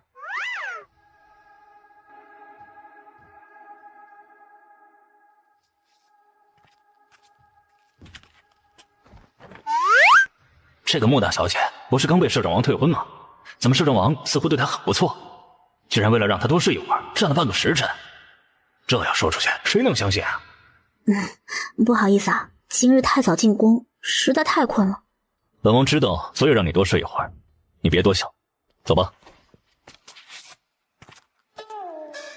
我没多想啊。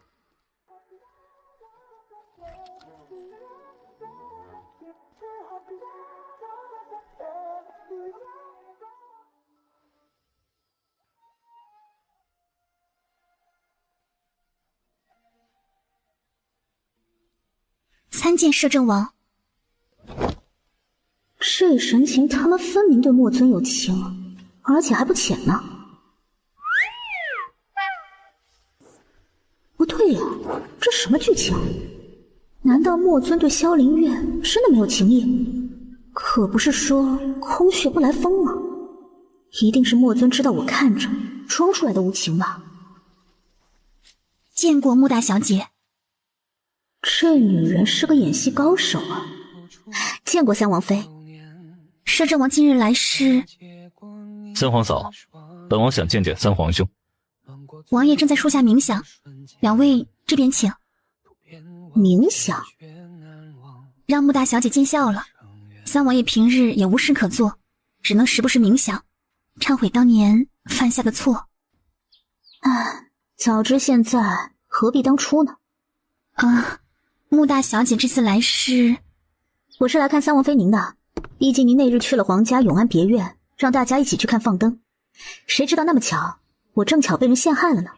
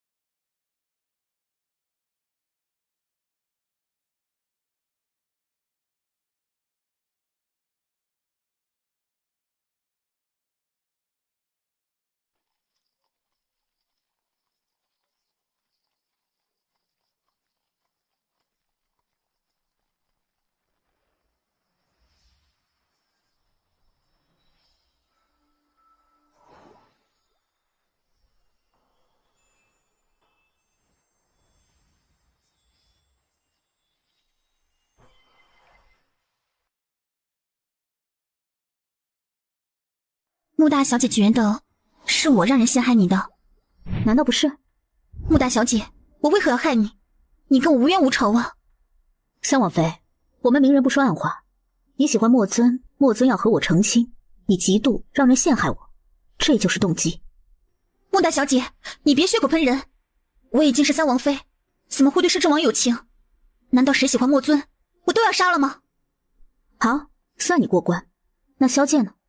萧剑雇佣齐放杀我，这件事你不会不知道吧？我真的不知道，萧家已经没人了。你到底在胡说什么？穆大小姐，你没有证据就不要乱说。三王府已经够惨了，你于心何忍？惨？这不是咎由自取吗？三王妃，墨尊觉得你温柔善良，但我穆九溪可不是他。你在我面前也不用惺惺作态，你的野心都写在你的眼中呢。我有什么野心？我就想好好活着，让五儿好好长大。穆大小姐，你真的太过分了。这叫过分啊？更过分的还没开始。从今日起，我会一直盯着你，看你什么时候露出狐狸尾巴。我也会抓到萧剑，逼他说出幕后凶手。我穆九溪可不是好欺负的。穆九溪，你不分青红皂白冤枉我，我一定会告诉太后，告诉摄政王。三王妃，你是不是忘记了你是罪臣？叫你三王妃那是抬举你，真当自己还是皇家媳妇儿吗？还有，收起你看墨尊的眼神，真恶心。墨尊根本没喜欢过你。穆九溪，你别胡说八道，我和摄政王本来就没什么。没什么？那你泪眼汪汪给谁看呢？想让墨尊心软是吗？你知不知道什么叫绿茶婊，什么叫茶艺大师啊？真会装。身为人妻还处处勾引摄政王，你的脸呢？三王爷知道吗？穆九溪，你给我滚出去！三三王府不欢迎你。被我说对了，恼羞成怒了。再告诉你一句，莫尊不会喜欢你的，他已经爱上我。刚才在门口我睡着了，他就等了我半个时辰。还有你也看到了，他刚才多听我话啊。记住，我会盯着你的，你可不要再犯错哦。三王爷院子在哪里啊？三王妃不带路吗？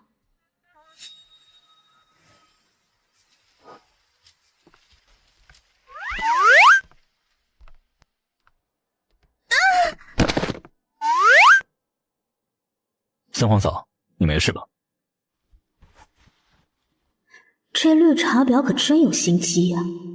可惜遇到的是我穆九溪，这种上不了台面的手段也敢在我面前显摆。莫尊，你什么意思啊？盯着我干什么？难道你觉得是我推他？摄政王，我没事，是我自己走得太快，想给穆大小姐带路，自己不小心。你别怪穆大小姐。怪我？怪我什么？萧凌月，你别装了，真的很恶心啊！我穆九溪若想打你，用推就太小意思了，而是这样。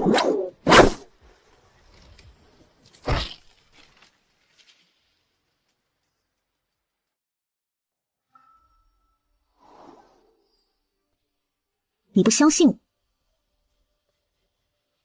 时间不早了，我们也该走了。三皇嫂，你记得上药，不用送了。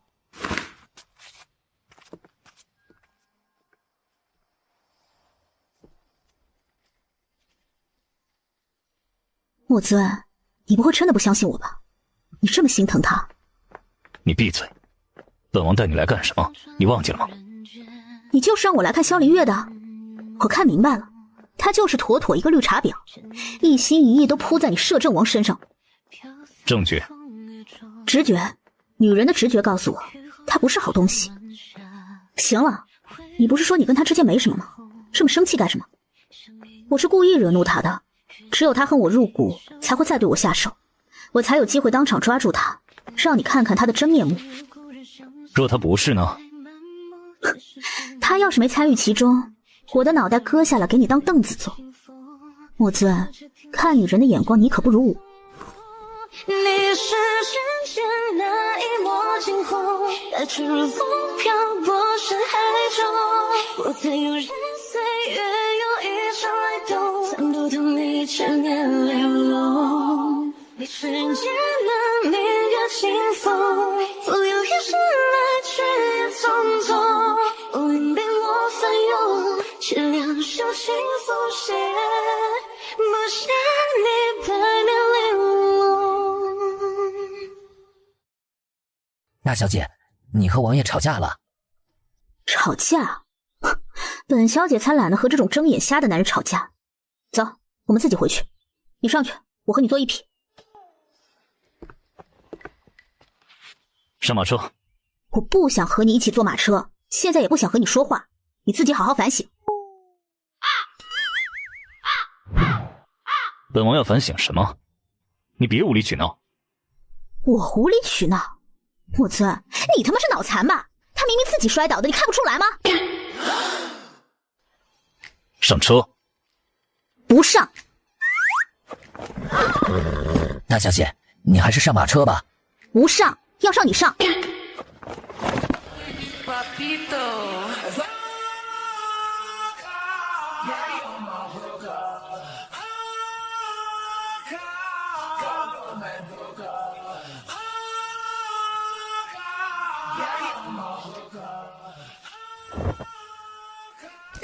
莫尊，你个王八蛋，你！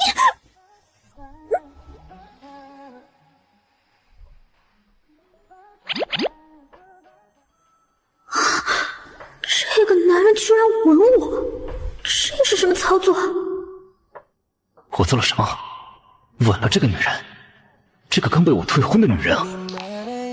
散不出留在房间，我在窗前捧着书本和茶点，我总是失望，对于自己和明天灯光。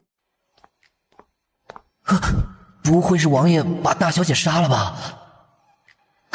大小姐，王爷！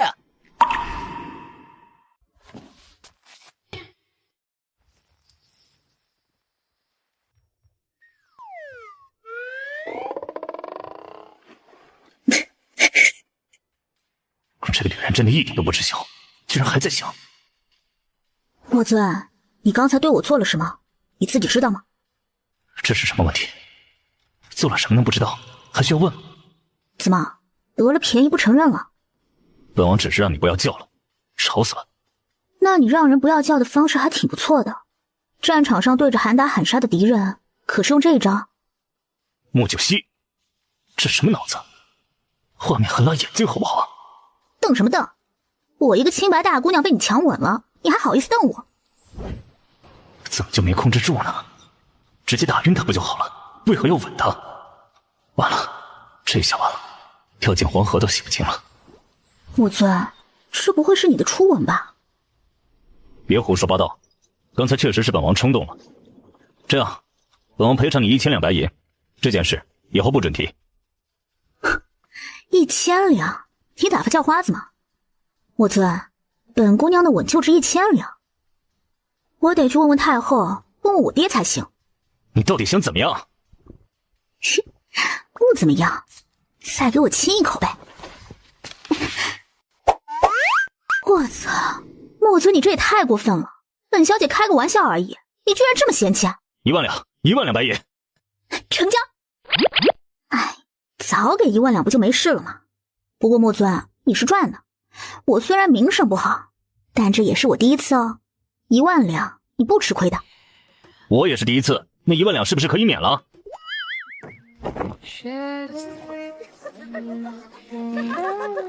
有情不懂的游戏，那邪恶的心跳，满足人心的你，贪恋谁的双眸的皮。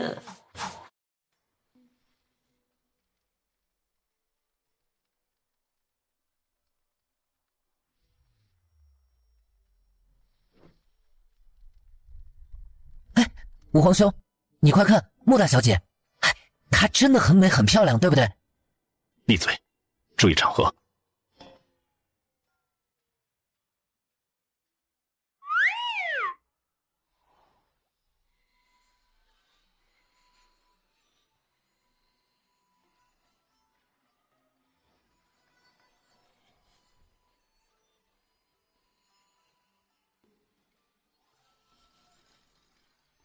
之前听闻穆九熙调戏六王爷，六王爷应该很讨厌穆九熙才对，怎么看目光似乎不像，而像是对穆九熙很感兴趣的样子。这个贱人肯定是勾引了六王爷，才让六王爷迷恋上他。二妹，帮我去问问丞相府怎么没人来。白琴大小姐本来说要来的，有点奇怪。这事能做好吧？我现在偷偷去问。穆大小姐、七三小姐，那今日的比赛就开始了。不知道穆大小姐说比赛画画是画什么呢？山水花鸟。两位大人，画画是不是画出意境就算好呢？穆大小姐，你这话太过于笼统，比如画鸟啊，若是画出来的能活灵活现，看着像真鸟一样，那自然是好的。但若是房屋，就很难有这种真实意境。但也不能说一定是画的不好，只是无法在纸张上显现出来而已。穆大小姐，你是要比画出意境吗？可以啊，我们两人可随便画，意境更真实的算赢，如何？对，其实穆大小姐比什么红叶都奉陪。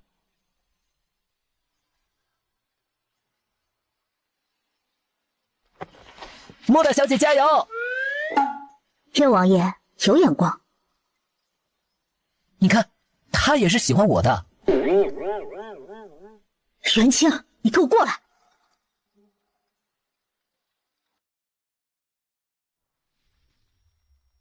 穆大小姐，你到底想好比什么了吗？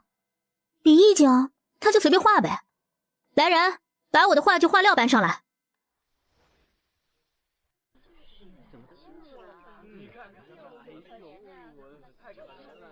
你这是做什么？穆大小姐不会是用拖把来画画吧？这长布干什么的？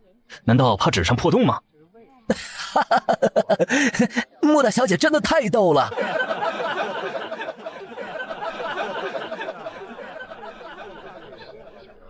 你笑什么？还没比赛，我希尔不一定会输。穆大将军，你何必呢？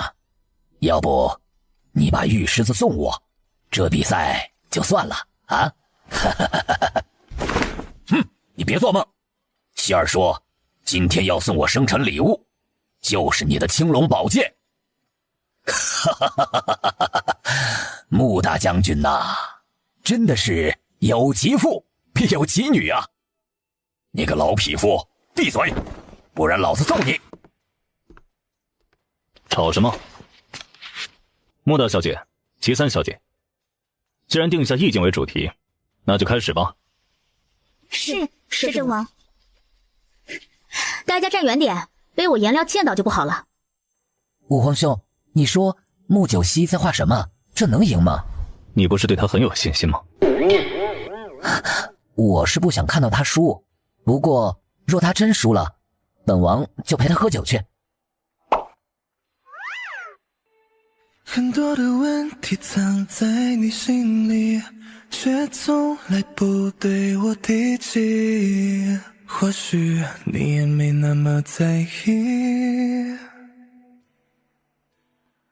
我就连问候都小心翼翼，你要的未来跟我不同轨迹，大概是你早就决定放弃。这个女人有什么好看的？要这么盯着看吗？看不厌吗？真想把她眼珠子挖下来。她输了就要关1年禁闭。啊，那多可怜呐！武皇兄，你看在我的面子上，到时候他输了，能不能不禁闭1年？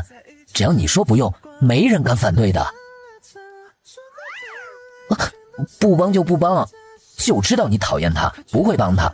哼，我到时候求太后去。我劝你别打他主意。为什么？我们男未娶，女未嫁，本王为何不能娶她？武皇兄，你可不能因为你不喜欢她，就不让我娶她吧？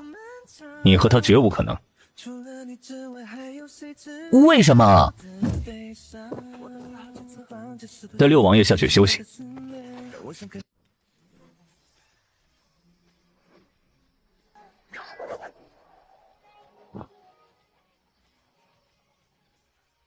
穆大小姐，你这是画完了？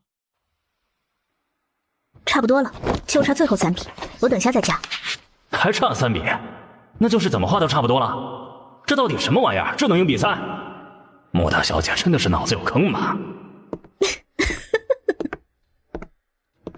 齐夫人，你笑啥？是不是觉得你的银子赢定了？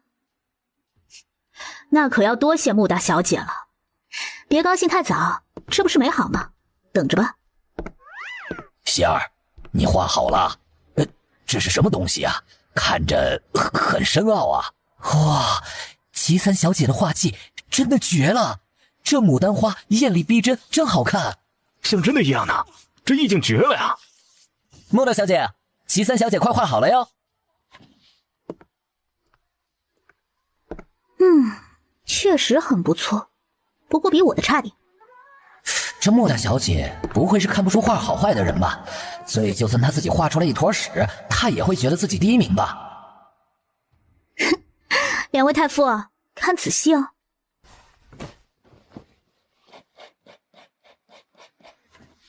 好了，怎么样？啊！天哪，这个洞是真的吗？这是路上出现一个洞，断了路啊！完全像真的呀！哎，你们说，这要是画在大街上，大家不都得绕道走？画在敌军出发的路上，是不是能吓唬到他们？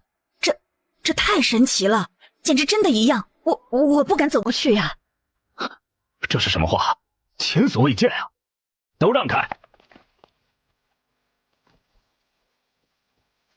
I've been myself ever since you've been away.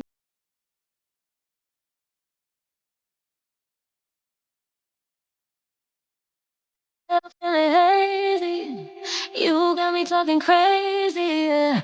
I've been getting.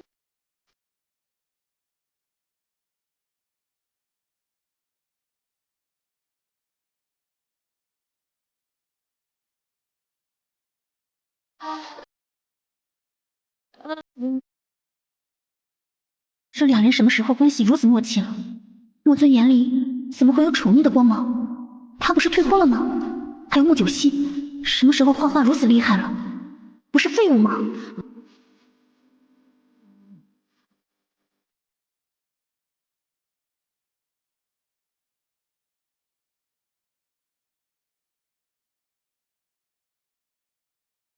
两位太傅，你们觉得谁的画意境更好一点呢？穆大小姐这是取巧吧？若真论实力，肯定比不过红叶。齐夫人，你说我这是取巧，那你让齐三小姐也取个巧看看，或者你来取巧看看。只能说画技不一样，不好评高低啊。对，这完全不是一种画技。穆大小姐分明是取巧。老匹夫，你脸还要不要了？之前谁说比意境的啊？这不都是画出来的吗？大家眼睛都看着，就比意境。你们两个这是没结论了。太后，穆大小姐这个画确实让微臣很意外。不过，若说这是一幅正常的画的话，确实有点取巧。不过，也可以说算另外一种画技。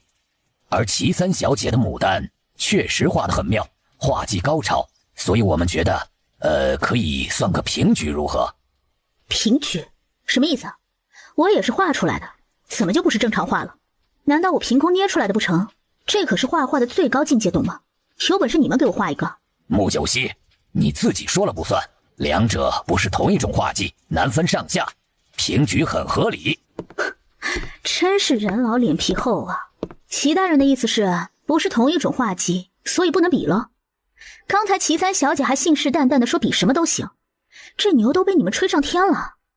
别说我欺负你们齐家，既然说画技不一样就平局，那好，我现在来画牡丹，齐三小姐来画黑洞如何？我们交换，这样不是能比出来了吗？穆九熙，你这黑洞画法红叶不会，这样只要你牡丹画的比红叶好，我们就认输。行了，两位太傅真的觉得是平局？摄政王，这个真的不太好比较啊。穆大小姐，你若是想让大家服气，看来还得比点什么，不如比书法。既然摄政王这么说了，那这样吧，也不用比别的，回头人家又说我投机取巧呢，我就画牡丹花吧，这样两位太傅总能评判得出来吧？啊，那是，希儿啊，这样对你不公平啊。爹，既然有人不想做皇城第一才女，那就让我来做吧，我总得让人家输得心服口服啊。我们虽然是将军府，是武将世家，但我们也要以德服人的。齐三小姐，你可睁大眼睛看好了，画牡丹哦。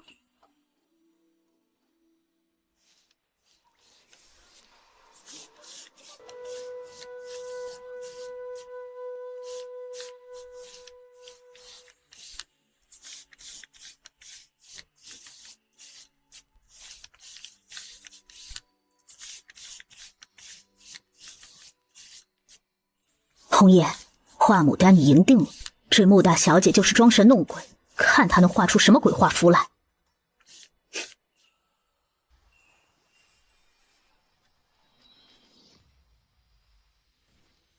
天啊，是我眼睛有问题吗？我操，这花儿也活了呀！老夫从未见过如此美丽逼真的牡丹花，不知可否卖与老夫啊？对呀，我也想买，放在正厅里，那简直就是身临其境啊！鹿儿，大小姐，奴婢在，上茶，你家主子渴了。好嘞。这花一定要放在太傅院里，让那帮学子好好看看，你们谁都不准抢啊！对，不能抢，这画是太学院的了。两位太傅，你们得先评高低啊。两位太傅，大家的眼睛都是雪亮的，你们可以给一个结果。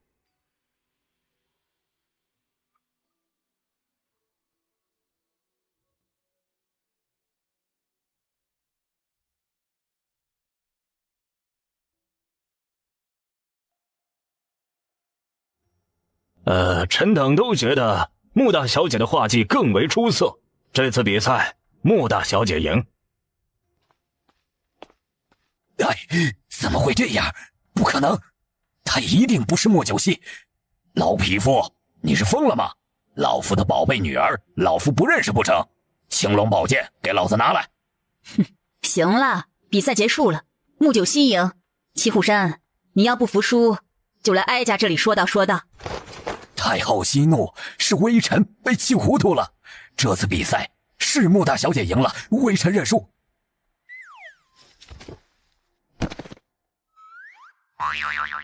哎呀，齐三小姐这身体不太行啊，受不住刺激就晕倒啊。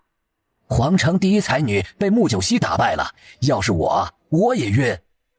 恭喜穆大小姐，你赢得实至名归。摄政王，我这么优秀，后悔退婚吗？哼，就凭这点，还不足以让本王后悔。是吗？你有后悔的一天。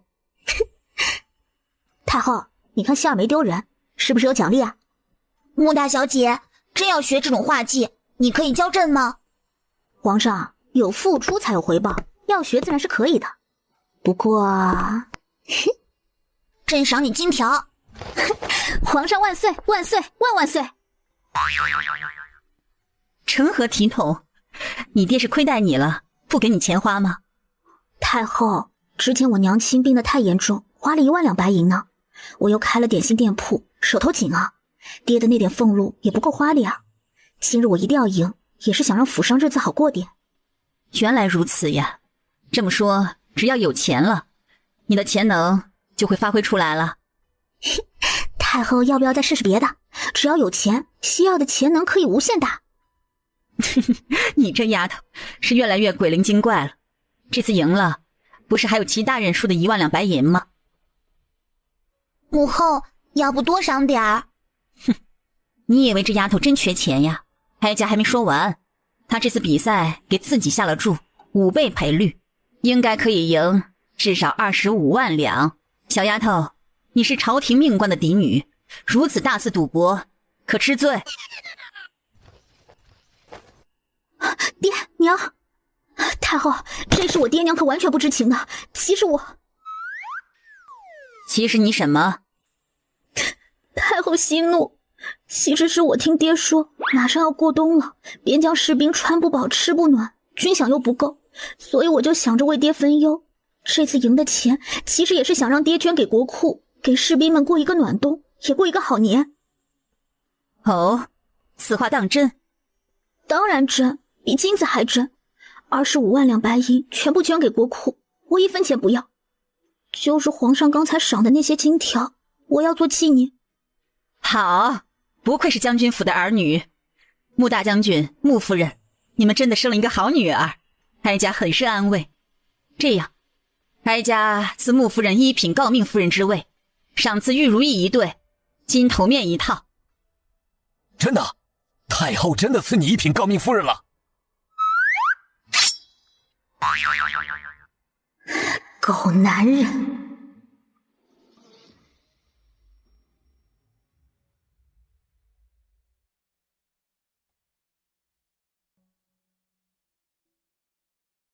叶大人，穆大小姐，恭喜你赢了比赛呀！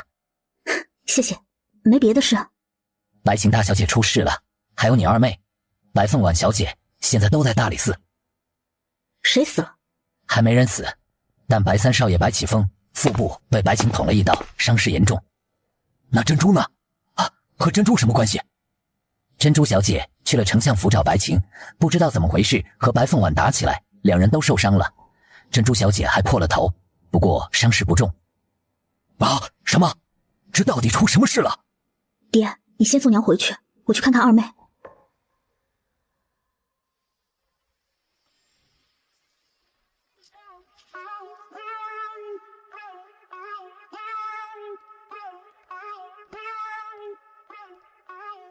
大姐，没事，别怕，头没事吧？还有没有什么地方受伤？头上破了一点儿，有点疼，不过大夫看了没事，身上就被白凤婉掐了几把。大姐，对不起，我想办好事情的。我知道，你别哭了，没事就好，先坐下来。白晴，你没事吧？白晴，还有脸哭？你杀我弟弟是要偿命的！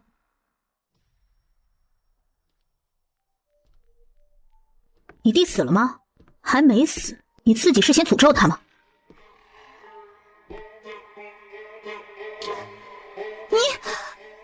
穆九熙，这次你可帮不了他，无数双眼睛都看着的。哼，还没有定论的事情，可不是你说了算。不过你打我二妹，我二妹脑袋都破了，你可难辞其咎。是他来找白晴，他自找的。怎么，他找白晴，你就可以打他了？那我找你爹，是不是可以打你啊？你胡说八道！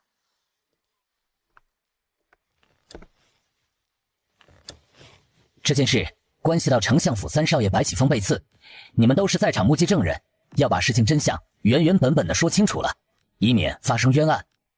叶大人，就是白晴捅了我弟弟，你要他偿命。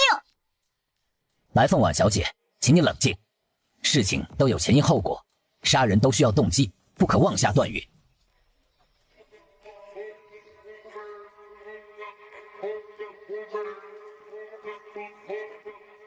叶大人，二小姐也是关心弟弟，此事很多人都看到，就由在下复述一次吧。若有出入，白晴大小姐和穆珍珠小姐可以更正。徐侍卫，你是丞相大人的贴身侍卫，照理说嫡系的白晴大小姐出事，你应该守着她才对，怎么反而去守护白凤婉这个庶出的二小姐呢？难道白晴这个嫡系大小姐不是白家人？穆九熙，现在是白晴杀人，不管是嫡系还是庶女，她都是凶手。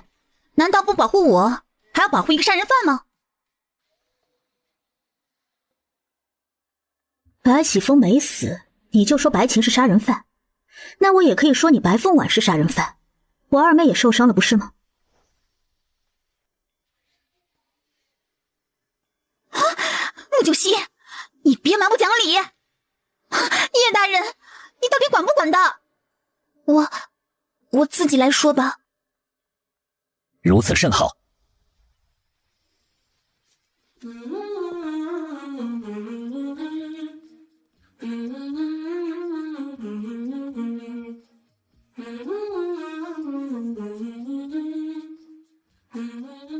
这狗男人还敢来！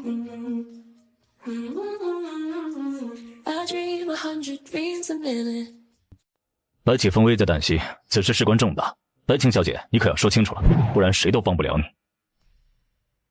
白晴，不用怕，实话实说，我相信你不会主动去刺白启峰的，是正当防卫，对不对？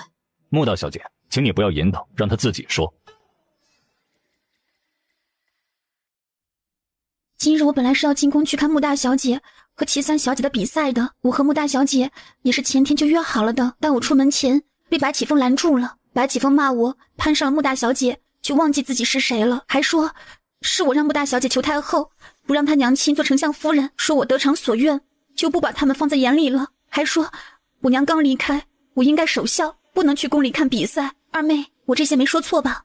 我怎么知道？我是后来到的，但就算没错，三弟也就说你几句而已，你居然狠心要杀他！白晴小姐，请你继续说下去。我告诉白启峰，我答应了穆大小姐，今天一定要去给她加油的。可白启峰就是拦着我，不给我出府，还说我今日要出府就打断我的腿。我因为被气得狠了，就说他只是一个庶子，有什么资格管我这个嫡女的事情，这是不懂尊卑。结果白启峰就大骂我，还骂我死去的娘亲，还问我怎么不和我娘亲一起去死，丞相府根本就不需要我这个人，一直吼着叫我去死。然后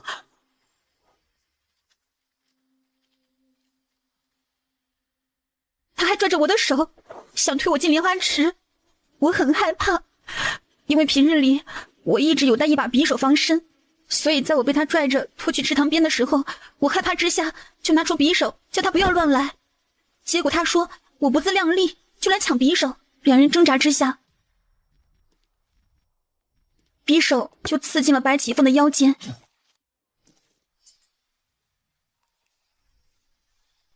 摄政王，叶大人，我真的不是故意的。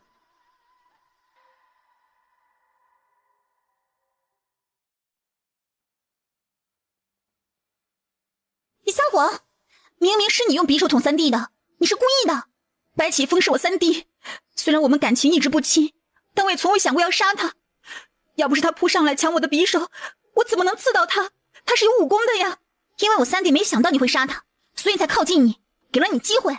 我没有，当时很多奴婢下人都看到的，可他们都说是我刺杀白启峰的，他们都冤枉我。白晴，你别担心，老天爷是有眼睛的，只要你不是故意杀人，这件事早晚会水落石出的。白二小姐，那你是什么时候出现在现场的？你可看清楚了？我听到惊叫声出来的时候，三弟已经倒在地上，白琴跪在他身边，手中就拿着匕首，都是血。叶无痕看向穆珍珠，又问道：莫二小姐，那你又是什么时候出现在白府的？我到的时候看到白凤婉扯白琴头发，白启峰已经躺着不动了，我就叫白凤婉住手。他说白琴杀了白启峰，所以要白琴偿命，我怕他打伤白琴，所以我就和他打了起来。莫二小姐，本官知道你和白二小姐的关系一直不错，之前还在皇家别院游玩，怎么你会出手帮白琴小姐了？今日是我大姐给我任务，让我找到白琴小姐，让白琴小姐看比赛的，我当然不能让白琴有事啊。这是大姐第一个给我出任务，我不想大姐失望的。二妹，这次你做得很好，要不是你，白琴估计要被白凤婉打死了。多亏了珍珠，还有这个侍卫，要不然我只怕都见不到你们了。事情到底如何，你们都听清楚了。白琴就是正当防卫，若她不保护自己，就被白启峰扔下池塘了，到时候死的就是白琴了。所以这件事，白琴没错。穆九溪，你讲不讲道理？我三弟都快死了，你居然说他没错，那我捅你一刀，是不是也没错？若我要弄死你，你捅我一刀，你确实没错，因为你是正当防卫，你不想死。但若我没有对你造成生命威胁，你捅我一刀，那你就是有罪。胡扯！摄政王、叶大人，你们难道也是这么认为的吗？老爷说了，若是三少爷死了，白琴就要抵命。都是他的儿女，这心也够狠啊！果然是能做丞相大人的人。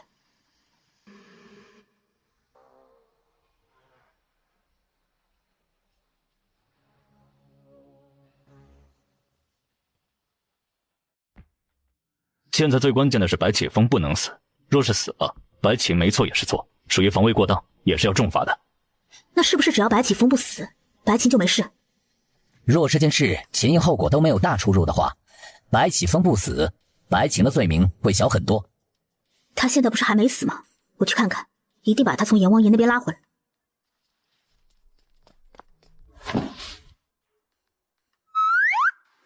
叶大人，麻烦你帮我照顾白琴和珍珠，多谢。不要动用私刑。叶大人，我能走了吗？白二小姐，你打伤莫二小姐这件事也得有个说法，暂时还不能走。叶大人，你不是听到了吗？穆珍珠进来就推开我，我才和他打起来的，是他先打我的。我只是推开你，让你不要打白琴，没有打你。但你掐我不说，还用你的玉佩砸伤我的头，你这个应该就叫防卫过当，也是有罪的。莫二小姐，你真觉得我家老爷是摆设吗？徐侍卫，这是狗眼看人低吗？哼，你家有老爷，我家难道没有老爷了？哼，穆大将军是从二品，我家老爷是一品丞相，一品也大不过太后。那是穆九溪救了太后一命，走了狗屎运。狗屎运？白二小姐，你这是骂太后是狗屎？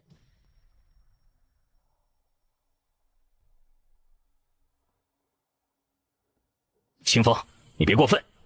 哼，这话应该送给你才对。事情没有水落石出之前，你搬出你家老爷有意思吗？真的是有什么样的主子，就有什么样的狗。白二小姐，这句话我会告诉我家大小姐的。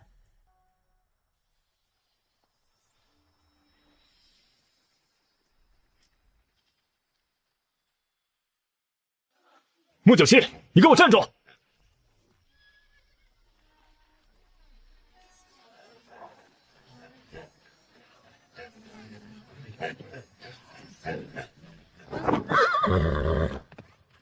这小女人太过深藏不露了，琴棋书画中已经3项惊艳了我，难道棋射她也如此出色吗？君子6艺，样样出色，怎么可能呢？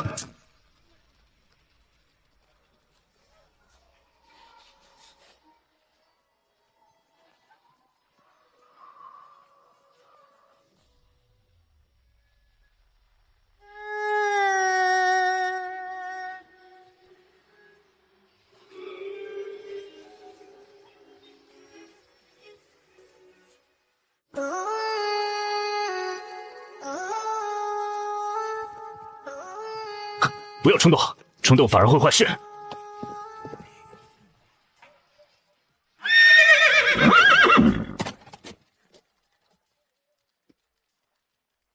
狗男人，你出卖我！你以为只有你25万两充公吗？本王的也一样变成了军饷。你以为太后不知道宫外开赌吗？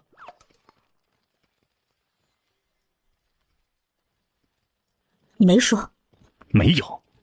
只是之前在朝堂上有人提起了军饷问题，今年有2国的边境不太平，军饷若是不到位，很多士兵就会回来，所以急需军饷，才能让军心稳定。你的意思是我们还没打赌的时候？不错，所以这次赌局虽然是本王提出来的，但越闹越大却是太后的功劳。城中很多暗桩都是太后布置下去的，就是为了要捞一笔。不对啊，太后怎么知道我会赢？你蠢吗？谁说谁赢对太后来说重要吗？本王说过，太后可没有那么简单，她是宠溺你，才让你看到她慈善的一面。但不论什么时期，能做皇后的女人，哪一个又是单纯的？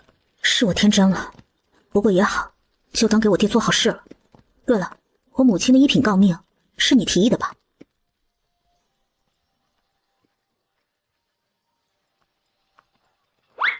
本王知道你一定会生气，总得让你心里平衡点。算你还有点良心，好在还有骑虎山的1万两，再加上你的1万两，我也不算太穷了。走吧。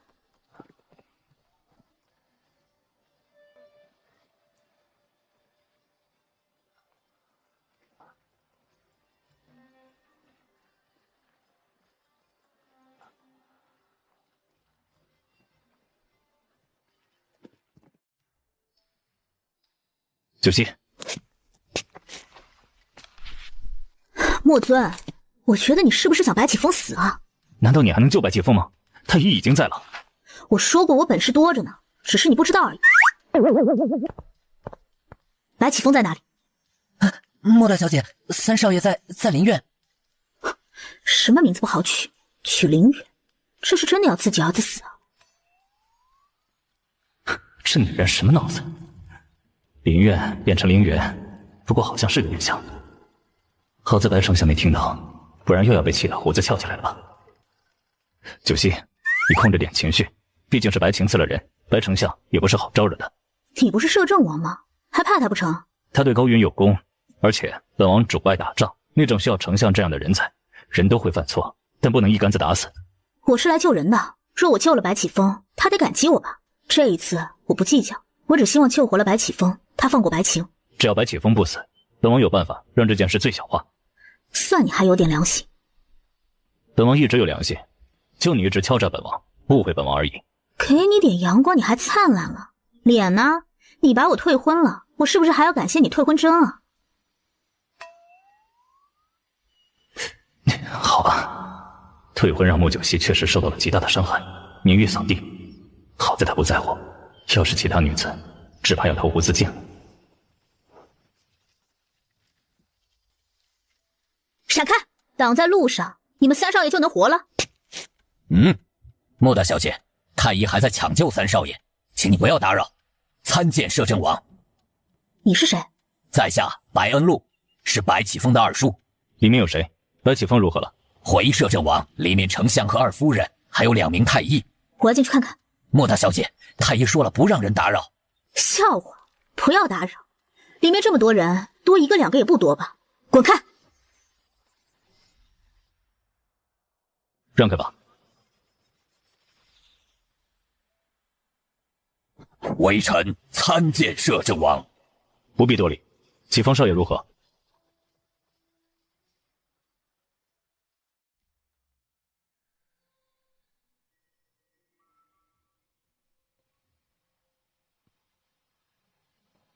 回摄政王，启峰少爷不太好啊。多谢穆大小姐。汗水有细菌，不能滴落在伤口。吴太医不用谢。穆九溪，你来干什么？是来看笑话吗？二夫人，你觉得是笑话吗？一个是白家嫡女白琴大小姐，一个是白家三少爷白启峰，一个在大理寺，一个半死不活，这是笑话吗？哦，那请问穆大小姐来作甚？丞相大人，你得谢谢我才对，因为我来了，白启峰就不会死。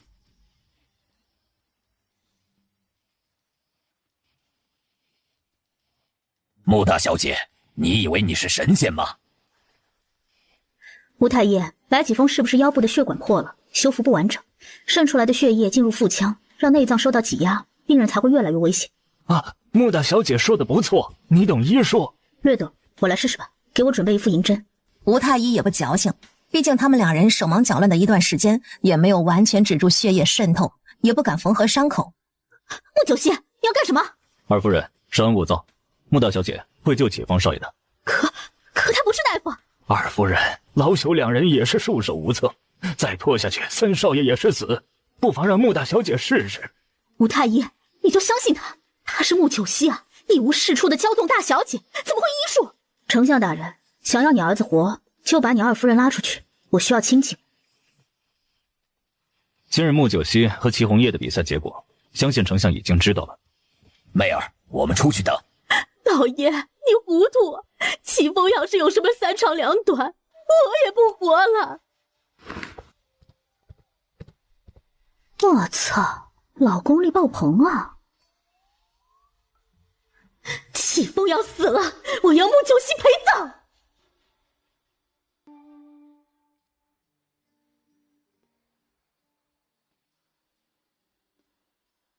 不用生气，他没有机会。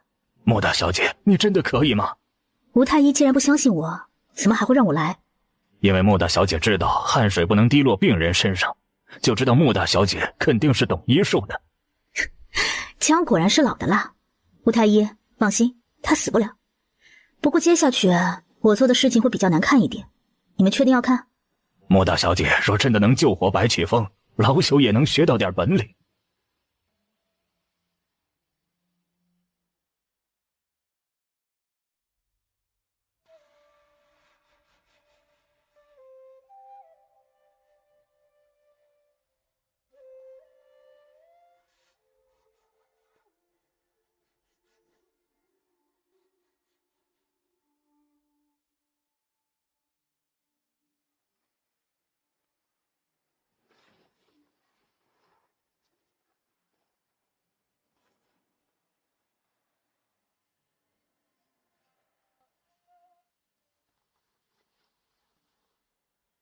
血管缝合好了，血就止住了，现在是外伤。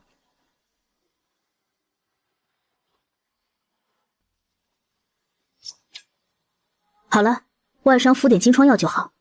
今晚一定会发高烧反复，用白酒擦身，不要拔这些针。这针灸是聚气的，只要不拔，它就不会断气。过了今晚拔掉，它就无碍了。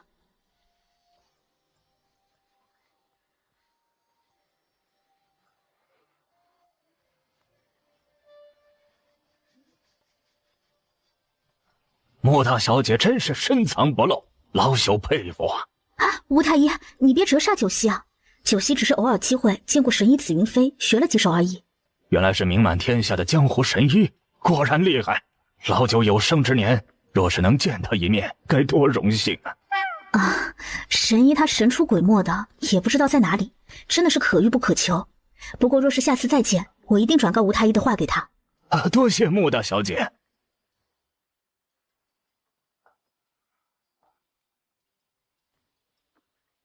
丞相，二夫人，三少爷应该没事了。什么？是穆九溪救的？他这么厉害？没有什么不可能。穆九溪之前救活了他的娘亲，他跟着江湖神医学过几手。怎么会？媚儿，启峰没事就行。穆大小姐是救了启峰一命啊。怎么，二夫人不希望我救白启峰不成？穆九溪，你胡说什么？妾身只是没想到你还会医术。你想不到的事情多了。行了，白启峰会好起来的。那关于白晴的事情，丞相，白晴是白府嫡系大小姐，既然白启峰无碍了，这件事本来就是两人争执而起，你觉得该如何处理白晴？白晴这丫头心太狠了，自己弟弟都能下得了手，老爷，你可不能惯着他，死罪可免，活罪难饶。白晴是正当防卫，他若不刺白起风，就被白起风推下莲花池淹死了。若换成是你二夫人，你难道宁愿死吗？那是他弟弟，怎么可能真的推他下去？大家都看到启风只是吓唬白晴而已，白晴就是有心要刺杀启风，他早就看启风不顺眼了。二夫人，你说是就是啊，大家都看到的，这个大家都是你的人吧？什么我的人？白晴身边的容嬷嬷就是这么说的，你可以让她出来对质。容嬷嬷可是丞相夫人身边的那个嬷嬷，不错，容嬷嬷是大夫人的陪嫁丫鬟，看着白晴长大，总不会冤枉了白晴吧？是吗？那就把这位容嬷嬷叫出来吧。穆九熙，你要干什么？你不是大理寺卿，也不是皇城司，轮不到你审查案子。本王已经允许穆大小姐查案，二夫人有意见？妾身不敢，但穆大小姐和白晴关系不错，和我儿又有过节，这样是不是不公平？媚儿，启风既然没事，那就算了。白晴也是我们的孩子。老爷，之前你答应把我扶正，太后不同意，我也就算了。可这次启风都这样了，你还如此待我，是不是妾身的孩子就不是孩子？庄青妹，你得了吧，做妾室总该有点妾室的本分。当年要不是丞相大人在清雅楼看中你，把你带回府，你有今天。你不知感恩就算了，还想喧宾夺主。白丞相，今日我穆九熙就告诉你一句，大夫人根本不是病重而死，而是中了慢性毒莲花饮。什么？穆九熙，你说什么？不错，大夫人的确是中了莲花饮而死。丞相大人对这种慢性毒应该很清楚。你们什么意思？大夫人中毒，难道是我下的吗？老爷，你不会也这么想吧？这10多年来，妾身对你可是尽心尽力的。庄青妹，你怎么一点都不惊讶大夫人是中毒啊？你不是应该说怎么可能？怎么会中毒？穆九熙，你含血喷人！老爷，你居然也怀疑我！媚儿，白晴的事算了，我们是一家人呐，何必给大家看笑话啊？看来白丞相是怀疑庄青妹了，但他对她的感情很深，所以想用白晴来换庄青妹的嫌疑。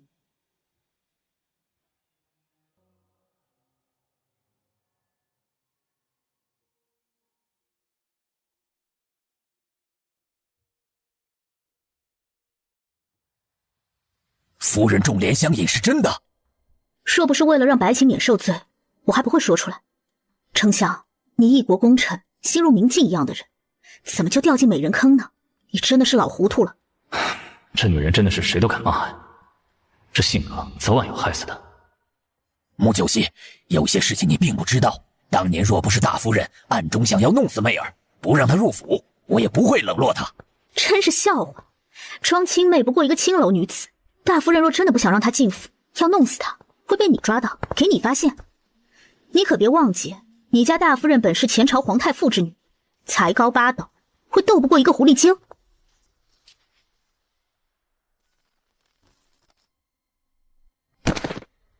丞相，看来是想到什么了，情绪太激动，气急攻心了。你把它放平。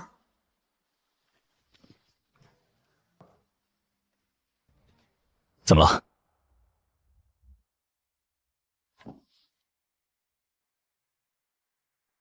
来人，快把吴太医叫来，把药箱带过来，快！也是中莲香饮？不，是一种控制神经的毒，应该下的不久。丞相大人还算清醒，但若再晚点发现，只怕丞相大人会被人掌控。什么？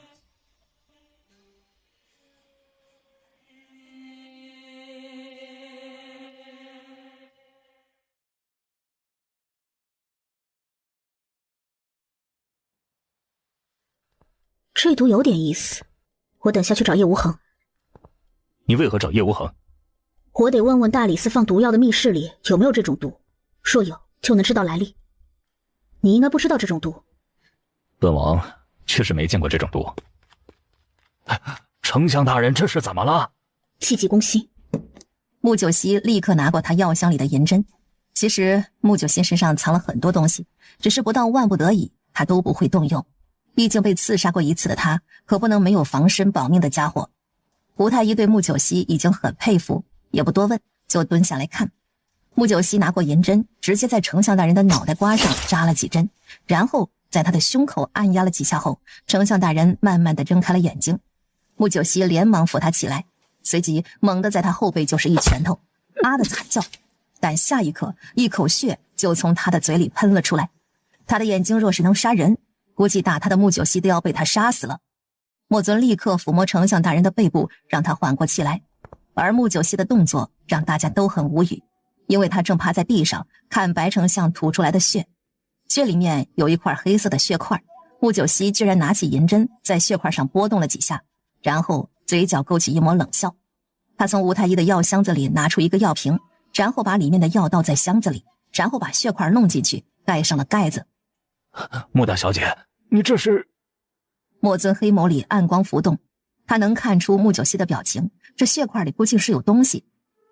我怎么了？你气急攻心晕倒了，不过没事了。白丞相已经回过神来，想到穆九熙之前说的话，想到自己刚死的大夫人，被陷害的大女儿，突然似乎脑子更加清醒了一点，感觉自己被什么东西引导在错误的路上。这个认知让他气息也变得冷冰冰的。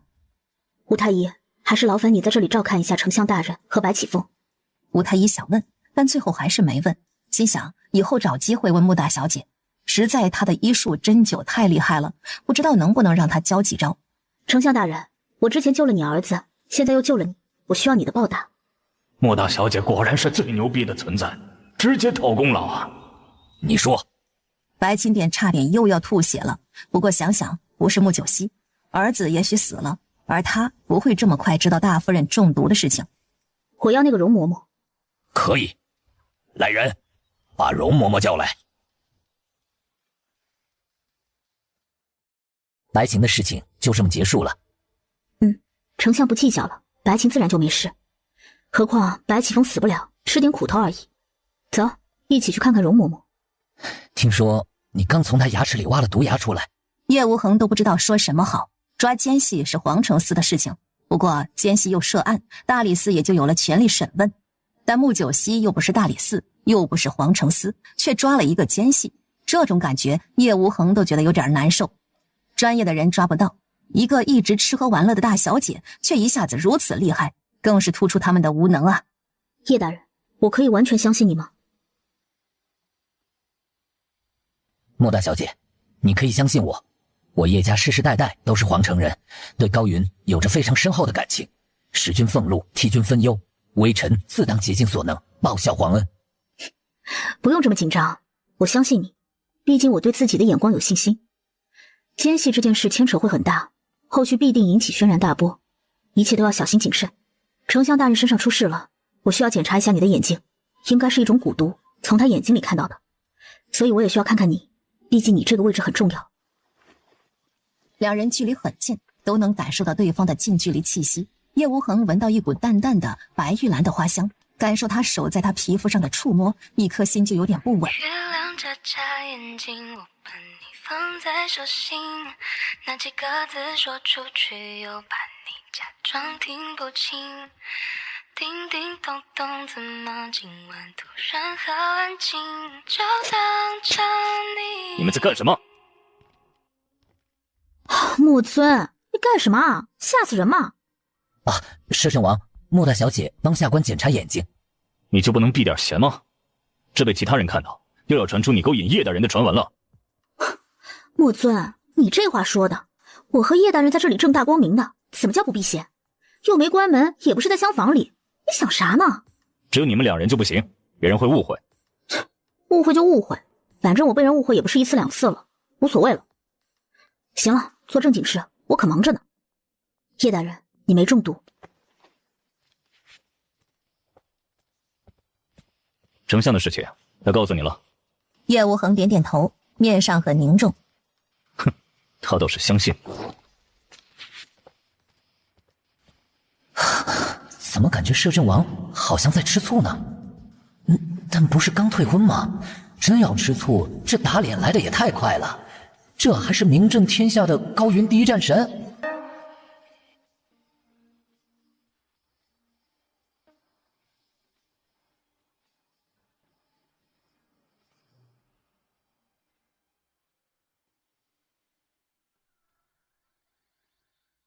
穆大小姐，你到底要干什么呀？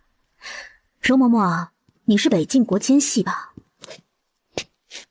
你胡说什么？谁是奸细？不是奸细，为何牙齿里藏毒啊？去丞相府做个嬷嬷而已，要这么小心谨慎吗？别浪费大家时间。你的同伙是谁？北境到底有多少奸细进来了？摄政王、叶大人，奴婢冤枉呀！穆大小姐这是血口喷人。说出牙齿里为何藏毒，不然就算你不承认，也会被认定是奸细。一旦移交皇承司，那你可真的是求生不得，求死不能，每一天都会活在地狱里。为了早点回家剪视频，我在瓜子二手车上买了台特斯拉，才花了9万9。瓜子每台车都有官方检测，免费提供保险理赔记录，车况一目了然，电车还有电池回购保障。买二手车瓜子有保障。我不是奸细，我不是呀！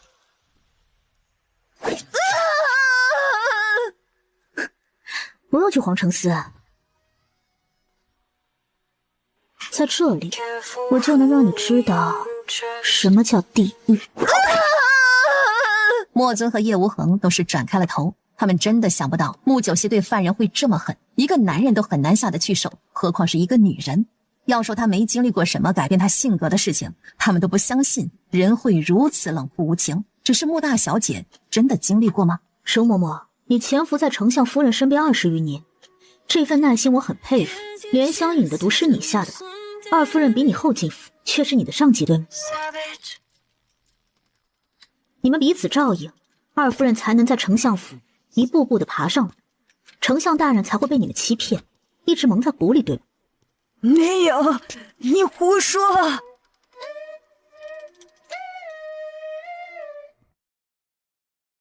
这么快否认啊？你不说没关系，听说你还有个女儿吧？穆九熙，你到底想干什么？叶大人，把一个奸细的女儿卖入窑子，不过分吧？穆九熙，你个妖女，你不能这么做！丫丫是无辜的，她是无辜的，她什么都不知道的。容嬷嬷，人都是有感情的，我也不想动你的女儿，但你不说，我为了国家安危，也只能这么做。不过我可以保证，只要你给我一点消息，我就放过你的丫丫，也不会把你是奸细的事情告诉她，让她在高云做个普通人，平安过一辈子。你觉得如何？容嬷嬷一脸恐惧地看着穆九熙那张说话都能带笑的俏脸，从来都没有想过穆九熙是如此可怕残忍的人。对穆府大小姐的全部印象都是一无是处，谁都不会去在意这么一个纨绔大小姐的。她很惊恐，心想可能就会因为这个失误，一切计划也许最后都会失败，因为这个失误太致命了。二夫人是不是奸细？你只需要回答这个问题，点头摇头都可以，我保证不动你的丫丫。若是不说，那就别怪我对你的丫丫不客气。14岁的少女就要出来接客，一天接个10个还是20个好呢？也许很快就会受不住下去陪你的。容嬷嬷，我耐心有限。你真的说话算话？若你不相信我，可以相信摄政王和叶大人。容嬷嬷，若你可以交代，本王保证不动你女儿，而且若是你说的消息越多，你女儿后续的生活就会更好。容嬷嬷，其实你已经是个死人，说多说少，你的主子也不会知道。就算知道了，你已经死了，又有什么用？但你女儿还要活下去，你该为她着想。你们不懂，我还有父母家人，被他们控制了。容嬷嬷微微点点头。丞相夫人对奴婢这么好，要不是被逼，奴婢又如何忍心害她？不对啊，那丫丫怎么在你身边？那是怕我们坚持不到20年，把女儿留给我，让我一直有念想，也觉得有希望。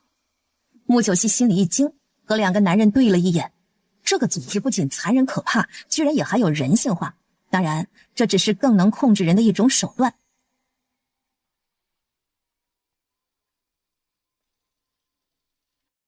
你是北境国奸细？奴婢是高云人，只是被北境人控制了。像你这样的人有多少？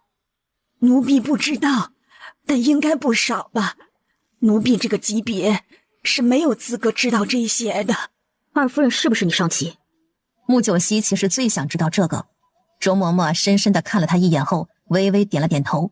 穆九熙瞬间嘴角勾起一抹残忍的冷笑，看向摄政王。莫尊一张俊脸无比的难看，浑身气息都阴冷。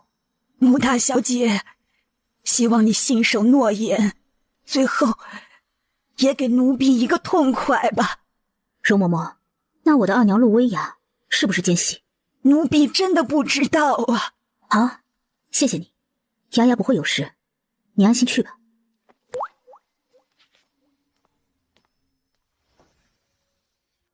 不留他性命，没用了，他知道的都说了，若活着反而害了雅雅。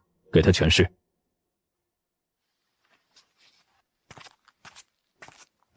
莫尊，现在怎么办？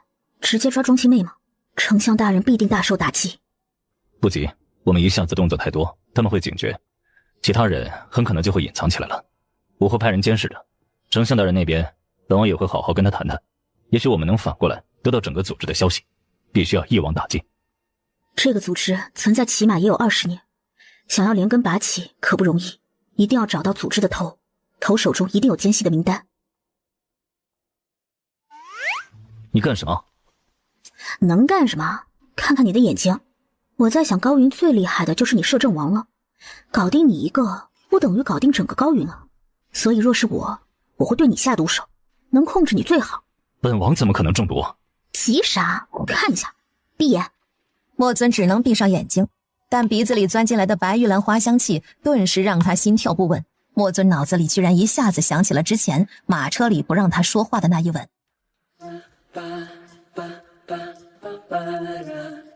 莫尊，你这么紧张干什么？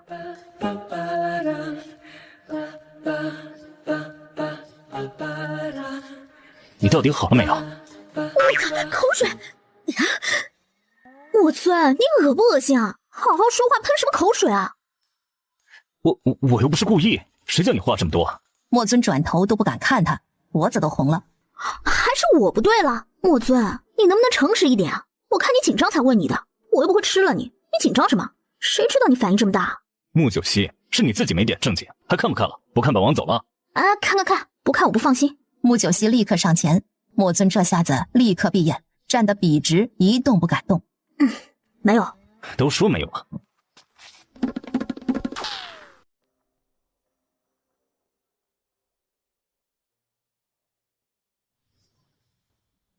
莫九熙，终于找到你了。六王爷，你找我干什么？你赢了比赛啊，真的太好了，我来跟你庆祝啊。不过武皇兄太讨厌了，居然把我打晕了，我都没看到你比赛的过程。啊？莫尊把你打晕了？为什么？他说我话太多。像是摄政王会干出来的事情。哎，我们不说他了。穆九熙，你愿意做我的六王妃吗？唉，原主啊，你造的什么孽啊？你也喜欢我的对不对？我也喜欢你，你做我的六王妃吧。莫元清想的是穆九熙调戏他，肯定是因为喜欢他呀。六王爷，我不愿意。啊？为什么？六王爷，我刚被你武皇兄退婚，就成了六王妃，你是不嫌我丑闻多啊？怎么就丑闻了？嫁给本王难道是丑闻？你虽然不丑，但我一女看上你们兄弟俩，再来个不亲不楚的，那不就成丑闻了吗？而且人家也会说你，摄政王不要的女人你也要，你这不是捡垃圾的吗？哎，什么垃圾啊？穆九熙，你怎么能这么说你自己呢？你这么漂亮，性格又好，还有你现在又成了第一才女，这样的好女人，武皇兄不要，那是他眼瞎，可我不瞎。穆九熙，你就嫁给我吧，我每天都可以带你吃香的喝辣的，我们一起喝酒、下赌场、看戏曲、游船、逛灯，多好啊！唉，小伙子，生活要是你想的那么简单就好了。六王爷，你武皇兄眼瞎倒是真的。不过嘛，我现在改变了，不想做一个一无是处、只知道吃喝玩乐的纨绔大小姐了。你也知道，我爹刚被委以重任，我这个做将军府嫡系大小姐的，也要为爹爹分忧。你呀，不要把我当女人看，懂吗？哎呀，穆九熙，你到底在说什么呀？你就是女人，还是个漂亮的女人。真喜欢我？莫元清立刻像只小狗一样点头。别说我不给你机会，你若能打赢我，我就跟你交往看看；打不赢我，以后就不要再说让我做六王妃的话。我穆九熙喜欢强者，我嫁的一定是要比我强的男人，懂？穆九熙总不能太不给面子，所以给个难题就好，不容易撕破脸。莫元清一愣，随即恍然大悟道：怪不得你这么喜欢我五皇兄。穆九熙差点吐血。这孩子脑回路也算清奇，现在是说这个吗？算吧，那你要不要跟我打一架？当然。你别看我不如五皇兄，可是我也从小练武的。那半个月后吧，打一场，你也回去再练练，到时候别说我欺负你。会内功啊，我还是小心为妙。还要等半个月啊？那这半个月我可以来找你玩吗？六王爷，你多大的人了，还玩？你看到了，我这里生意这么好，我得去找店铺开分铺，没空陪你玩。不，你别生气嘛，不就是找店铺吗？我有好几个店铺空着呢。穆九熙看着自己被他握住的手，都愣住了。好小子，撩妹有一套啊！九熙，我带你去看店铺，你要是喜欢，全部送给你都行。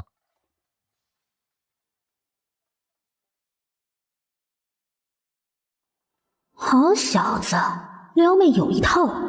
九熙，我带你去看店铺，你要是喜欢，全部送给你都行。莫元清见他愣住了，以为他高兴，顿时再加把火。妈呀，这男人要是放在现代，这绝对是香饽饽，长得帅，有身份又有钱。说话就说话，别动手动脚。你真有铺子？当然有啊，太后母妃都赏赐我好几个铺子了，可惜我又不是做生意的料。之前四皇兄要我卖给他，我没卖，还空着呢。你不卖？你要买？你若是卖掉了，太后和你母妃会责怪吧？嗨，都送给我了，他们责怪什么？这样吧，我们去看看，若是不错的话，我租下来，这样你也能赚点租金。可以啊，现在去。那条街上还有茶楼，我们可以去吃东西看戏。近吗？穆九熙想到自己还要去星月阁的，毕竟答应霍云天的事情也需要做点表面功夫。都在几条大道上，不是很远，只是分开的。那你怎么不租出去啊？穆九熙觉得太浪费了吧。去年才赏赐给我的，我本来想着自己搞点什么，这不是没想好吗？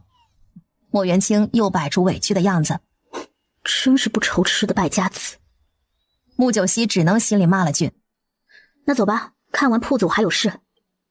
穆九熙说走就走，莫元清高兴地跟上。穆大小姐和六王爷其实挺配的，两个都爱玩呢。也对，只是穆九熙刚被退婚啊，不可能嫁入皇家了吧？之前也许不可能了，但现在她变第一才女了，万事皆有可能了。哎呀，太后肯定会给她找个好归宿的，你们都瞎操什么心啊？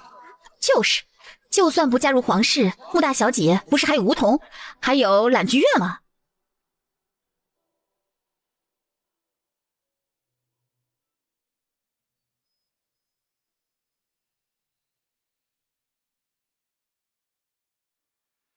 阿芷小姐，我给你把脉吧。穆大小姐，你都看不好，为何还要来？受人之托。阁主到底为何这么相信你？都已经说了看不好了，还让你来，真烦人。小兰好像随意发泄情绪一样，但穆九熙知道这是阿芷的意思。我的病自己知道，以后还是请穆大小姐不要再费心思了。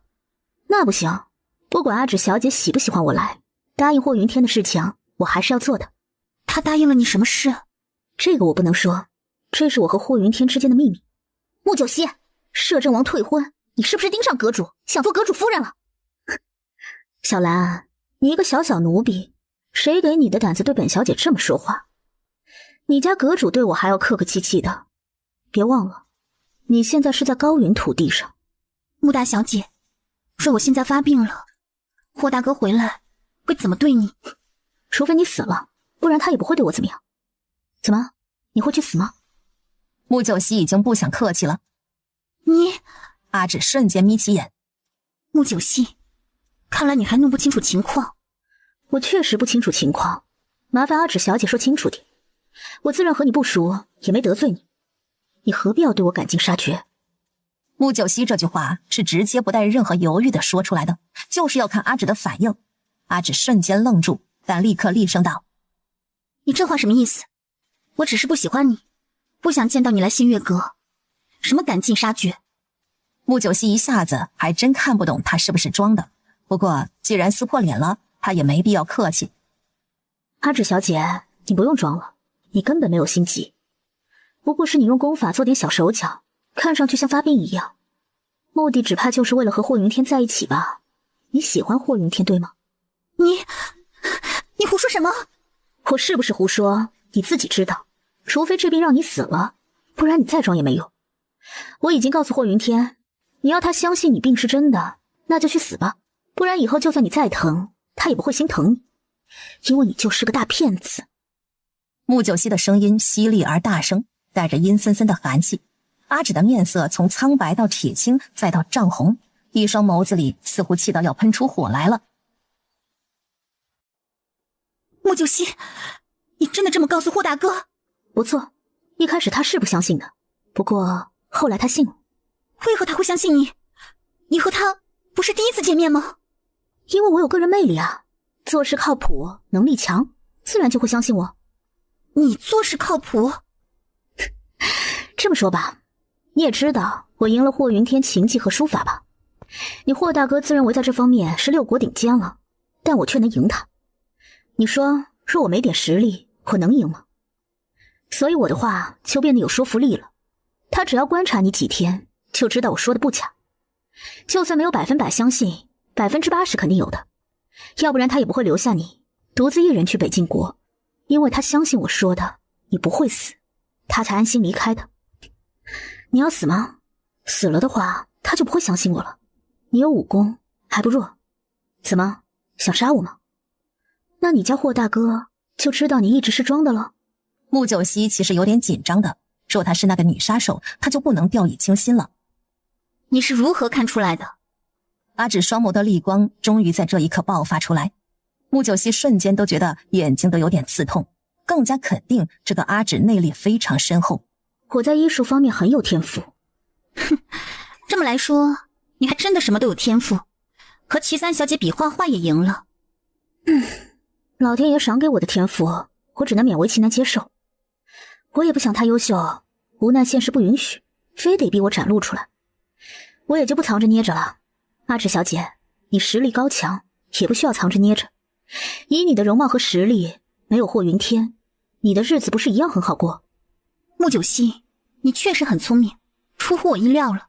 不过，我还是劝你一句，离开霍大哥远一点，不然你就是自己找死。阿芷小姐，你该知道，有些事情不是我想阻止就能阻止的。我可以答应你，无缘无故不会见霍云天，但有事或者他要找我，我可就不能保证了。穆九熙暂时还不想和他动手，因为心里没底，只能先怀柔。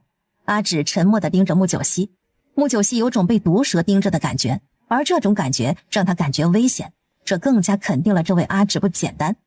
这也让穆九熙再次觉得自己一定要加快学会凤凰于飞。我希望你以后不要在霍大哥面前说关于我病情的任何事情。没问题，他不问，我绝对不说。其实我也只是说你没那么严重，并没有说你没心急。真的？当然，毕竟我和他之间有交易。若把你说没病，我就没有任何筹码。你就不怕我告诉霍大哥？你不会，毕竟你要说自己没病，这是把他当傻子3年吗？你觉得他还会让你跟着？穆九熙，你确实很聪明，希望你以后不要聪明反被聪明误。你走吧。那我们算说定了，这件事不告诉霍阁主。我只是希望一直陪在他身边，为了这个目的，就是为他死，我也愿意。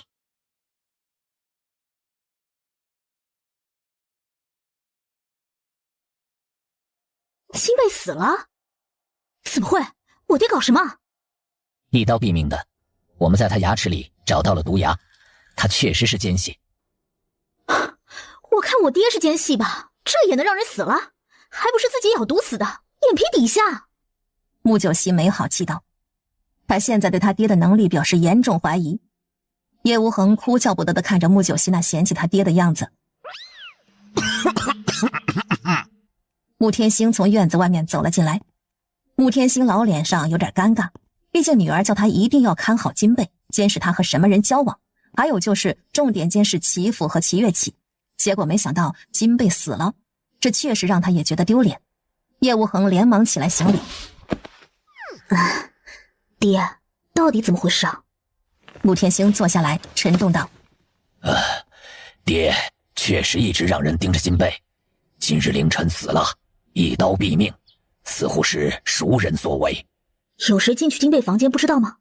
一直监视着，凌晨也没人进去，今早才发现人已经死了。会不会是早就潜伏在里面，或者说懒菊楼中一直就有同伙？极有可能。金贝尸体呢？在大理寺？不，被皇城司拉走了，还抓走几个懒菊楼的人盘问。金系的事情已经被皇城司接手，大理寺暂时不需要管了。那你怎么来了？叶无痕面色有点尴尬。摄政王让在下多看着点儿，毕竟皇城司有没有奸细也无人知道。摄政王不是也派人看着懒菊院和齐府吗？他的人也没看到凶手。穆九熙心想，墨尊这几天只怕是焦头烂额。摄政王的人2天前全部撤走了，他那边似乎出了事情啊。外面急切的脚步声就来。大小姐，摄政王出事了。什么？3人顿时全部都站了起来。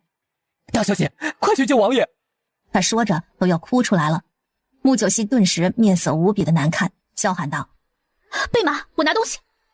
说着就冲进自己的厢房里。很快他已经一身劲装，带着药箱子冲了出来。我和你一起去。叶无痕急道：不用，你去皇城司，金贝的事情肯定有猫腻，一定要盯着。爹，懒菊楼再查一次。穆九熙一出来就飞身上马，现在的他凤凰于飞已经有了7成实力，更加身轻如燕。大小姐，王爷在报国寺，不在王府。什么？怎么去报国寺了？王爷抓捕奸细，哪里想到被几名高手伏击，受了伤。一行3人犹如离弦之箭，速度飞快地朝着报国寺而去。墨尊实力如此高强，怎么还会受伤？这么说来，这些杀手必定实力很强。真的是杀手？雇佣的是星月阁的杀手吗？应该不会，星月阁怎么敢接刺杀摄政王的事情？加上我和霍云天现在也算关系不错，应该不是雇佣杀手，那就是别国派来的奸细高手。摄政王毕竟是高云战神，别国都是想着他早点死的。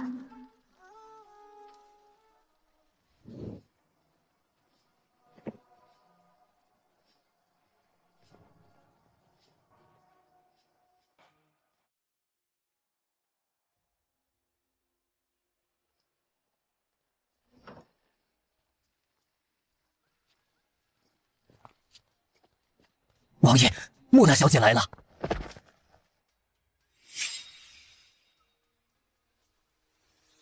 我静静地眺望夜空，只望见星星在闪烁。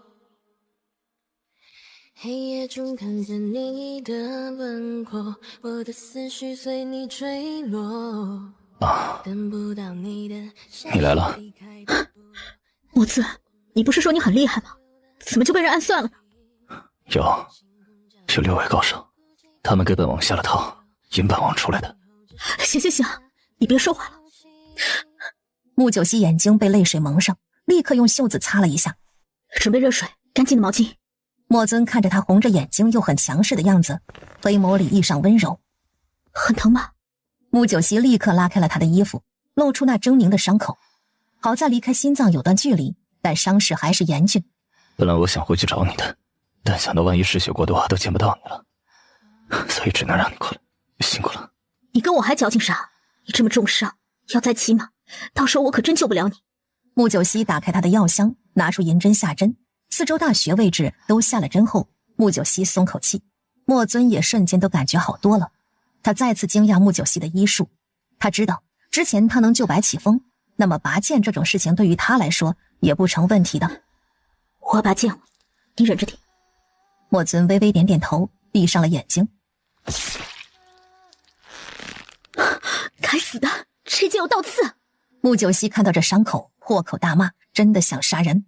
强行让自己冷静下来，用棉花吸血，然后查看伤口内部。好在并没有伤及重要血管，他很快就止住了血，随即就是缝合伤口。只是这伤口实在有点大。我要缝合伤口了，你咬着这个。莫尊此刻已经满头大汗，看着他忧心的样子，他张嘴咬住了棉被，再次闭上眼睛。大小姐，没有麻醉伞吗？没有，没来得及准备。不过我针刺了麻穴，会好一些。可这伤口太难缝合，肯定还是会疼的。穆九熙一边说，一边就已经下针了。你哭什么哭？王爷能忍住？他在战场上所向披靡，这一点痛算什么？穆九熙好像是说给自己听的。莫尊全身的肌肉都在抖动，穆九熙速度更快了。毕竟缝合这种事情越慢越痛的。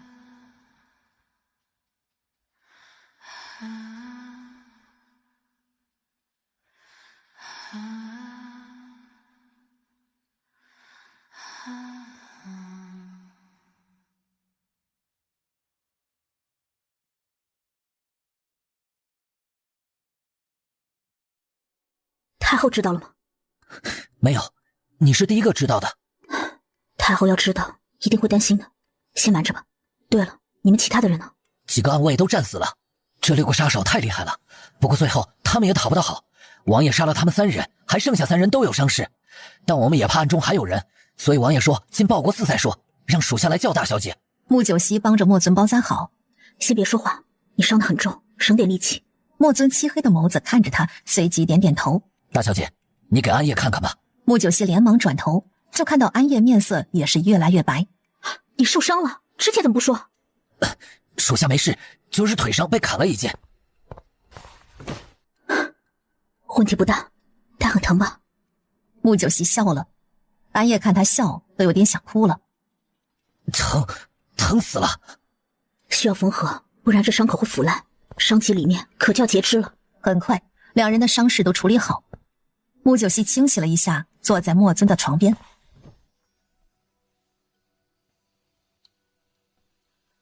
莫尊一直没有动静，不过气息平稳下来，这让穆九熙一颗心也平静下来。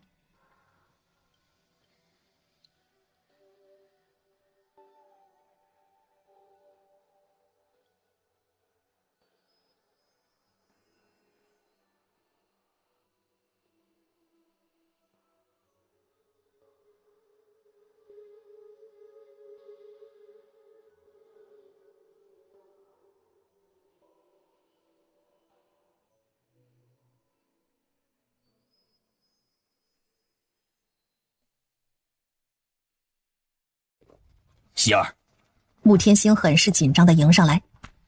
爹，你怎么来了？摄政王如何了？胸口中箭，伤势挺重的，但没有性命危险，只是需要养伤。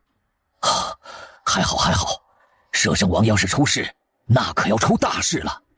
有我在，他死不了的。哦，爹带了一队人保护你们。对了，清风查到了一件事情。清风从金贝的房中搜出几张字条。字条？上面写什么？都是数字，看不懂。说着，从怀里拿出一张来。这纸可以肯定是北境特有的，所以可以肯定的是，金贝就是北境奸细。看来有个庞大的北境奸细组织在暗中潜伏着，时间还不短。这应该是暗号，我们看不懂而已。叶无恒说，这些数字很可能是一本书的代码暗号，一旦数字对上相应的字，就知道他们传递的是什么了。可在金贝房中找不到暗号书籍。叶无恒拿了一张，回去大理寺对那些以往做过暗号书籍的书看看。穆九熙立刻明白，这是奸细之间一种传递消息的手段，且非常高明。若找不到对应的暗号书籍，永远也不知道传递的是什么信息。但相反，一旦找对了书，那所有的字条都能解密了。爹，那你这张给我吧，我留意一下。齐月琪有没有动静？金贝死了，他肯定会有反应。最近这女人似乎很烦躁，找过金贝一次，也是很生气的离开的。她的府邸也有一个陌生人出入，爹让人监视着。什么人？爹查了一下，是丰和商铺的掌柜。表面上看应该是和齐月起有生意交往，但细想一下，齐月起的生意不少，也不见其他人去他府上谈生意啊。而这掌柜3天去了3次，还偷偷摸摸的，一次还是晚上。不会是齐月起的老相好吧？不可能，那掌柜又老又矮又丑，绝对不是。那你监视商铺没有？当然，你真以为爹这么笨吗？只是暂时没什么异常。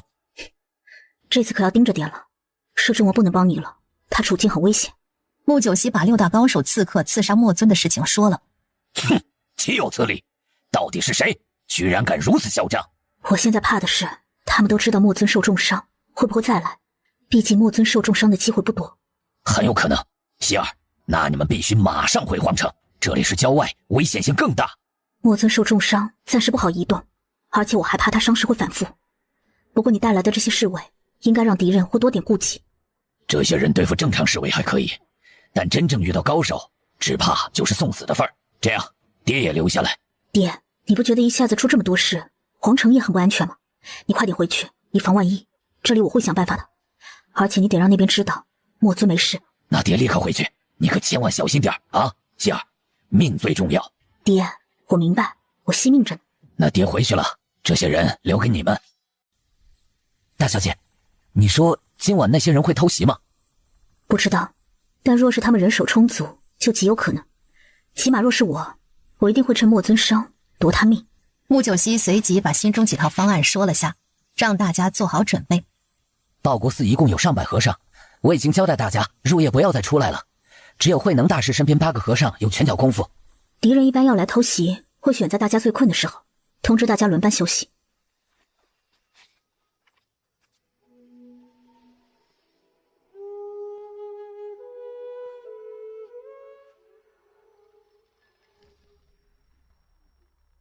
来了，守住门口。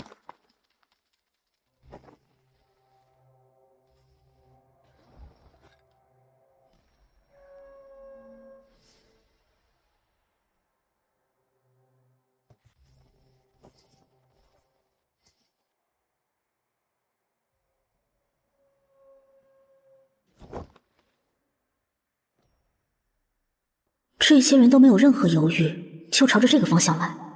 难道报国寺中也有奸细？走火了！果然有人大叫起来。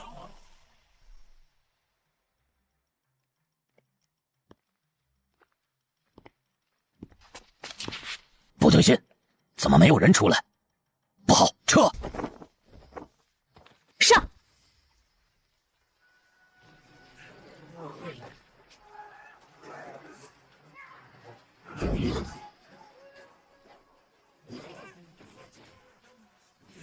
遗忘姓名，书写用残一笔一画，长河无帆，百川归海，暗香揭开，今后烈火只当笑谈，似水往下的温暖，天地阔前路一宽，无生死且幡然，沸腾了走，快走！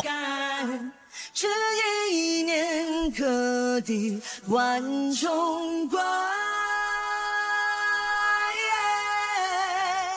这个交给我。大小姐，这今朝不为你狂澜江湖难风欢。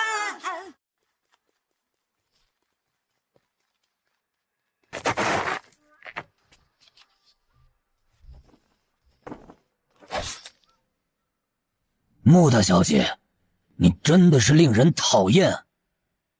北境奸细来高云做那么多伤天害理的事情，难道不比我讨厌？既然你要找死，就别怪我不客气。上次你们刺杀我没成功，难道这次你觉得你们能成功？哼，上次，穆大小姐，你太看得起你自己了。你不在我们的名单里，不过经过这次，也许就会是了。名单？看来你们隐忍了这么久，终于要行动了。很荣幸我可以加入进去，不过你肯定没机会了。哼，是你没机会了。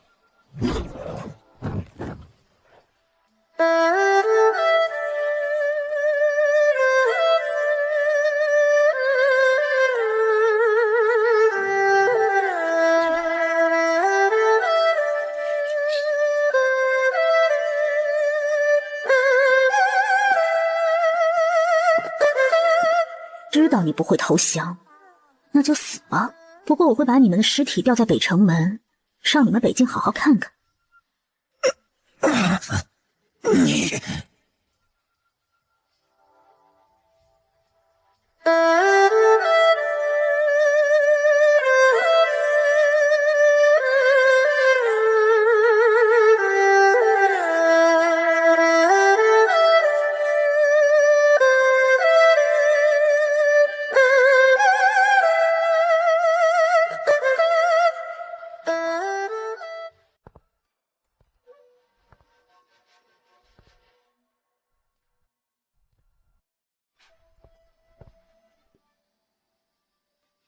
感觉如何？你受伤了？没有，不是我的。3个都是死士，都死了。这3个人武功高强，应该跟袭击你的人差不多。如此看来，之前是6人，现在又是3人。这个组织死士高手真的不少。就算不少，也已经死了6个，重伤3个，够他们主子心疼的。可确定是北境？我还不敢100%确定，你之前6人也不能确定吗？虽然我们都认为是北境，但是没有真正的肯定。毕竟各国都有敌国奸细渗透，挑灭真凭实据，还这么好如此肯定，他们一样会狗咬狗。容嬷嬷已经承认，庄青妹就是北境的，加上连相应的毒，我二娘应该也是。金贝也是北境的，那齐月齐已经也是，难道刺杀你这帮人不是吗？话说你到底怎么被人设套了？昨夜，本王准备去丞相府，见到附近有人监视丞相府，本王自然想要当场抓人，没想到此人武功高强，尤其是轻功。加上本王怕伤及无辜，一直追出了城。进了树林之后，本王就觉得不对，被6个黑衣人包围了。这么看来，他们是料到你一定会去丞相府了。丞相府发生这么大事儿，加上已经知道庄青妹是北境奸细，本王并不放心丞相，也想去看看庄青妹的反应。庄青妹知道容嬷嬷死了吗？应该还不知道，就算知道死了，没人上门抓她，也许她还在侥幸，也有种可能是他安排了这个设计本王的圈套。大家都知道你武功高强，你自己也是自命不凡，稍微引诱你一下，就能让你入套。穆九熙忍不住讽刺他一句，莫尊目光盯着他，一下子没说话。这一次确实是他大意，无话可说。要不是他来拔剑，他都不知道自己能不能有命活着回去。把2具尸体带回去，挂在城门上。如此一来，那些人估计会坐不住，一旦坐不住了，必定会露出马脚来。你说可行吗？叶寒和安叶都嘴角抽搐，感觉非常的残忍，不对，应该说非常的残暴。你们什么表情啊？对待奸细这样算仁慈的？想想被他们害死的无辜的百姓，那可都是我们高云子民。真是妇人之仁。穆九熙没好气的说完，一屁股就坐在躺椅上。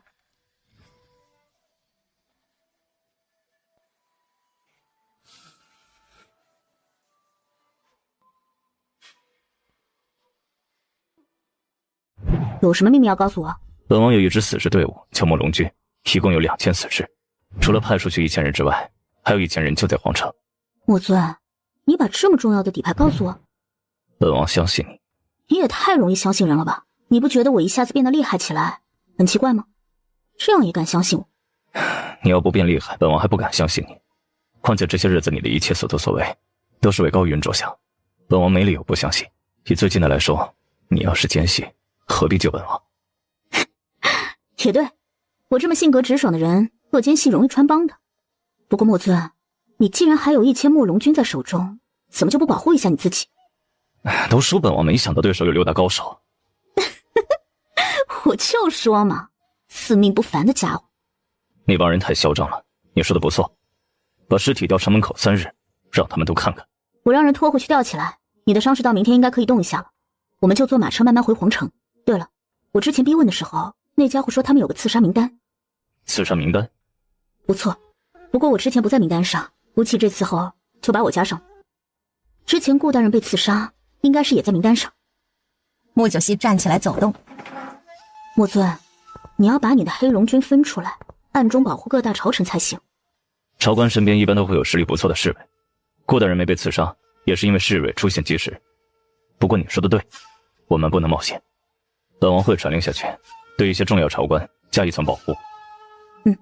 好了，你该休息了，恢复会快点。我就睡在这里。不用，你去隔壁休息，这里让安夜看着就是。你现在是重点保护对象。老实说，若我是千玺，我还会再来一次。你的凤凰于飞练得怎么样了？7层以上，差不多8层吧。你以为我闭门不出在干什么？我必须要快速学会第1阶段，那我就可以通任督二脉，第2阶段就会容易很多。莫尊眼神奇怪地看着他道：你真以为打通任督二脉如此简单吗？莫尊，在我身上有太多不可能，不要以常规来推断。快睡吧。莫尊一下子都有点回不过神来，想到这才短短多久，穆九熙完全变了一个人，也许在他身上奇迹就是常态。瞬间心中有点酸涩，他可是一步一个脚印走到今日的，老天爷是不是太宠爱这个小女人了？看着穆九熙闭着眼睛安静的俏脸，莫尊心情久久不能平静。你在我回忆里出没，这夜深孤独就发作，闷在心口，那阵风吹起了又停泊，想起了那走好梦的小偷。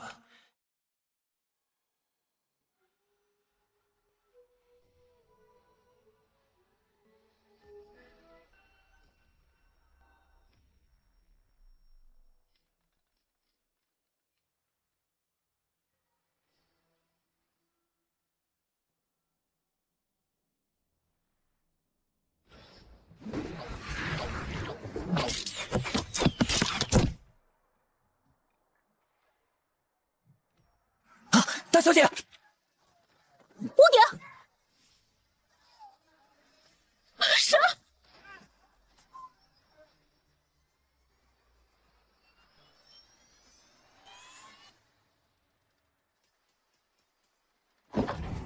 你别动！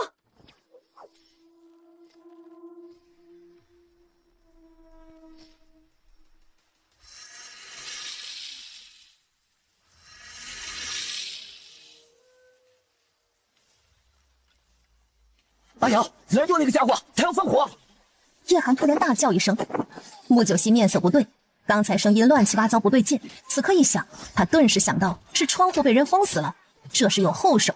果然，屋顶突然又破出一个洞来，随即火把就扔了进来。走，放我下来，我可以自己走。莫尊急道，额头冷汗直流，伤口痛得他面色再次发白。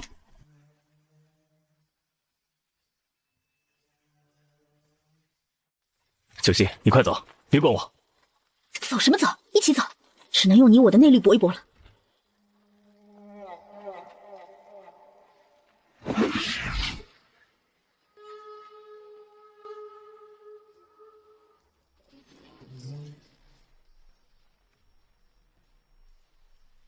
大漠真孤雁，山河之上落日圆，战古今说言，旌旗猎猎，烽火漫无边，血染列甲。逃出来了，放箭！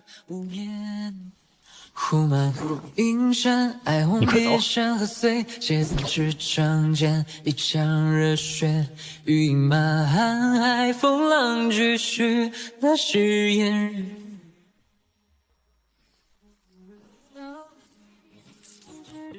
你在街江山就成了宫殿，一血蓝斜阳锁住窗，雷战时踏硝烟，一剑破经典，一剑碎黄泉，怒马冲冠为红颜，此生无流连，不怕相不封侯，却只愿听你轻抚着琴弦，一剑立苍天，一剑断轮回，倾尽天下为红颜，三生修的缘，才能与你遇见，看似水流年。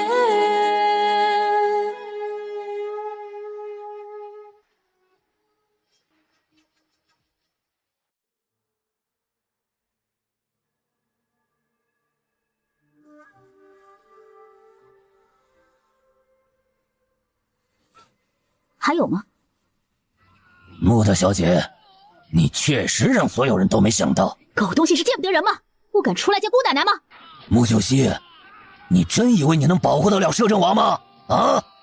今日就是你们两人的忌日，给我上！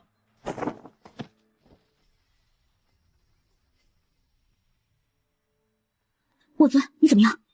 死不了，就算死，本王也要让他们陪葬。你不能再多内力了，不然我也救不回你。这里交给我，你休息。这种情况叫我休息？莫大小姐真的是大言不惭。不过在下很好奇，既然你被摄政王退婚了，还叫他干什么？他退婚是他的事，本小姐就是要保护他，你管得着吗？没想到一个死尸还这么八卦，看来你是这帮人的头啊！牙尖嘴利，不过在下看你痴情的份上，你们死了，我把你们葬在一起吧。你得感谢我。我谢你大爷！你要是真想让我死的没遗憾，就告诉我你们是不是北境迁徙，那我才谢谢你。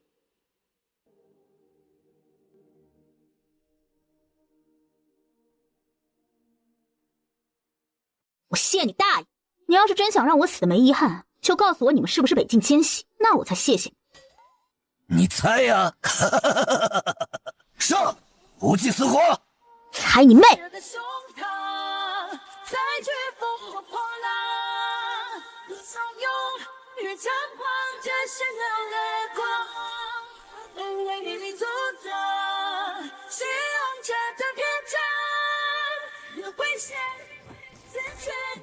要不是我不那么自以为是，不上当不入套，怎么会发生这种事情？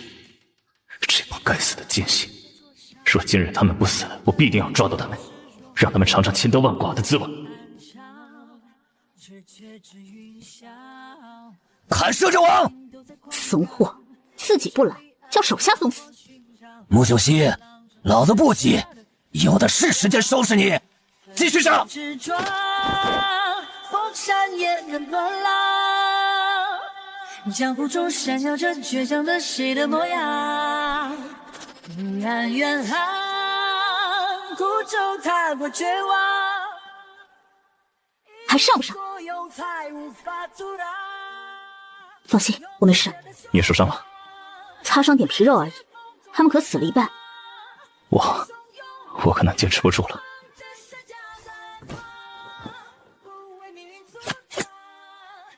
我不会让你死的，闭眼休息，什么都不要想，不要管，这里交给我。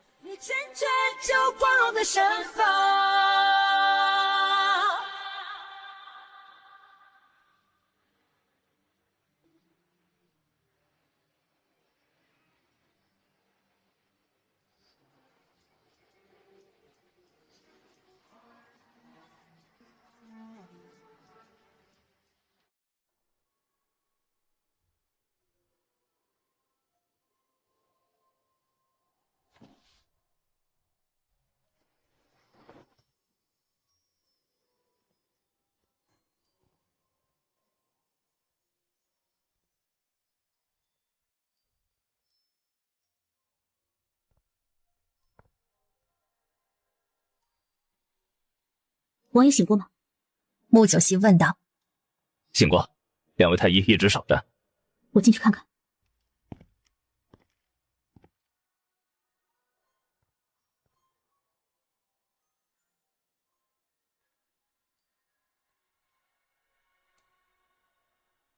两个太医对穆九熙汇报了情况，特别是吴太医，看到穆九熙有救活白起风的本事，所以讲解得很认真。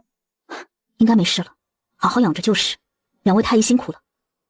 穆大小姐客气了，这都是微臣们的本分，摄政王没事就好。穆九熙寒暄了几句就出去了。很快叶寒来了，只是一只手上包扎得严严实实的，后面跟着安叶则是一个瘸子，拄着木头拐杖。穆九熙询问他们之后的情况。大小姐，丞相大人来了。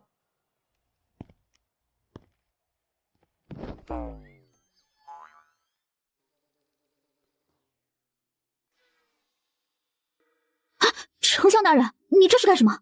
丞相大人，你这是怎么了？快起来说话。穆九熙也不能靠安叶和叶寒两个伤患，连忙自己上去扶他，但白钦点哭得太伤心，穆九熙也拉不起来。最后白钦点就直接坐在了地上，安叶和叶寒也只能跪在一边，毕竟他们是真受不起，也不敢受。穆九熙只能陪着丞相坐地上。丞相大人，你可折杀我了，到底出什么事了？你很吓人，知不知道啊？齐风死了。什么？怎么可能？怎么会这样？我离开的时候他已经没有生命危险，还有太医照顾着，怎么会死啊？被人害死的。是谁知道吗？你猜？二夫人。你为何这么肯定？媚儿是齐风的亲娘啊！二夫人是北境奸细，容嬷嬷已经交代了，对于奸细来说，国家利益高于一切，牺牲儿子又算什么？下手的是徐阳，被当场抓住。当时媚儿刚从齐风房中出来，两人合谋。所以徐阳不是你的人，是二夫人的人。老夫也不知道他什么时候背叛了。穆九熙，老夫知道之前是老夫小看你了，这件事老夫想不通，媚儿怎么能如此无情啊！丞相大人，你的地位在高云举足轻重，只要你倒下，高云朝堂必定会大乱，所以二夫人的任务就是控制你，但显然她不能。虽然害死了大夫人，但她也因此暴露出来，容嬷嬷更是承认了。也许二夫人上面的人给了她最后的期限，所以她必须要破釜沉舟，杀了白启峰，你这个做爹的就会一蹶不振。这样一来，她不是也达到了目的吗？可糊涂不识字，加上老夫对他不错，他完全可以不需要理会组织那边，老夫也会保护他呀，为何还要这么做？丞相大人，我看你是真的脑子糊涂了，一个严密的组织怎么会没想到自己人会随时背叛的可能呢？就容嬷嬷的事情来说，组织手中掌握了他一大家子的性命，逼得他背叛大夫人，如此看来，二夫人也一定是被他们控制住，也许是二夫人还有亲人，也许是其他因素逼着他不能背叛。徐阳和二夫人现在人呢？这件事老夫一定要知道答案，人被老夫控制着，等有答案老夫再来告诉你。哦，对了，你一定要保护好摄政王，高云不能没有他。丞相大人，你也要保重，高云也不能没有您。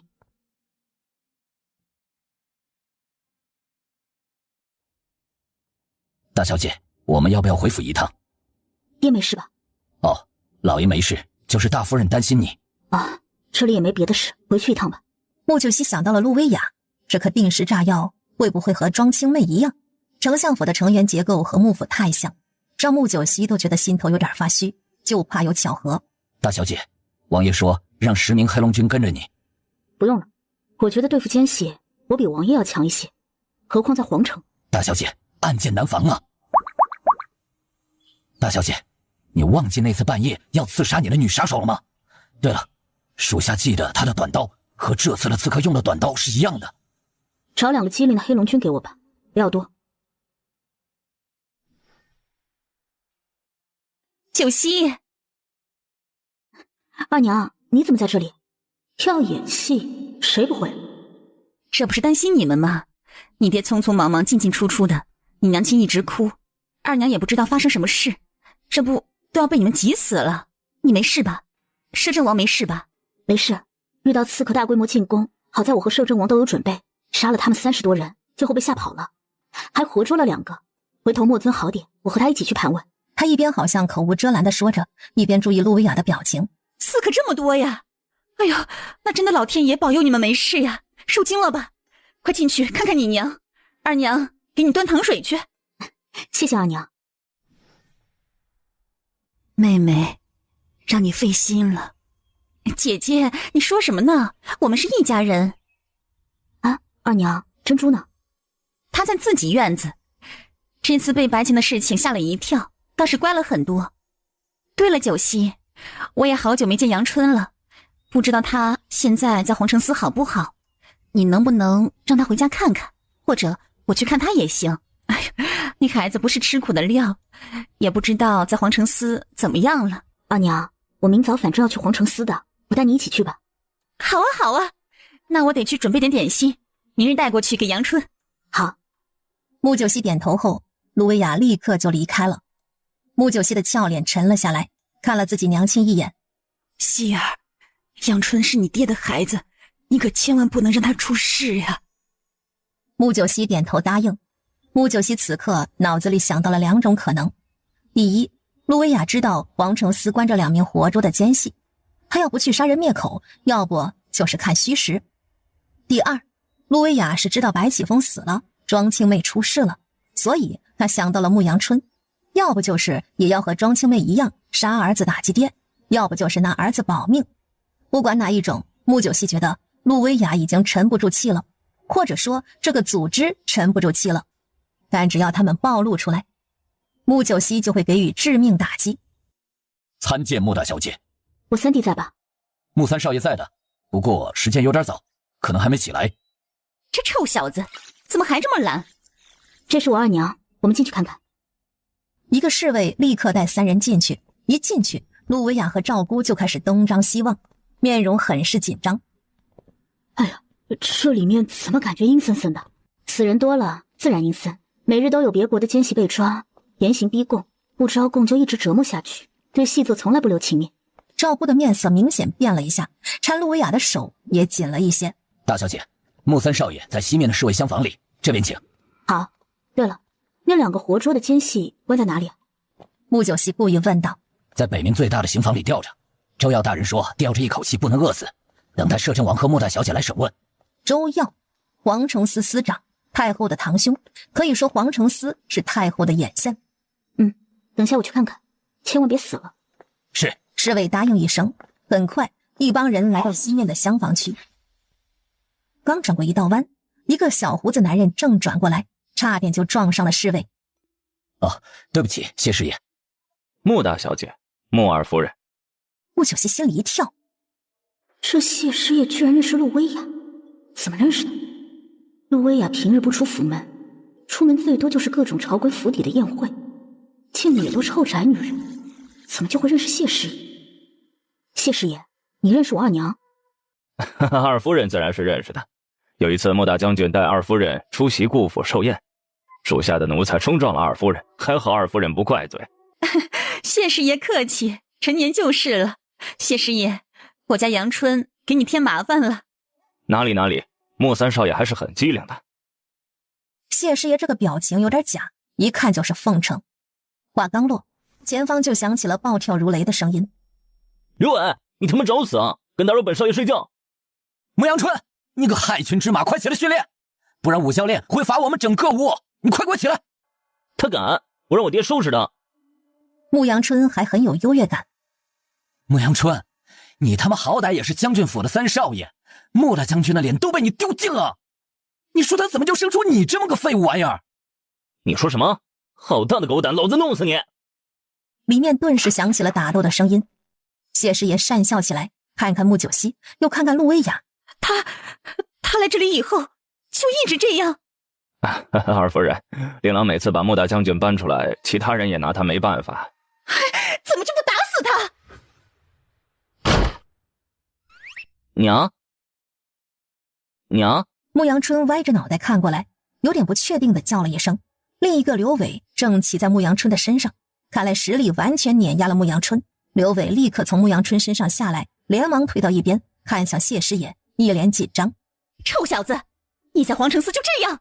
娘，他们都欺负我，我根本不想来这里啊！你还有脸哭呀？我和你大姐都听得一清二楚。穆阳春看到穆九熙，吓得面色一下子刷白。大姐，你怎么来了？穆阳春是本能的害怕穆九熙，只有穆九熙不会看任何脸面，想打他就打他，连爹都护着他，还会说他打得对。还看你有出息了。二娘拿了点心来给你，说你在这里辛苦了，要补补。快吃吧，我怕你以后吃不到。二娘，我去其他地方看看，等下来进。谢师爷，一起。好。说着，他转身走了。娘，穆九熙什么意思啊？什么叫我以后吃不到了？你呀，你爹让你来皇城司是好好锻炼的，结果你看看你爹的脸都给你丢光了，你大姐怎么会饶过你？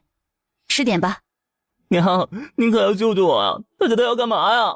我要回家，我要找爹。穆阳春眼泪都哭出来了。行了，你都多少岁了，也该长进一些。你大姐也是为你好，你再不好好学乖点儿，你爹都要对你失望了。娘，我是将军府唯一的男丁，何必要吃那么多苦啊？就是因为你是唯一的男丁，才要给你爹争气呀。你爹是大将军，你要是个废材，人家怎么看你，怎么看你爹呀？你看现在，你大姐是出尽风头帮你爹做事了，以后将军府就是他的了。就算你是男丁又如何？到时候你也打不过他，靠山也没有，他会对你好吗？大姐是女人，总不能继承将军府吧？他这么强势，万一你爹为他招婿呢？你还有份儿吗？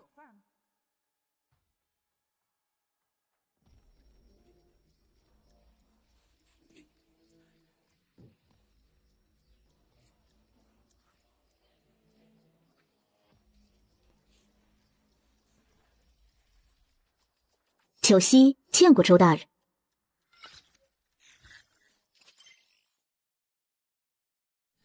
哈哈哈哈哈！穆大小姐光临皇城司，真是让皇城司都蓬荜生辉呀！周大人真会开玩笑，你这个血腥的地方我可不想来啊，实在是没办法才来的。穆九溪开玩笑的话，让周耀也是错愕了一下后就哈哈大笑。穆九溪和周耀虽然不熟，但两人见过很多次，毕竟太后家宴的时候，这位堂兄多数都是到场的。只是之前穆九溪名声太差，两人差距也太大，所以从未正式打交道。可以说周大人之前一点也看不上穆九溪这个纨绔大小姐，能躲开就躲开那种。周耀哈哈一笑，请穆九溪坐下来。穆大小姐来审问那2名死士是吧？不是，现在别让他们死了就成，吊着他们，让他们好好想想。还有就是穆九溪眼睛里闪过一道暗光。哦，还有。周耀立刻面色一紧，是想看看有没有人来杀人灭口。果然什么都逃不过周大人的眼睛，还请周大人放出风声，我明日过来审。周耀错愕了一下，微微蹙眉，有点不太明白。穆九溪立刻给他解释了一些。周耀很是吃惊地看着他，随即点点头。穆大小姐，北城门口吊起奸细尸体是你的主意？周大人觉得我很凶残？不，老夫觉得就是要给那些包藏祸心的人看看，高云可不是他们可以横行霸道的地方。二来，那帮人必定内心愤怒，人只要情绪失控，就容易做错事儿。如此一来，我们就可能抓到他们。不过也可能他们会隐忍下来，休养生息，然后反扑。所以我今日来也是想周大人加一把火的。哦，如何加？除了我刚才说的，我们还需要实行宵禁，要让整个皇城都人心惶惶，要让老百姓知道高云有危机，让全民举报可疑地方、可疑人物。周耀瞪大眼睛，简直不敢相信，随即老脸有点抖动道：哎呀，穆大小姐高明啊！周大人过奖了，这本来就是和高云百姓们生死相关的事情，每个高云子民都应该出份力。这次事件可以看出敌人潜伏进来的人数肯定不会少，这么多人，就算化整为零，也应该有迹可循。但范围很大，光靠皇城司、大理寺、禁卫军这些都很难做全面。发动全城百姓们举报，如此敌人毕竟紧张，白天不敢出来，就会晚上出来。但宵禁之后，我们就容易抓人。这件事一旦开始，需要我们的人足够用，所以我会让兵部调动5000士兵加入皇城司，协助周大人做事。好主意。不过穆大小姐如何让兵部调兵啊？你和摄政王说了？还没有，等下我会去说。放心，摄政王会同意的。看来穆大小姐和摄政王之间已经有了信任呢。那是，不过周大人别想歪，我们是战友情，就算我有点想法，那男人绝对来个2次退婚，我的脸可以不要，但我爹和太后就伤不起了。哈哈哈哈哈！穆大小姐，老夫有点喜欢你了。周大人，副司长王秋是什么人啊？王秋啊，在皇城司都20多年了，从最小的官差做起，慢慢的爬到这个位置，可以说非常努力，什么事情都是亲力亲为的。啊，他家里还有谁啊？他是孤儿出生，在土地庙乞讨长大，后来加入皇城司之后，才算过上正常的日子，也娶妻生子了，但妻子好像在3年前死了。儿子做生意的，在红光街开了腊肉店，做的腊肉味道不错，老夫也光顾过几次。穆九溪为何对王秋感兴趣啊？不会是王秋有问题吧？红光街腊肉店，是不是叫风干腊肉铺？啊，对，就是风干腊肉铺。那附近还有好几家不错的酒肆和赌坊，我之前常去那边转悠。你穆大小姐那时候去那边，大家都知道，喝酒、赌钱、调戏六王爷，不就是在那附近酒肆吗？穆大小姐，你为何对王秋这么感兴趣啊？难道周大人觉得黄承思没奸细？黄承思有奸细？老夫之前虽然想到过这个问题，但排查过一次，应该是干净的。周大人，连湘影20多年前就在后宫出现，下毒到发作到死亡，这个时间段很长很长。说明什么？说明奸细在高云很早就进来，潜伏得很深很深。这么长时间的潜伏里，若一个奸细一直默默无闻，没有一点往上爬的迹象，那他绝对不是一个好奸细，也绝对不会被重用。我先不说我发现了什么，或者说我怀疑什么，王承思内一定有奸细，这点我敢100%肯定。我今日来的主要目的，也是为了提醒周大人这一点。你觉得是王秋？不确定，但我对他有了怀疑。莫尊跟你说了丞相大人的事情吗？说了，丞相大人现在很凄惨，老夫都不忍心去问他。莫尊就告诉你这些？你说的是丞相大人中毒吗？摄政王那天来我这里，一上来就要翻我眼睛。穆大小姐，摄政王说这毒是你发现的。不错，这是一种虫毒，像血线虫，能破坏人的神经，让他脑袋越来越浑浊，做事也就脱离轨道。若有人一直在旁边怂恿的话，就会听信此人，达到敌人对他的掌握。这毒太可怕了。这血线虫需要人体的大量血液来培养，而且只能是阴暗之地。周大人，你可以想想哪个地方鲜血最多，且有阴暗秘密的。周大人，我就不多说了，明天可能就会有答案了。好了，我得回去看看我二娘有没有小动作。穆九熙说完，喝了口茶就站起来告辞离开。周耀立刻把谢师爷叫来，问他穆九熙来了之后问了什么。当听到血型和血槽的时候，周耀一颗心好像被冰水浇了一下，直接凉到脚后跟儿。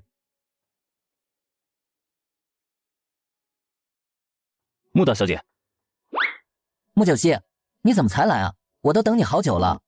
六王爷，现在还是上午，你这么早来看摄政王吗？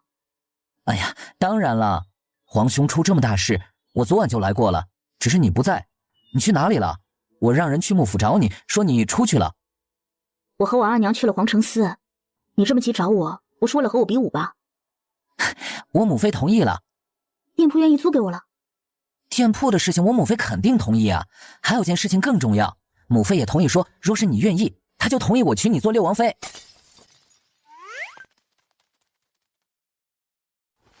哎，王爷，那是你的药。